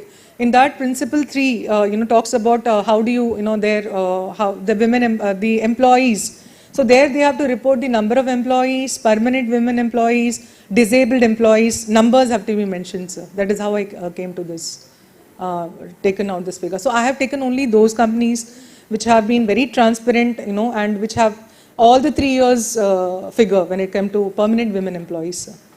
Madam, last question. Yes, is there any reason why you have not selected the hospitality sector, which to the best of my knowledge employs most women, in India at least? So honestly, I took the companies which were figuring the most. You've taken financial and IT. IT, yes, sir. So they figured more in the ESG score, sir. So that makes up, good study rather than, there were hardly any, maybe any companies which were in hospitality sector in ESG, sir. Maybe because they may be good in S score, but environment factor, I think they were not, they were not so prominent, or that's my understanding, sir. All right. My only one take is probably, you would have invested some time doing a primary work. Yes, sir. So that's probably your study could have been much more beautiful. So this is because of limitation of time, but this is the next step, sir. Definitely. Thank you so much. All right. Thank you. Thank you, ma'am. It was quite a knowledgeable part that you have shared with us. And Thank you, sir. Dr. Sarkar has already pointed out, or rather he has asked on those points like ESG and all those parameters, how we have worked in, or what are the parameters that has been used in calculating this course. Yes, sir. So if I just continue with that, so how authentic those parameters are there while they have derived some figures and number what you've been showing on the screen about the employment that has been, you say, maybe disparity between both the genders that you could calculate on this aspect. So I just want to understand what would have been that implication in the sustainable development of the society. Yes, sir. First. Now I just differ with your thought over here when you say for certain 18, 19 or whatever 10, 15 company data that you have used over here. Maybe they might be maybe from the Indian origin or may not be from the Indian origin. Yes, sir. I personally had been associated with one of the MNCs which is outside our country. Yes, but as they had a parameter to follow, they used to have a 60% female workforce, yes, or a ladies workforce, and 40 out of 40 also they have bifurcate some other different categories. So majorly it was a ladies dominated organization, yes, right from the top. Now when such things are there, has those been also contributed, or you have incorporated those factors when you calculate your things as an ESG factor? Yes, sir. So, and how would you see that in a time to come will have a sustainable impact in the industry? Yes, sir. So I would like to answer you saying that I wanted to be very, sure about the kind of data that I will be presenting. So I have taken only Indian companies which have to essentially compulsorily disclose BRR, Business Responsibility Report. Under that 9 principles, under that principle 3, in that in column wise they say, sir, total number of employees as on 31st March this much, total number of women employees as on 31st March so much. So the validity of that data is as good as the financial data that they put in the annual report. It's a part of annual report, sir. So I would say that there is no question on the validity of that particular data as to the total employees and the representation of women, sir. I do not challenge what the data they have yes, said. Sir. I just wanted to understand like the parameters they have used in calculating that. How would that impact on your sustainable development? of the project? So basically, my project, through my project report, I would like to say that, through the literature review, when I've done, I've seen various papers which, for example, I'd like to give you a few examples, sir. One is that, there is one particular finance company which said that when they started employing more employees, women employees, the financial irregularities came down because women are more conscious and not prone to, financial irregularities. So that is what the paper proved, sir. And there are several other examples which were given that, this should be a deliberate effort because it makes a difference in the value of the company as well as it's the right thing to do. Got it, understood. Yes, sir. So just one more last question. Yes, sir. Yes, sir. Question. Yes, Just sir. want to understand out of curiosity, like Yes, sir. what Dr. Sarkar just has said, Yes, sir. and you mentioned that you have used a particular companies and not a hospitality. What he Yes, says, sir. yeah, I do really appreciate that would have been because your scores might would have changed differently, or your thought process might would have changed differently. Yes, sir. So that is I really value, I stand on the shoulders of giants. No, it's not that way. It's not that. It's really Yes. this. We have been, you've been making most of a justice to the project, and more outputs would have been the deliverables Yes, sir. of That's that. yes, sir. So that is what we want to Yes, sir. we tend Definitely. to convey. And that's what Definitely, our sir. point Yes, is. sir. Yeah, thanks. Yes. And that is the reason, madam, I was talking about doing a primary. Yes, sir.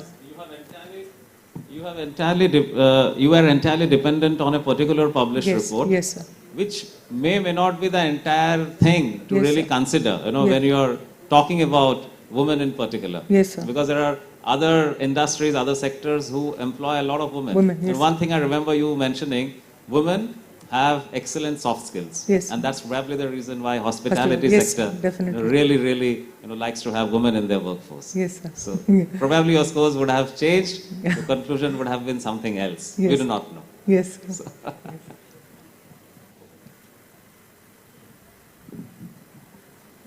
It's a really wonderful topic.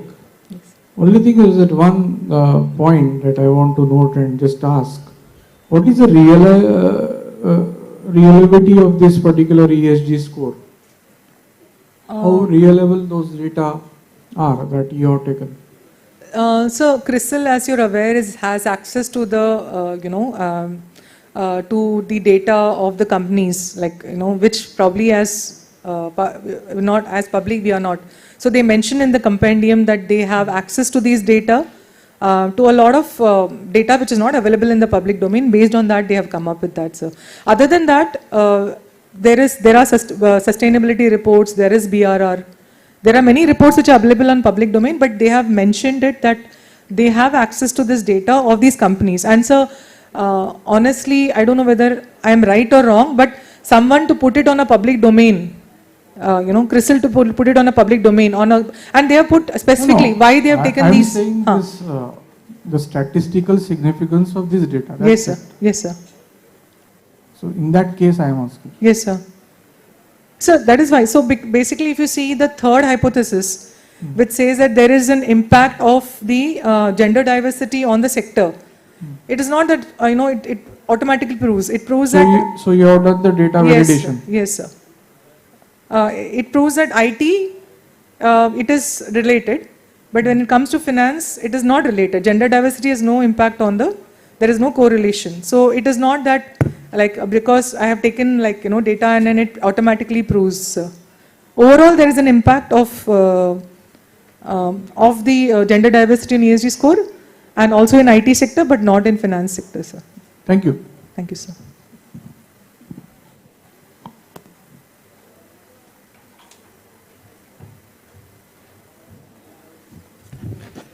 Thank you, ma'am. I now request our next participant, Maitri Pradeep Shete, a visiting faculty, VES College of Arts, Science and Commerce, to kindly come forward and begin with her presentation on the topic of study a pharmaceutical company as regards its disposition of waste.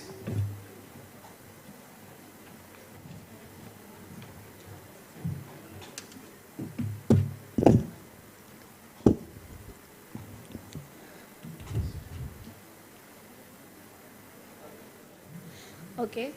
So, a very good afternoon to all.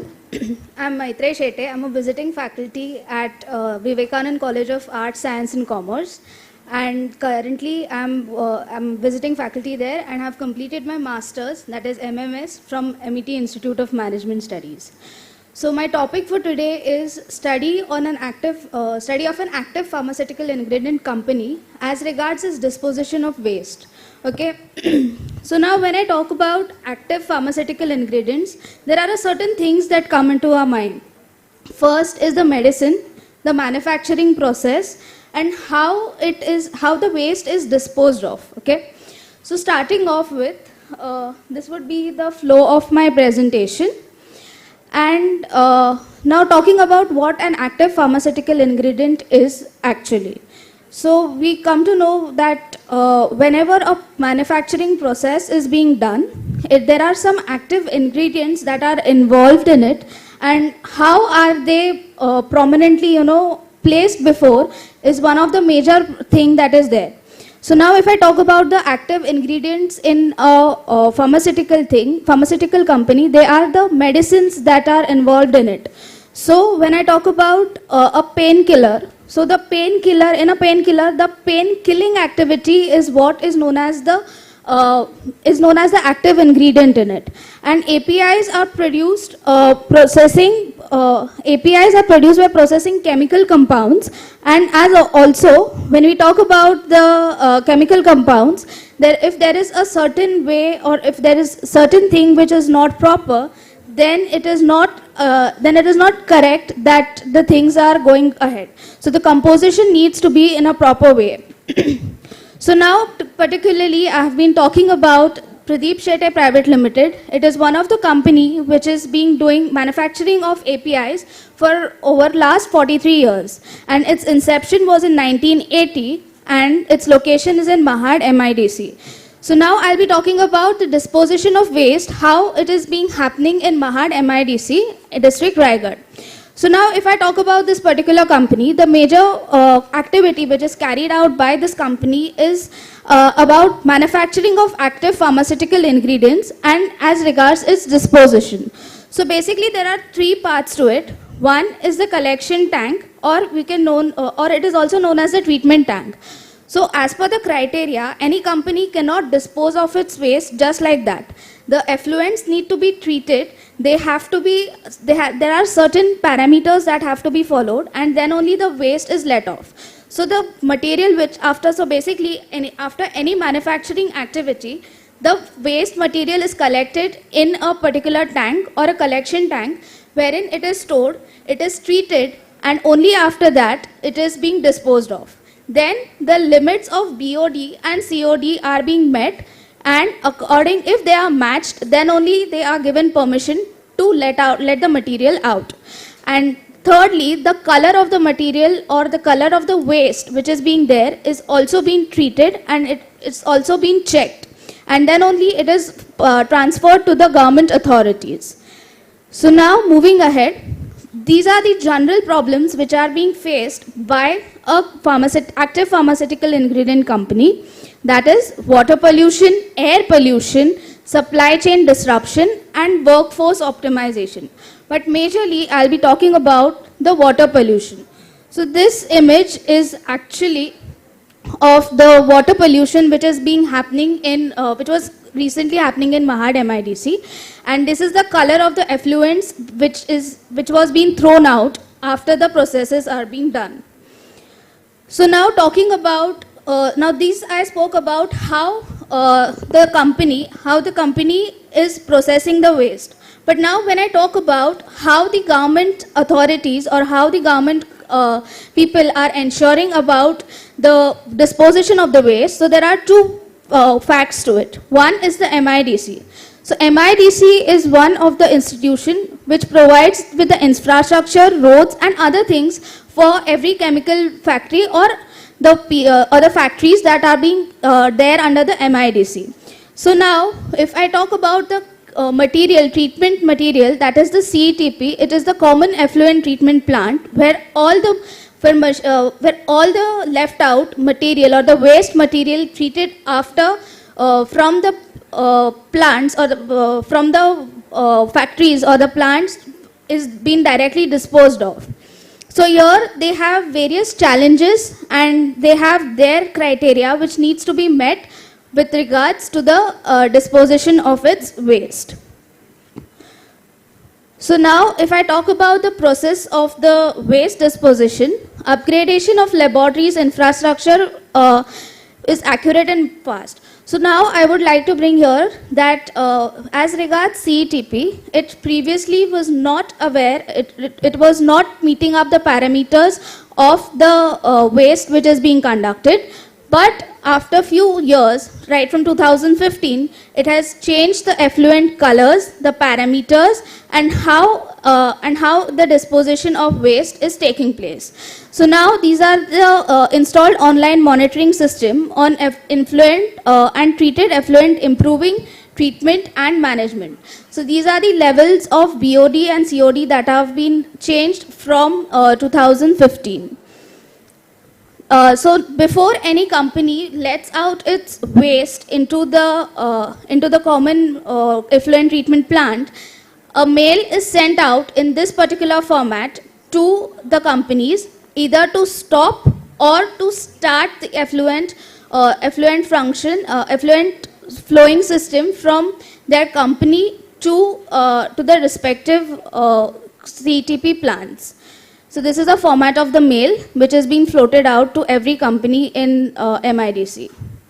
So this was my hypothesis that disposition of treated effluents waste does not have an impact on sustainability, and H1 that disposition of treatment effluents or waste have an impact on the sustainability of the environment. So my H0 proves to be correct. Last 1 minute. Yes. So my H0 proves to be correct, and it does not have a major impact on sustainability, as majorly the effluents which are being let out from the factories are treated and then disposed of into the Savitri river, which is nearby Mahad. So I have only conducted research with regards to the Mahad MIDC and only taken one company as an example. So that's all. Thank you.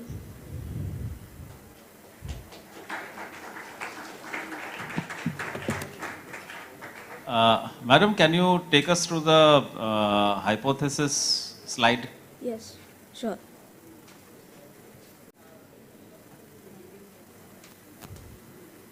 The slide which has the hypothesis mentioned. Yes.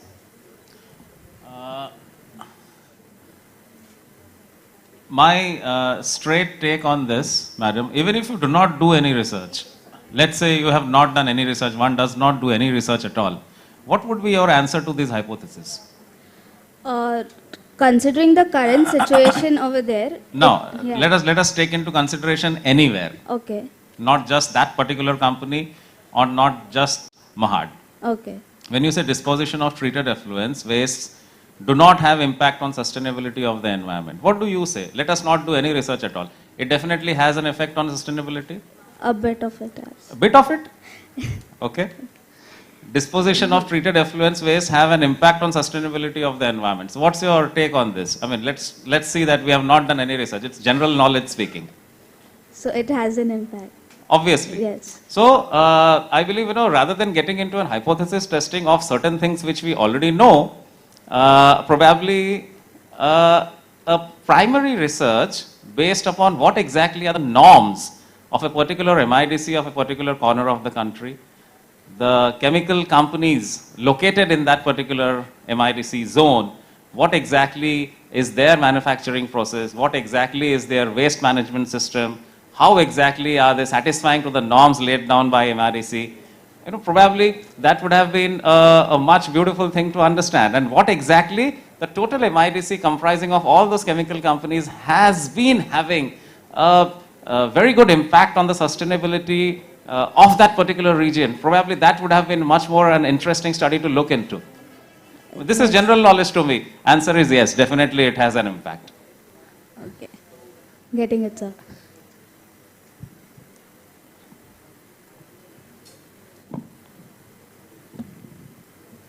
Maitri? Yes, sir. Good project. Thank you, sir. I'll call it as a project. Okay. Isn't it? Yes, sir. Just tell me, the Mahad industrial area, it has CETP, Yes. isn't it? Yes. So, somewhere it should have been come in your study. So, sir, the process is that CETP treats the effluents and then it releases it into the rivers. But the majorly big, like before 2004, if you go to the website, they have seen that there was a large amount of chemical effluents were found in the rivers surrounding Mahad. But from 2015, they have changed the sustainability norms. They have given certain stringent parameters for the companies itself to dispose the waste. And if they are not following it, they are being there is some fine to the companies which are doing this type of waste. Okay, the Mahad is specifically mentioned as a chemical zone there since long. Yes. At least last 27 years I know. Yes. MIDC Mahad. Now, in that context, you could be analyzing the utility of CETP. And not only at Mahad, you can go at Lote or somewhere at Patalganga or Ambarnath. That is this part of Maharashtra. Or you can compare it with other industrial areas in Gujarat, maybe Bharuch, Ankaleshwar, where specifically these chemical industries are located, or even Vapi. Okay. Now, Vapi had a lot of these issues some 20 years back. But now that CETP is, I heard it is doing good there. Yeah. So this comparison resulted into your hypothesis. So the primary data is required. There is no doubt about it. And the second part is the review of literature. Yes. Across the world, how this particular sensitive chemical areas, how they are handling. Once upon a time, TTC area was also had a chemical zone. You have NOCL, IPCL, standard alkali. They were in just one line. Right. And some of them were using very hazardous equipment, chemicals. So I think it's a good thing that you are taken up a project. But now, in order to make it into a research, these things are required. Sure, sir. Okay? Yes, sir. Thank you. Thank you, sir.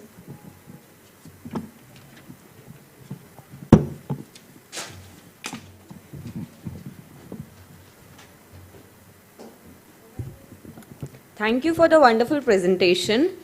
I would now like to call upon our next guest speaker, Major Rahul Banore, to share his thoughts. Major Rahul Banore is an army veteran with 15 plus years experience and a decade-ago-long experience in the field of security and intelligence gathering for Jammu and Kashmir, northeastern and counter-insurgency areas. He is an accomplished and a disciplined professional with experience in system integration, security engineering and design, Smart City project, and played a key role in modernization of Indian Army. Along with this, he has completed certifications in CLPOS, TAPA and CSPO Digital Six Sigma Black Belt. He is currently pursuing LLB from Mumbai University and is qualified cyber forensic professional. So please.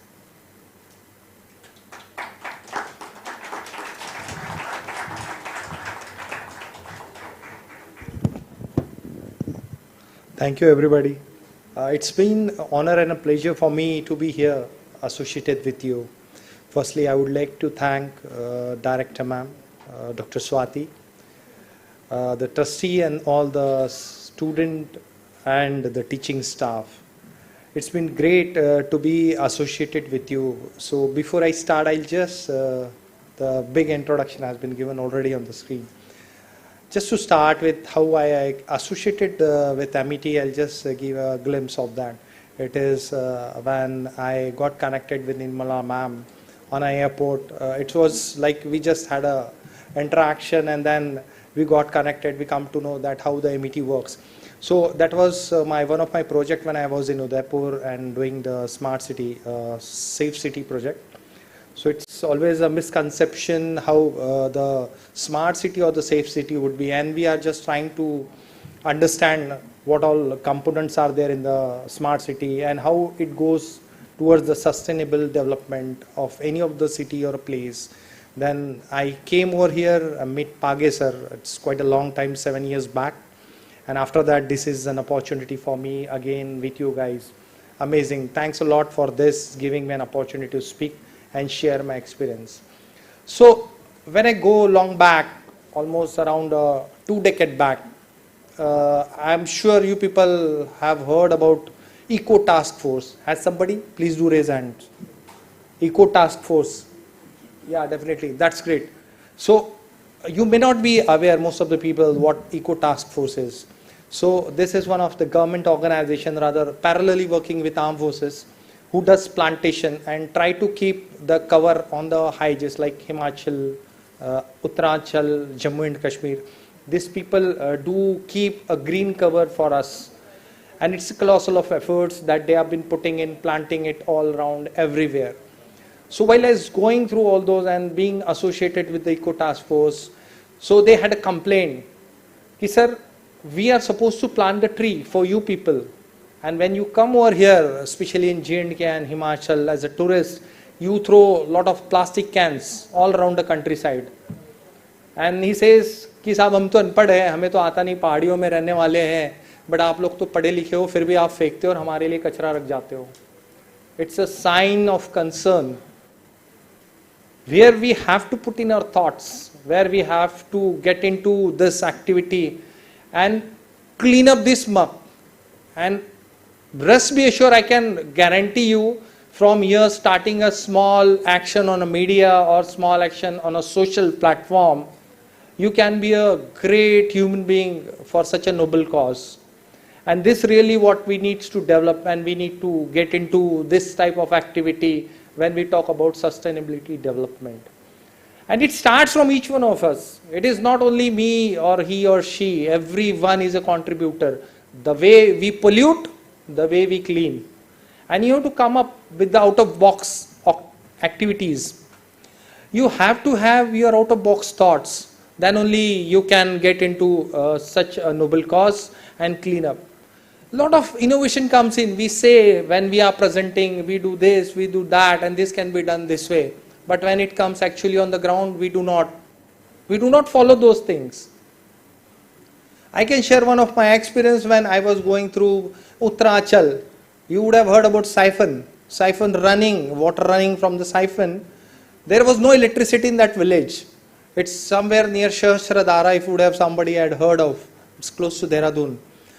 In that place, the villager have started generating the energy from that running water, a very small thin water pipeline sort of thing, a siphon is going, and from that at least they had some power. And it is just by jugaad, no technology, just jugaad. So this way a lot of things have generated, and I would request, or rather I would convey you this point, that you should get into all those things of a development. These are very simple things, but very innovative, and it really contributes towards the sustainable development. As in the past, when I was going through my career and I have been associated with a renewable power energy, I'll just quote an example from the Gujarat. We have been in Cairo in Egypt, where water is a scarcity. It's very difficult to have water for drinking, and you want a water to clean the solar panel with pH 150. Very difficult. Now you are wasting, you are using or getting some resource, you are wasting some resource. You are getting a power, but then you are wasting water. It cannot be a balanced thing. You have to balance the nature. Now when we come to the Gujarat, and when we try to implement this project, because if you go towards Run of Kutch, Bhuj area, it is again very sandy, and it is marshy place rather at times, very difficult. You will find all salt coming in and settling down on the frames of the solar panels. It's very difficult. Now how you can get something sustainable out of that? It's very local people from the village. They have suggested, साहब इसमें नीचे खेती कर लेते हैं हम. Now the innovation started. What did they do? They got by trolley some mud. When they washed the panel, the water was sinking or getting down at a particular place. There they have put in the mud swallows or mud isles, and on that they planted the vegetables. Double income, sustainability, no waste. power is also generated. So these ideas we have to develop and we have to get into it. Believe me, this is a very noble cause, amazing thought process of having sustainability. I've been associated with a lot of universities across India. I've been with Baba Basha Ghulam University, then I have been associated with Kurukshetra University, then Mata Vaishno Devi University in Katra. Still, this project or this concept is yet to come in the environment where you have got this opportunity to learn and develop.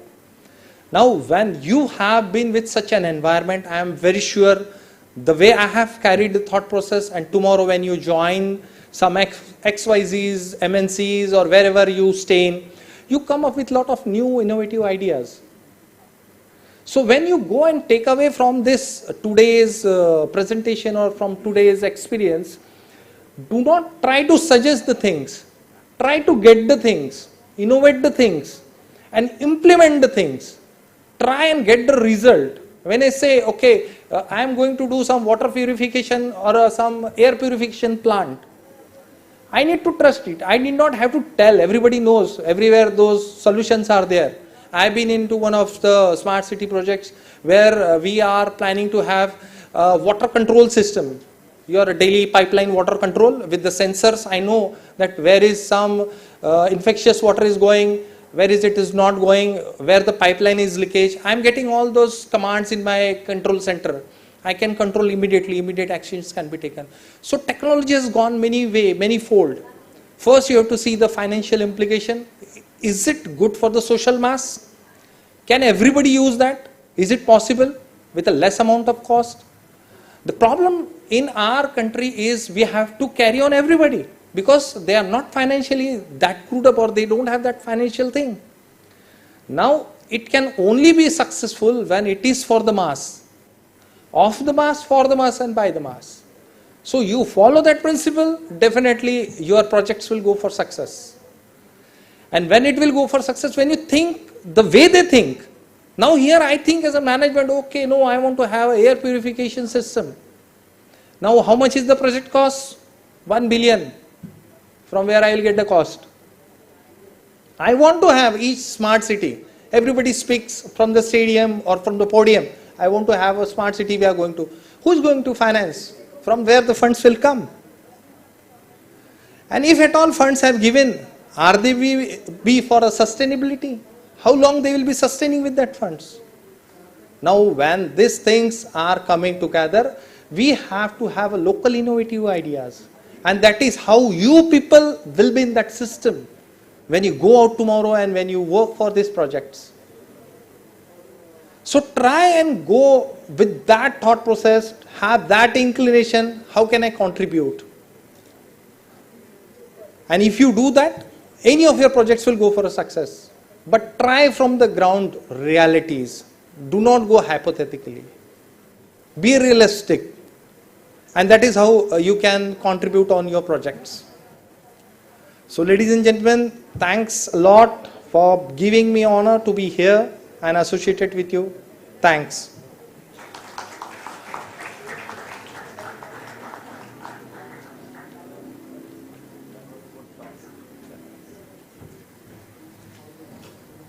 Thank you, sir. I now request our next participants, Gaurav Uday Surte, Aditya Yadav, and Professor Dr. Vandana Panwar, Ellen Wellinger Institute of Management Development and Research, to present their paper on a managerial perspective on sustainable supply chain management practices and performance in the Indian dairy industry of Maharashtra and NCR.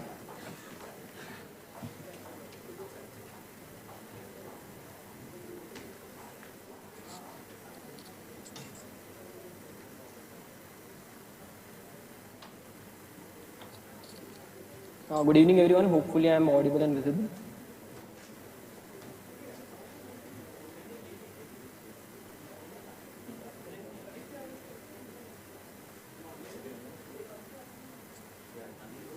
Yeah, you are audible. Okay, thank you. Good afternoon, audience. A small request. In our team, one of the co-author will be joining online, Aditya. So we two are here. He will be joining from Delhi.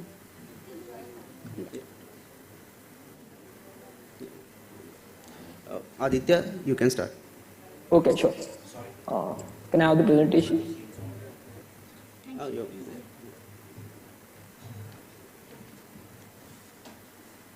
Okay, can you go to the previous slide? Okay, so good evening everyone. So today we're going to present on the managerial perspective on sustainable supply chain management practices and performance in the Indian dairy industry, basically in two regions, that is Maharashtra and NCR. And it's going to be presented by me, Aditya Yadav, Gaurav Uday Surte, and Professor Dr. Vandana Panwar, who has also been our guide. Next slide, please. So before diving in, let's understand what the Indian dairy scenario exactly is. So as we all know, India is the largest producer as well as the consumer of the milk and its product, and it forms a key backbone of the rural Indian economy after agriculture. Currently, India is producing about 210 million metric tons, and the future expectation is going to be like India would be crossing over 250 million metric tons. But the drawback only here is that the sector is not fully organized. So basically divided into two parts. That is the 20% is organized and 80% is unorganized. 20% organized will comprise of the private players and the cooperatives, while the 80% will be including your traditional milkmen and other things. So what is the need of supply chain in this Indian dairy industry? Because it would be the most crucial factor that would help to meet the expectation of the current domestic as well as the international demands. And the two great models of supply chains which we can observe is the Amul supply chain, which has linked farmers directly to the processes, and the Nestle supply chain. Next slide, please. So there were certain challenges which were identified during the research work. So they were like material handling, efficient transportation, and consistent quality supply, which is a key part for the consumer to buy a product. And there were a lot of scope as well, like there was a lot of utilization of water, and the transportation were not there were a lot of routing in between. So in order to have an efficient supply chain, we should have less routing. And depending on these challenges and scope, we have derived the research objective, which are on the next slide.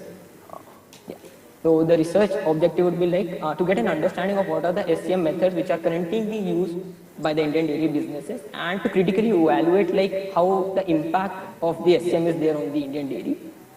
Based on this research objectives, we have made two research hypotheses, which are the major ones. Are there any significant differences in how the SCM practices are being implemented among the dairy supply chain members, and the adoption of supply chain practices improving the customer satisfaction?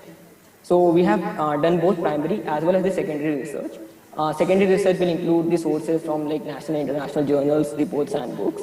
But the primary data, for the primary data, we made a questionnaire, and it was basically for two parties, basically the consumer as well as the producer. So here are the details of them. Next slide, please.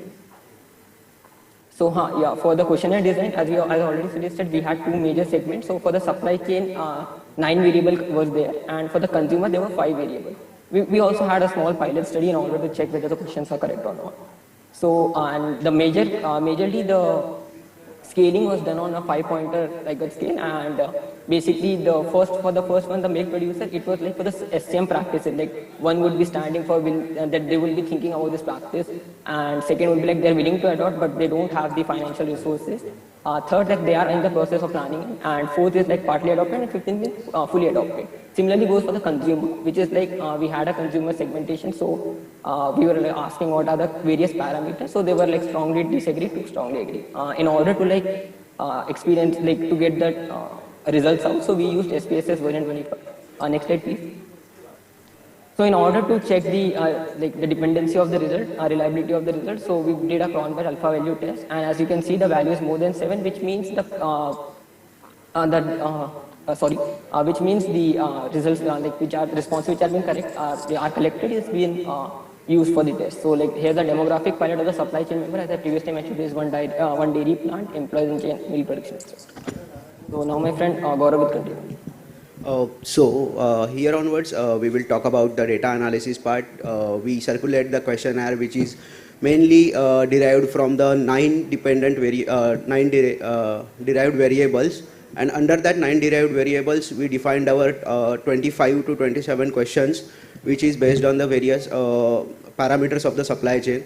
As you can see, the means ICT, SRP, and IMS, these are all the variables. That ICT stands for the information communication technology. In SRP is a supplier relationship practices, and IMS implies for the inventory management system. So we did an assessment, and all these variables and questions are not applicable for each and every stakeholder which we considered, that is dairy plant, milk cooperatives and milk retailers.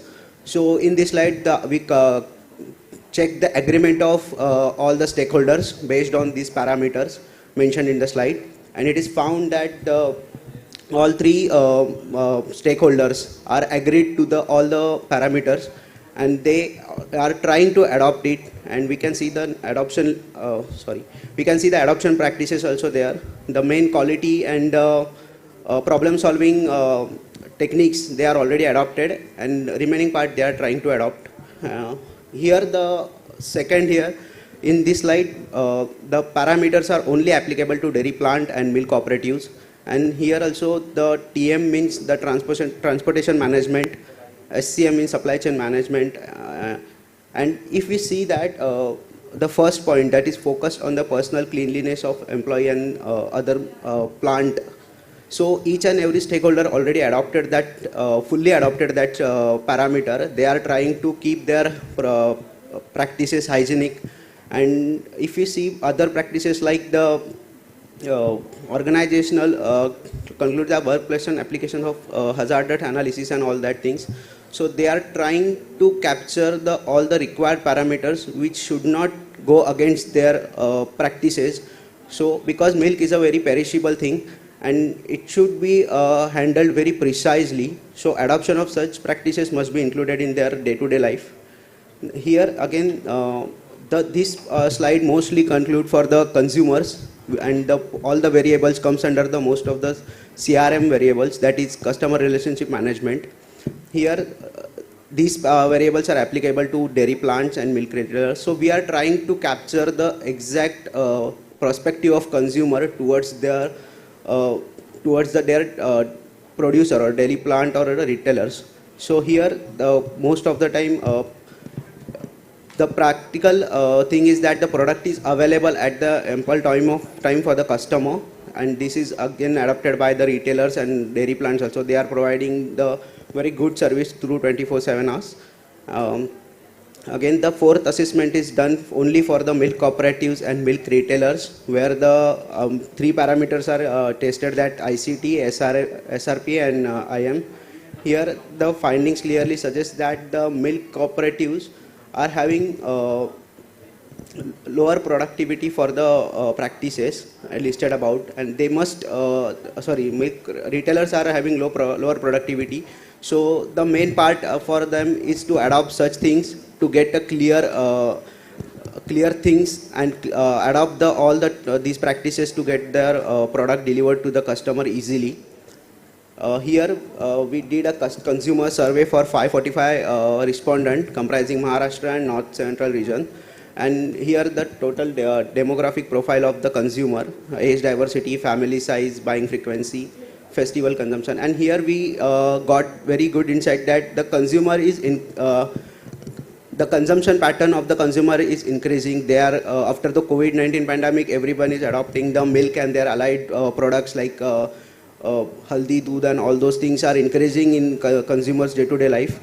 So again, the five very much influencing factor for the consumer is also mentioned in the slide. So basically, the conclusion is that for increasing demand of so increasing demand must be catered through the very good practices of supply chain. So your time is up. Yeah. Okay. Thank you. Yeah. Thank you. Thank you. Thanks. It was quite a good that data you have collected, and it was well explained. Yeah. Thanks. Yeah. Thank you. Thank you. This is one of the research where statistics is used, isn't it, with the primary data? Yes, sir. So, is this scale standardized? Sorry, sir. The scale that you use, is it standardized? Yes, yes, sir. Okay, Crockback back alpha is very high, Yes. 0.9. The second thing is how many atoms were there in a scale? So there were two scales. One was for the supply chain members, the second was for the customers. So in case of customers, we had 5 predictor variables under which there was different statements. So in total we had 26 items for the customers, and whereas for the supply chain members there were 33 statements. Okay, okay. Thank you. Yeah, thank you, sir.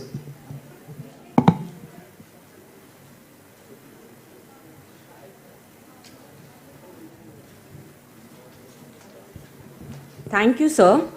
Moving further in the event, I would now like to call our next participant, Shrey Suri from Symbiosis School of Banking and Finance, to present his paper on evaluation of greenfield investment as a source of sustainable finance and correlation between the return on investment, environmental, abstain and levered growth, inferences, synchronization through capital asset pricing, hostile takeovers.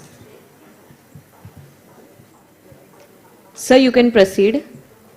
Yeah. So, can I ask the host to please turn on my video? I'm not able to turn it on. Sure, sir. Online. Yes, sir.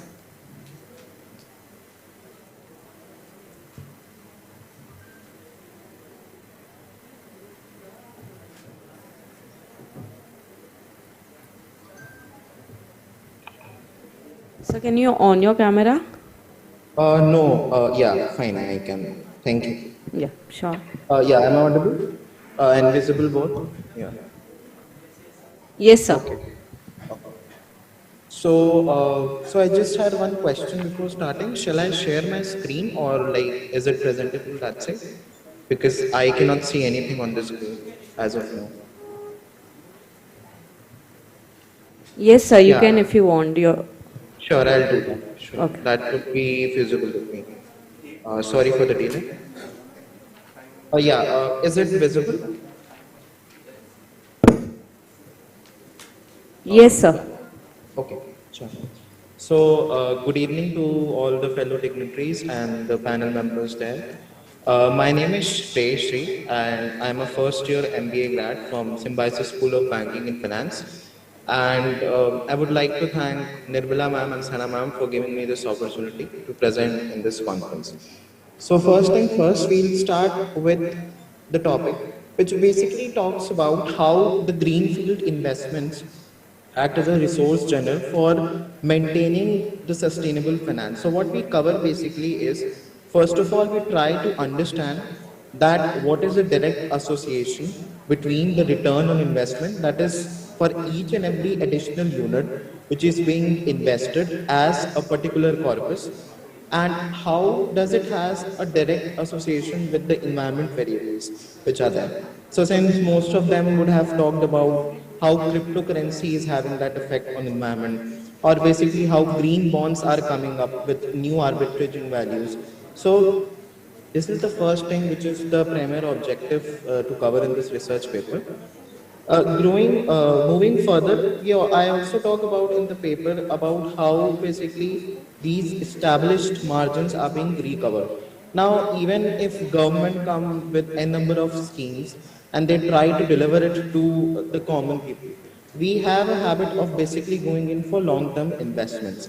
And through a large stake which is being taken by investors as a proportionate returns, we often see that there is a lot of business synergy acting in the environment. And that too basically majorly happening through hostile takeovers. The current example, the best example in case is of Twitter, where basically the large share, even not decoding an honors, the Tesla owner did that, and even after a 10-day cycle, we could see that. So such instances are a large in sample in the environment. Now coming to how it makes us sustainable is, talking about what the abstract is all about is that first of all what I took was that I considered some yield rates which are present on the US Treasury website. Now obviously this data consists of stationary variables and also a dilution of this investments as a cofactor of these variables. That is obviously acting for a 10-year cycle, 15-year cycle, 20-year cycle, so on and so forth, a 5-year gap margin. Then also the main agenda behind this thing was to cover everything related to the systematic risk, how it talks about the minimum imbalances which are there when being presentable as a fraction of investment. Then after this, basically how indexing is being done for each and every unit which is being invested. Now, since we cannot do an evaluation of the investments which are being there. So if you see here the return on whatever the key investments that have been done over a period of 13 to 14 years, you see a constant trend, and after a period of cycle, you see a downward trend. So in this cycle, basically, there are certain factors which have to be adjusted to get a single premium. Talking about how the economic factors affect these trailing costs would be that there is obviously, since the factors are stationary, we have a larger proportionate of output affected by demand. And the regression of demand is maximum as compared to supply factors. Limiting these valuation or analogies, we also talk about how turnkey investments can be of larger use. So even if we talk about that, we have covered this over 13 period factorial time. We would like to analyze it to a less period of time so that we can fix in the returns. And obviously, maximum returns that are being associated with this would be marginalized. And then yes, why not to also recover all the opportunity costs which are there. Now, all these opportunity costs which I am talking about, they are being actually saved. Saving is the need of the hour, and within this fraction of time, which is obviously the costs which are being adjusted, we try to, you can say, adjust it less than what is required. So if it is a 13-year period, we try to adjust it within 5 to 6 years as a proportion of investment. Now, obviously, a sort of a prototype which I have taken from the US Treasury website itself, you could see that within this period, the yellow bar shows into the maximum investment which is being done, and it is being mapped up to the scaled returns for a period of time. It keeps happening for every 5th to 6th year and goes up to the 11th year. How the methodology is being faced, so it's obviously it's Monte's interlinked scheme. So this scheme basically talks about how do we register a sort of an investment, now taking into account what are the maximum penetration returns with this consideration.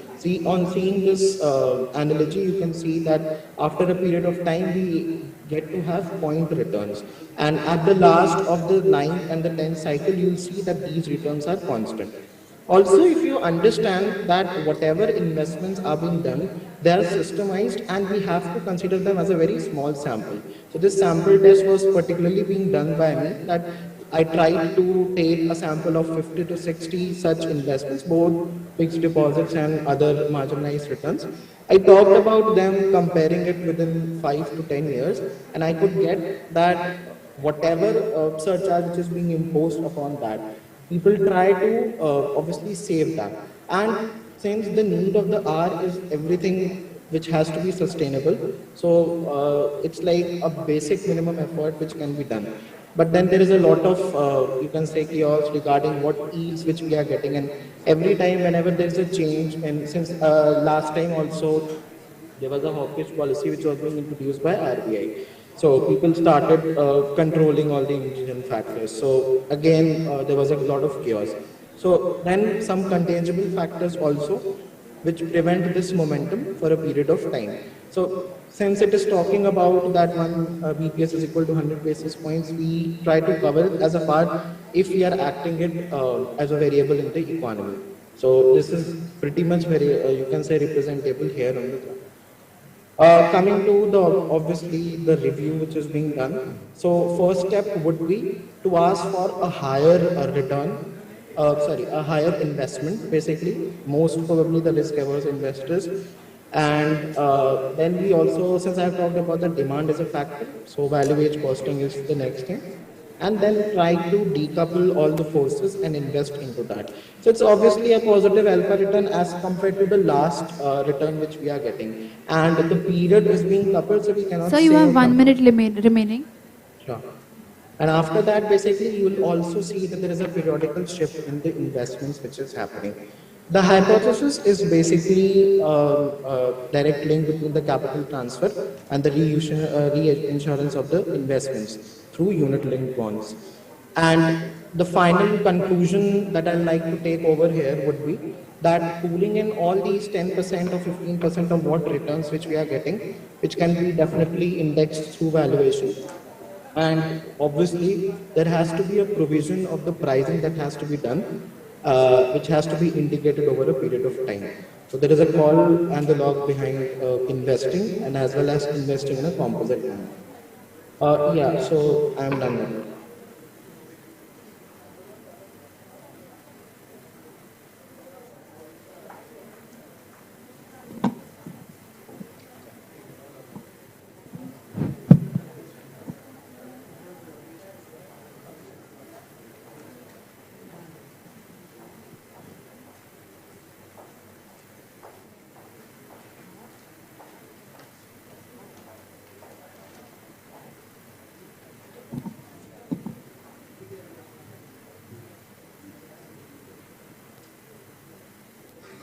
Any questions?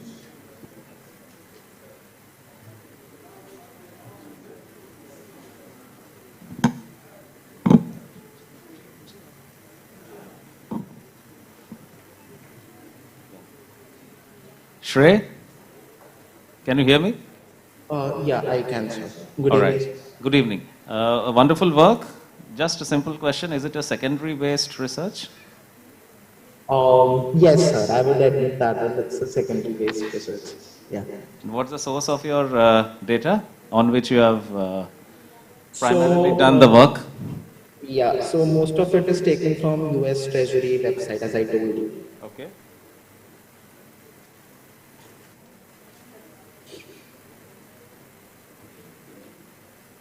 All right. Since I do not have your paper in front of me, probably I am unable to probably understand the core area. So, in a gist, what exactly is the finding that you have got? What's the core takeaway?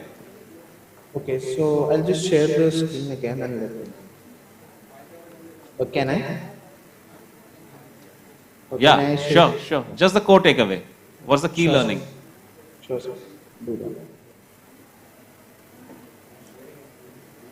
So, after everything which I have pulled into is that since I talked about how to save upon the opportunity cost, so there has to be a provision for each and every investment which is being done, and that can be done by taking or evaluating all the stocks which are a part of the index. And then finally, there is a method which is being proven for that. That is Mayer's free tag weighted average value, where we try to, you can say, index each and every investment to the current value and then try to, you can say, evaluate it over a period of time. And that is cyclical. That is after every 5 years, then 10 years, 15 years, so on and so forth. So yeah, this was the method which I came across and which can be done at ease to have an Any particular industry that you're referring to in this case? Yeah, it's basically talking about financial services. Yeah, Shrey, I just had a question for you. Can you highlight more on return on investment that you've been speaking about? Sure, sir, I will do that. Just give me a minute.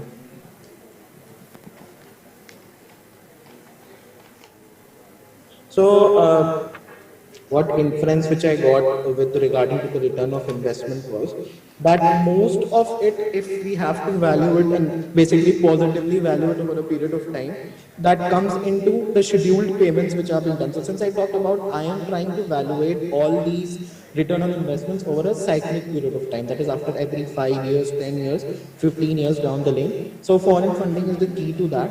Secondly, if I talked about these rates are an additional, so there are a function of additional marginal units. That is for every additional unit which we are paying for that. And that is being evaluated through an indexing of that. And there is a methodology behind that. Maximum capital appreciation. Understood. So, while understanding this ROI, so what is its implication on sustainable development? Can you elaborate on that? Yeah, sure. So, particularly talking about sustainable development, basically, it basically talks about the financial inclusion part, where basically a lot of firms are trying to indicate this thing. KPMG also came initially with this model, but there was some issue with their very facts that they try to minimize the capping which is being done for whatever investments they are trying. So, like, since a lot of people they talk about to drain away with the cash and use some, you can say, e-payment methodology. So similar is the case with this, that we create a tabulation for that, and we try to integrate each and every investment with relation to that. So N25 was one of their products which they did into, and they also got acceptance also in the industry for a shorter period of time, but it was being pulled out of their listing. So what did they do particularly here was that they tried to invest some Understood. proportionate. Thank you.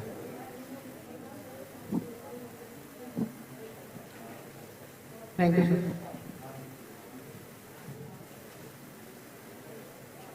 Shrey, are you there? Yes, sir. Good evening. Now you mentioned about these greenfield investments. What could be the cost of capital? I actually can just give a guess for, and I'm not like very much sure about it.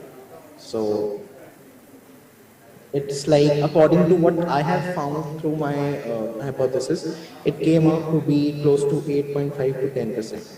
It is so low. Exactly, sir. So because of the it is value, Indian context or American context? it's basically the resource which is being taken is from American context. Because the model which I am using to evaluate things is from the American model, resource. Okay, there is no Indian context has been considered. No, it's like the model which I have talked about. So through that I came to this conclusion. Okay, thank you. Thank you, sir.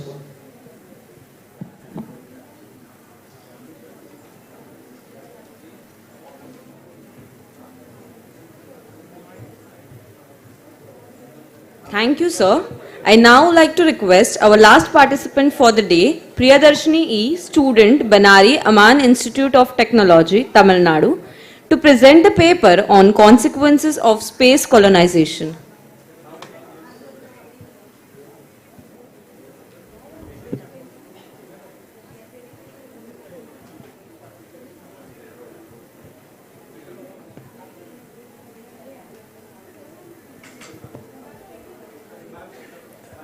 Ma'am, Ma'am, you can start presenting.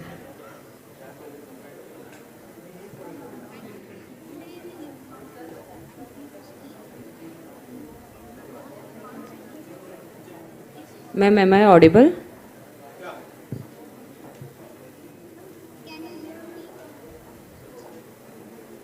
We can't hear you, ma'am.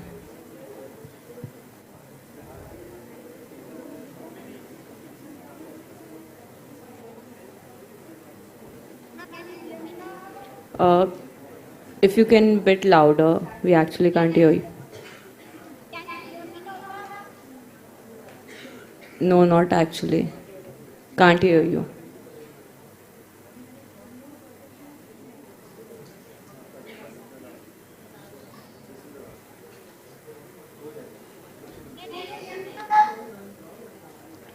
Ma'am, your voice is lagging.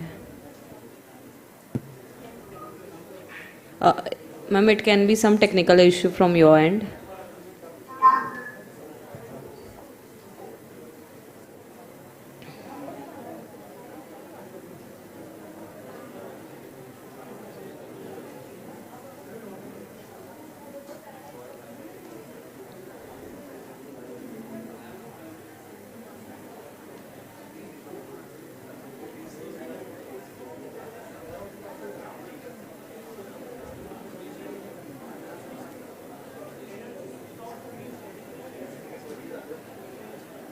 Ma'am, yes, ma'am, we can hear you. You can start presenting. Thank you, ma'am. Good evening, everyone. I'm Priyadarshini. I'm here to present a paper on consequences of space colonization.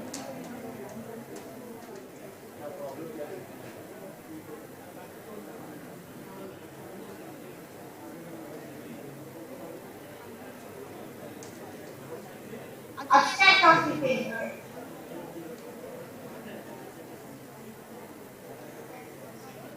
Empowering the business improvement of food is vital to the future colonization. We all know that without business improvement, continuing in these types of investigation, it is challenging to legislate and keep up with the public interest in the endeavors. NASA's investigation program has experienced the absence of a decent monitoring methodology. The issues confronting future colonization are not bigger than the innovation being created or the global missions that ever space organizations are choosing after. What's more, a more noteworthy job will make long-lasting stations in space more utility soon. NASA is on a consistent beginning up a different path pushing with powerless long-haul technologies. Now let's see what is space colonization. I guess we all watched the movies like Avengers, Captain Marvels. I think so. Most of us have watched that. Let's come to what is space colonization. The theory is the extremely durable settlement and abuse of normal aspects at given items other than Earth. Aspects is a type of human presence in space, past space flight and working space stations. Numerous conventions have been made for and against space colonization. The most normal are endurance of human development and the biosphere in case of planetary scale. Space colonization could lead to intensification of previous inconvenient cycles like conflicts, monetary imbalance, and natural degradation. It would bring up various socio-policy centered issues. Sending anything from the Earth's outlier into space, it will be around $2,400 dollars per annum. The simple development of the required framework presents an overwhelming arrangement of innovative and financial difficulties. Space, until now, no space province has not been set up, haven't been set up. Space states are those which can accommodate larger quantities of people in a climate that would be worse than on the Earth. Why we need space colonization? In this fast-growing technology world, we are exploiting our Mother Earth, the gift that God created for us. In this way, there will be a day in future where all our resources will be consumed and global warming. There will be a day in the future where all our resources will be consumed and our future generations will be left with nothing. And there will be a day when our planet might become fluid and maybe even extinct. So it's important for us to take a step towards spreading humankind as a multi-planet animal. As you can see from the given slide, the financial impacts and impact on humans of space colonization. The financial impact are when we think of moving to Mars, it is undoubtedly more than multiple times more costly than getting to the desert. Mars is an airless vast and it consists of more solar framework, which is dreadful. Who sane would proceed to living there? In addition, the expenses per kilogram of getting any place in space is higher than most valuable metals of Earth. Impact on humans. It can protect humans from worldwide pandemics. One of the several reasons including natural and man-made catastrophes, mass extinction, With the use of space colonization, we can be able to use the resources of other planets or maybe other natural satellites. Own-air cylinder, also called as gamma cylinder or INE, will be a area settlement configuration projected by Gerard K. O'Neill in his book The High Frontier. The living areas are themselves unit chamber formed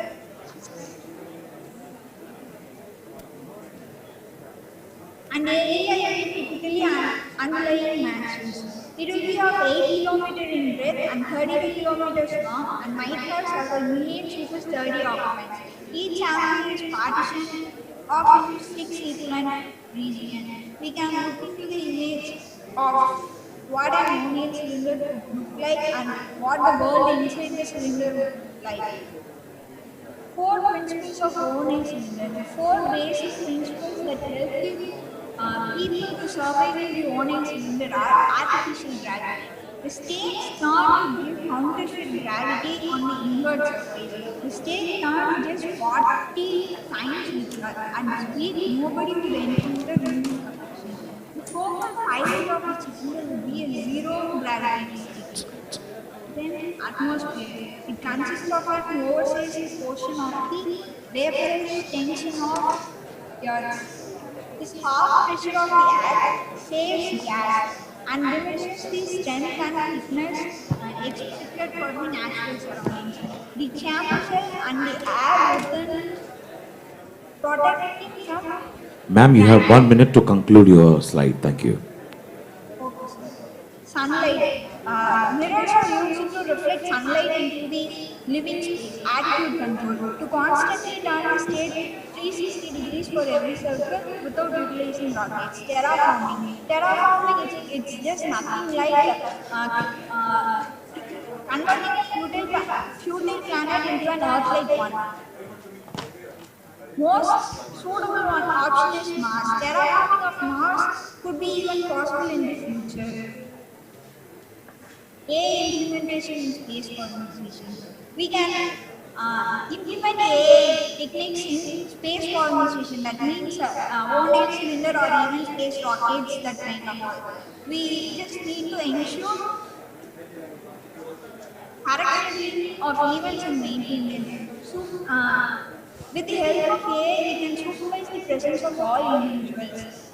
We can use O'Neill cylinders or maybe some spacecrafts in asteroid mining or planetary mining in extracting the materials required for us from another planets. The techniques of AI use are computer vision, deep learning. Thank you, sir. Thank you for giving me this opportunity. Please stay with us for some question answers. Thank you.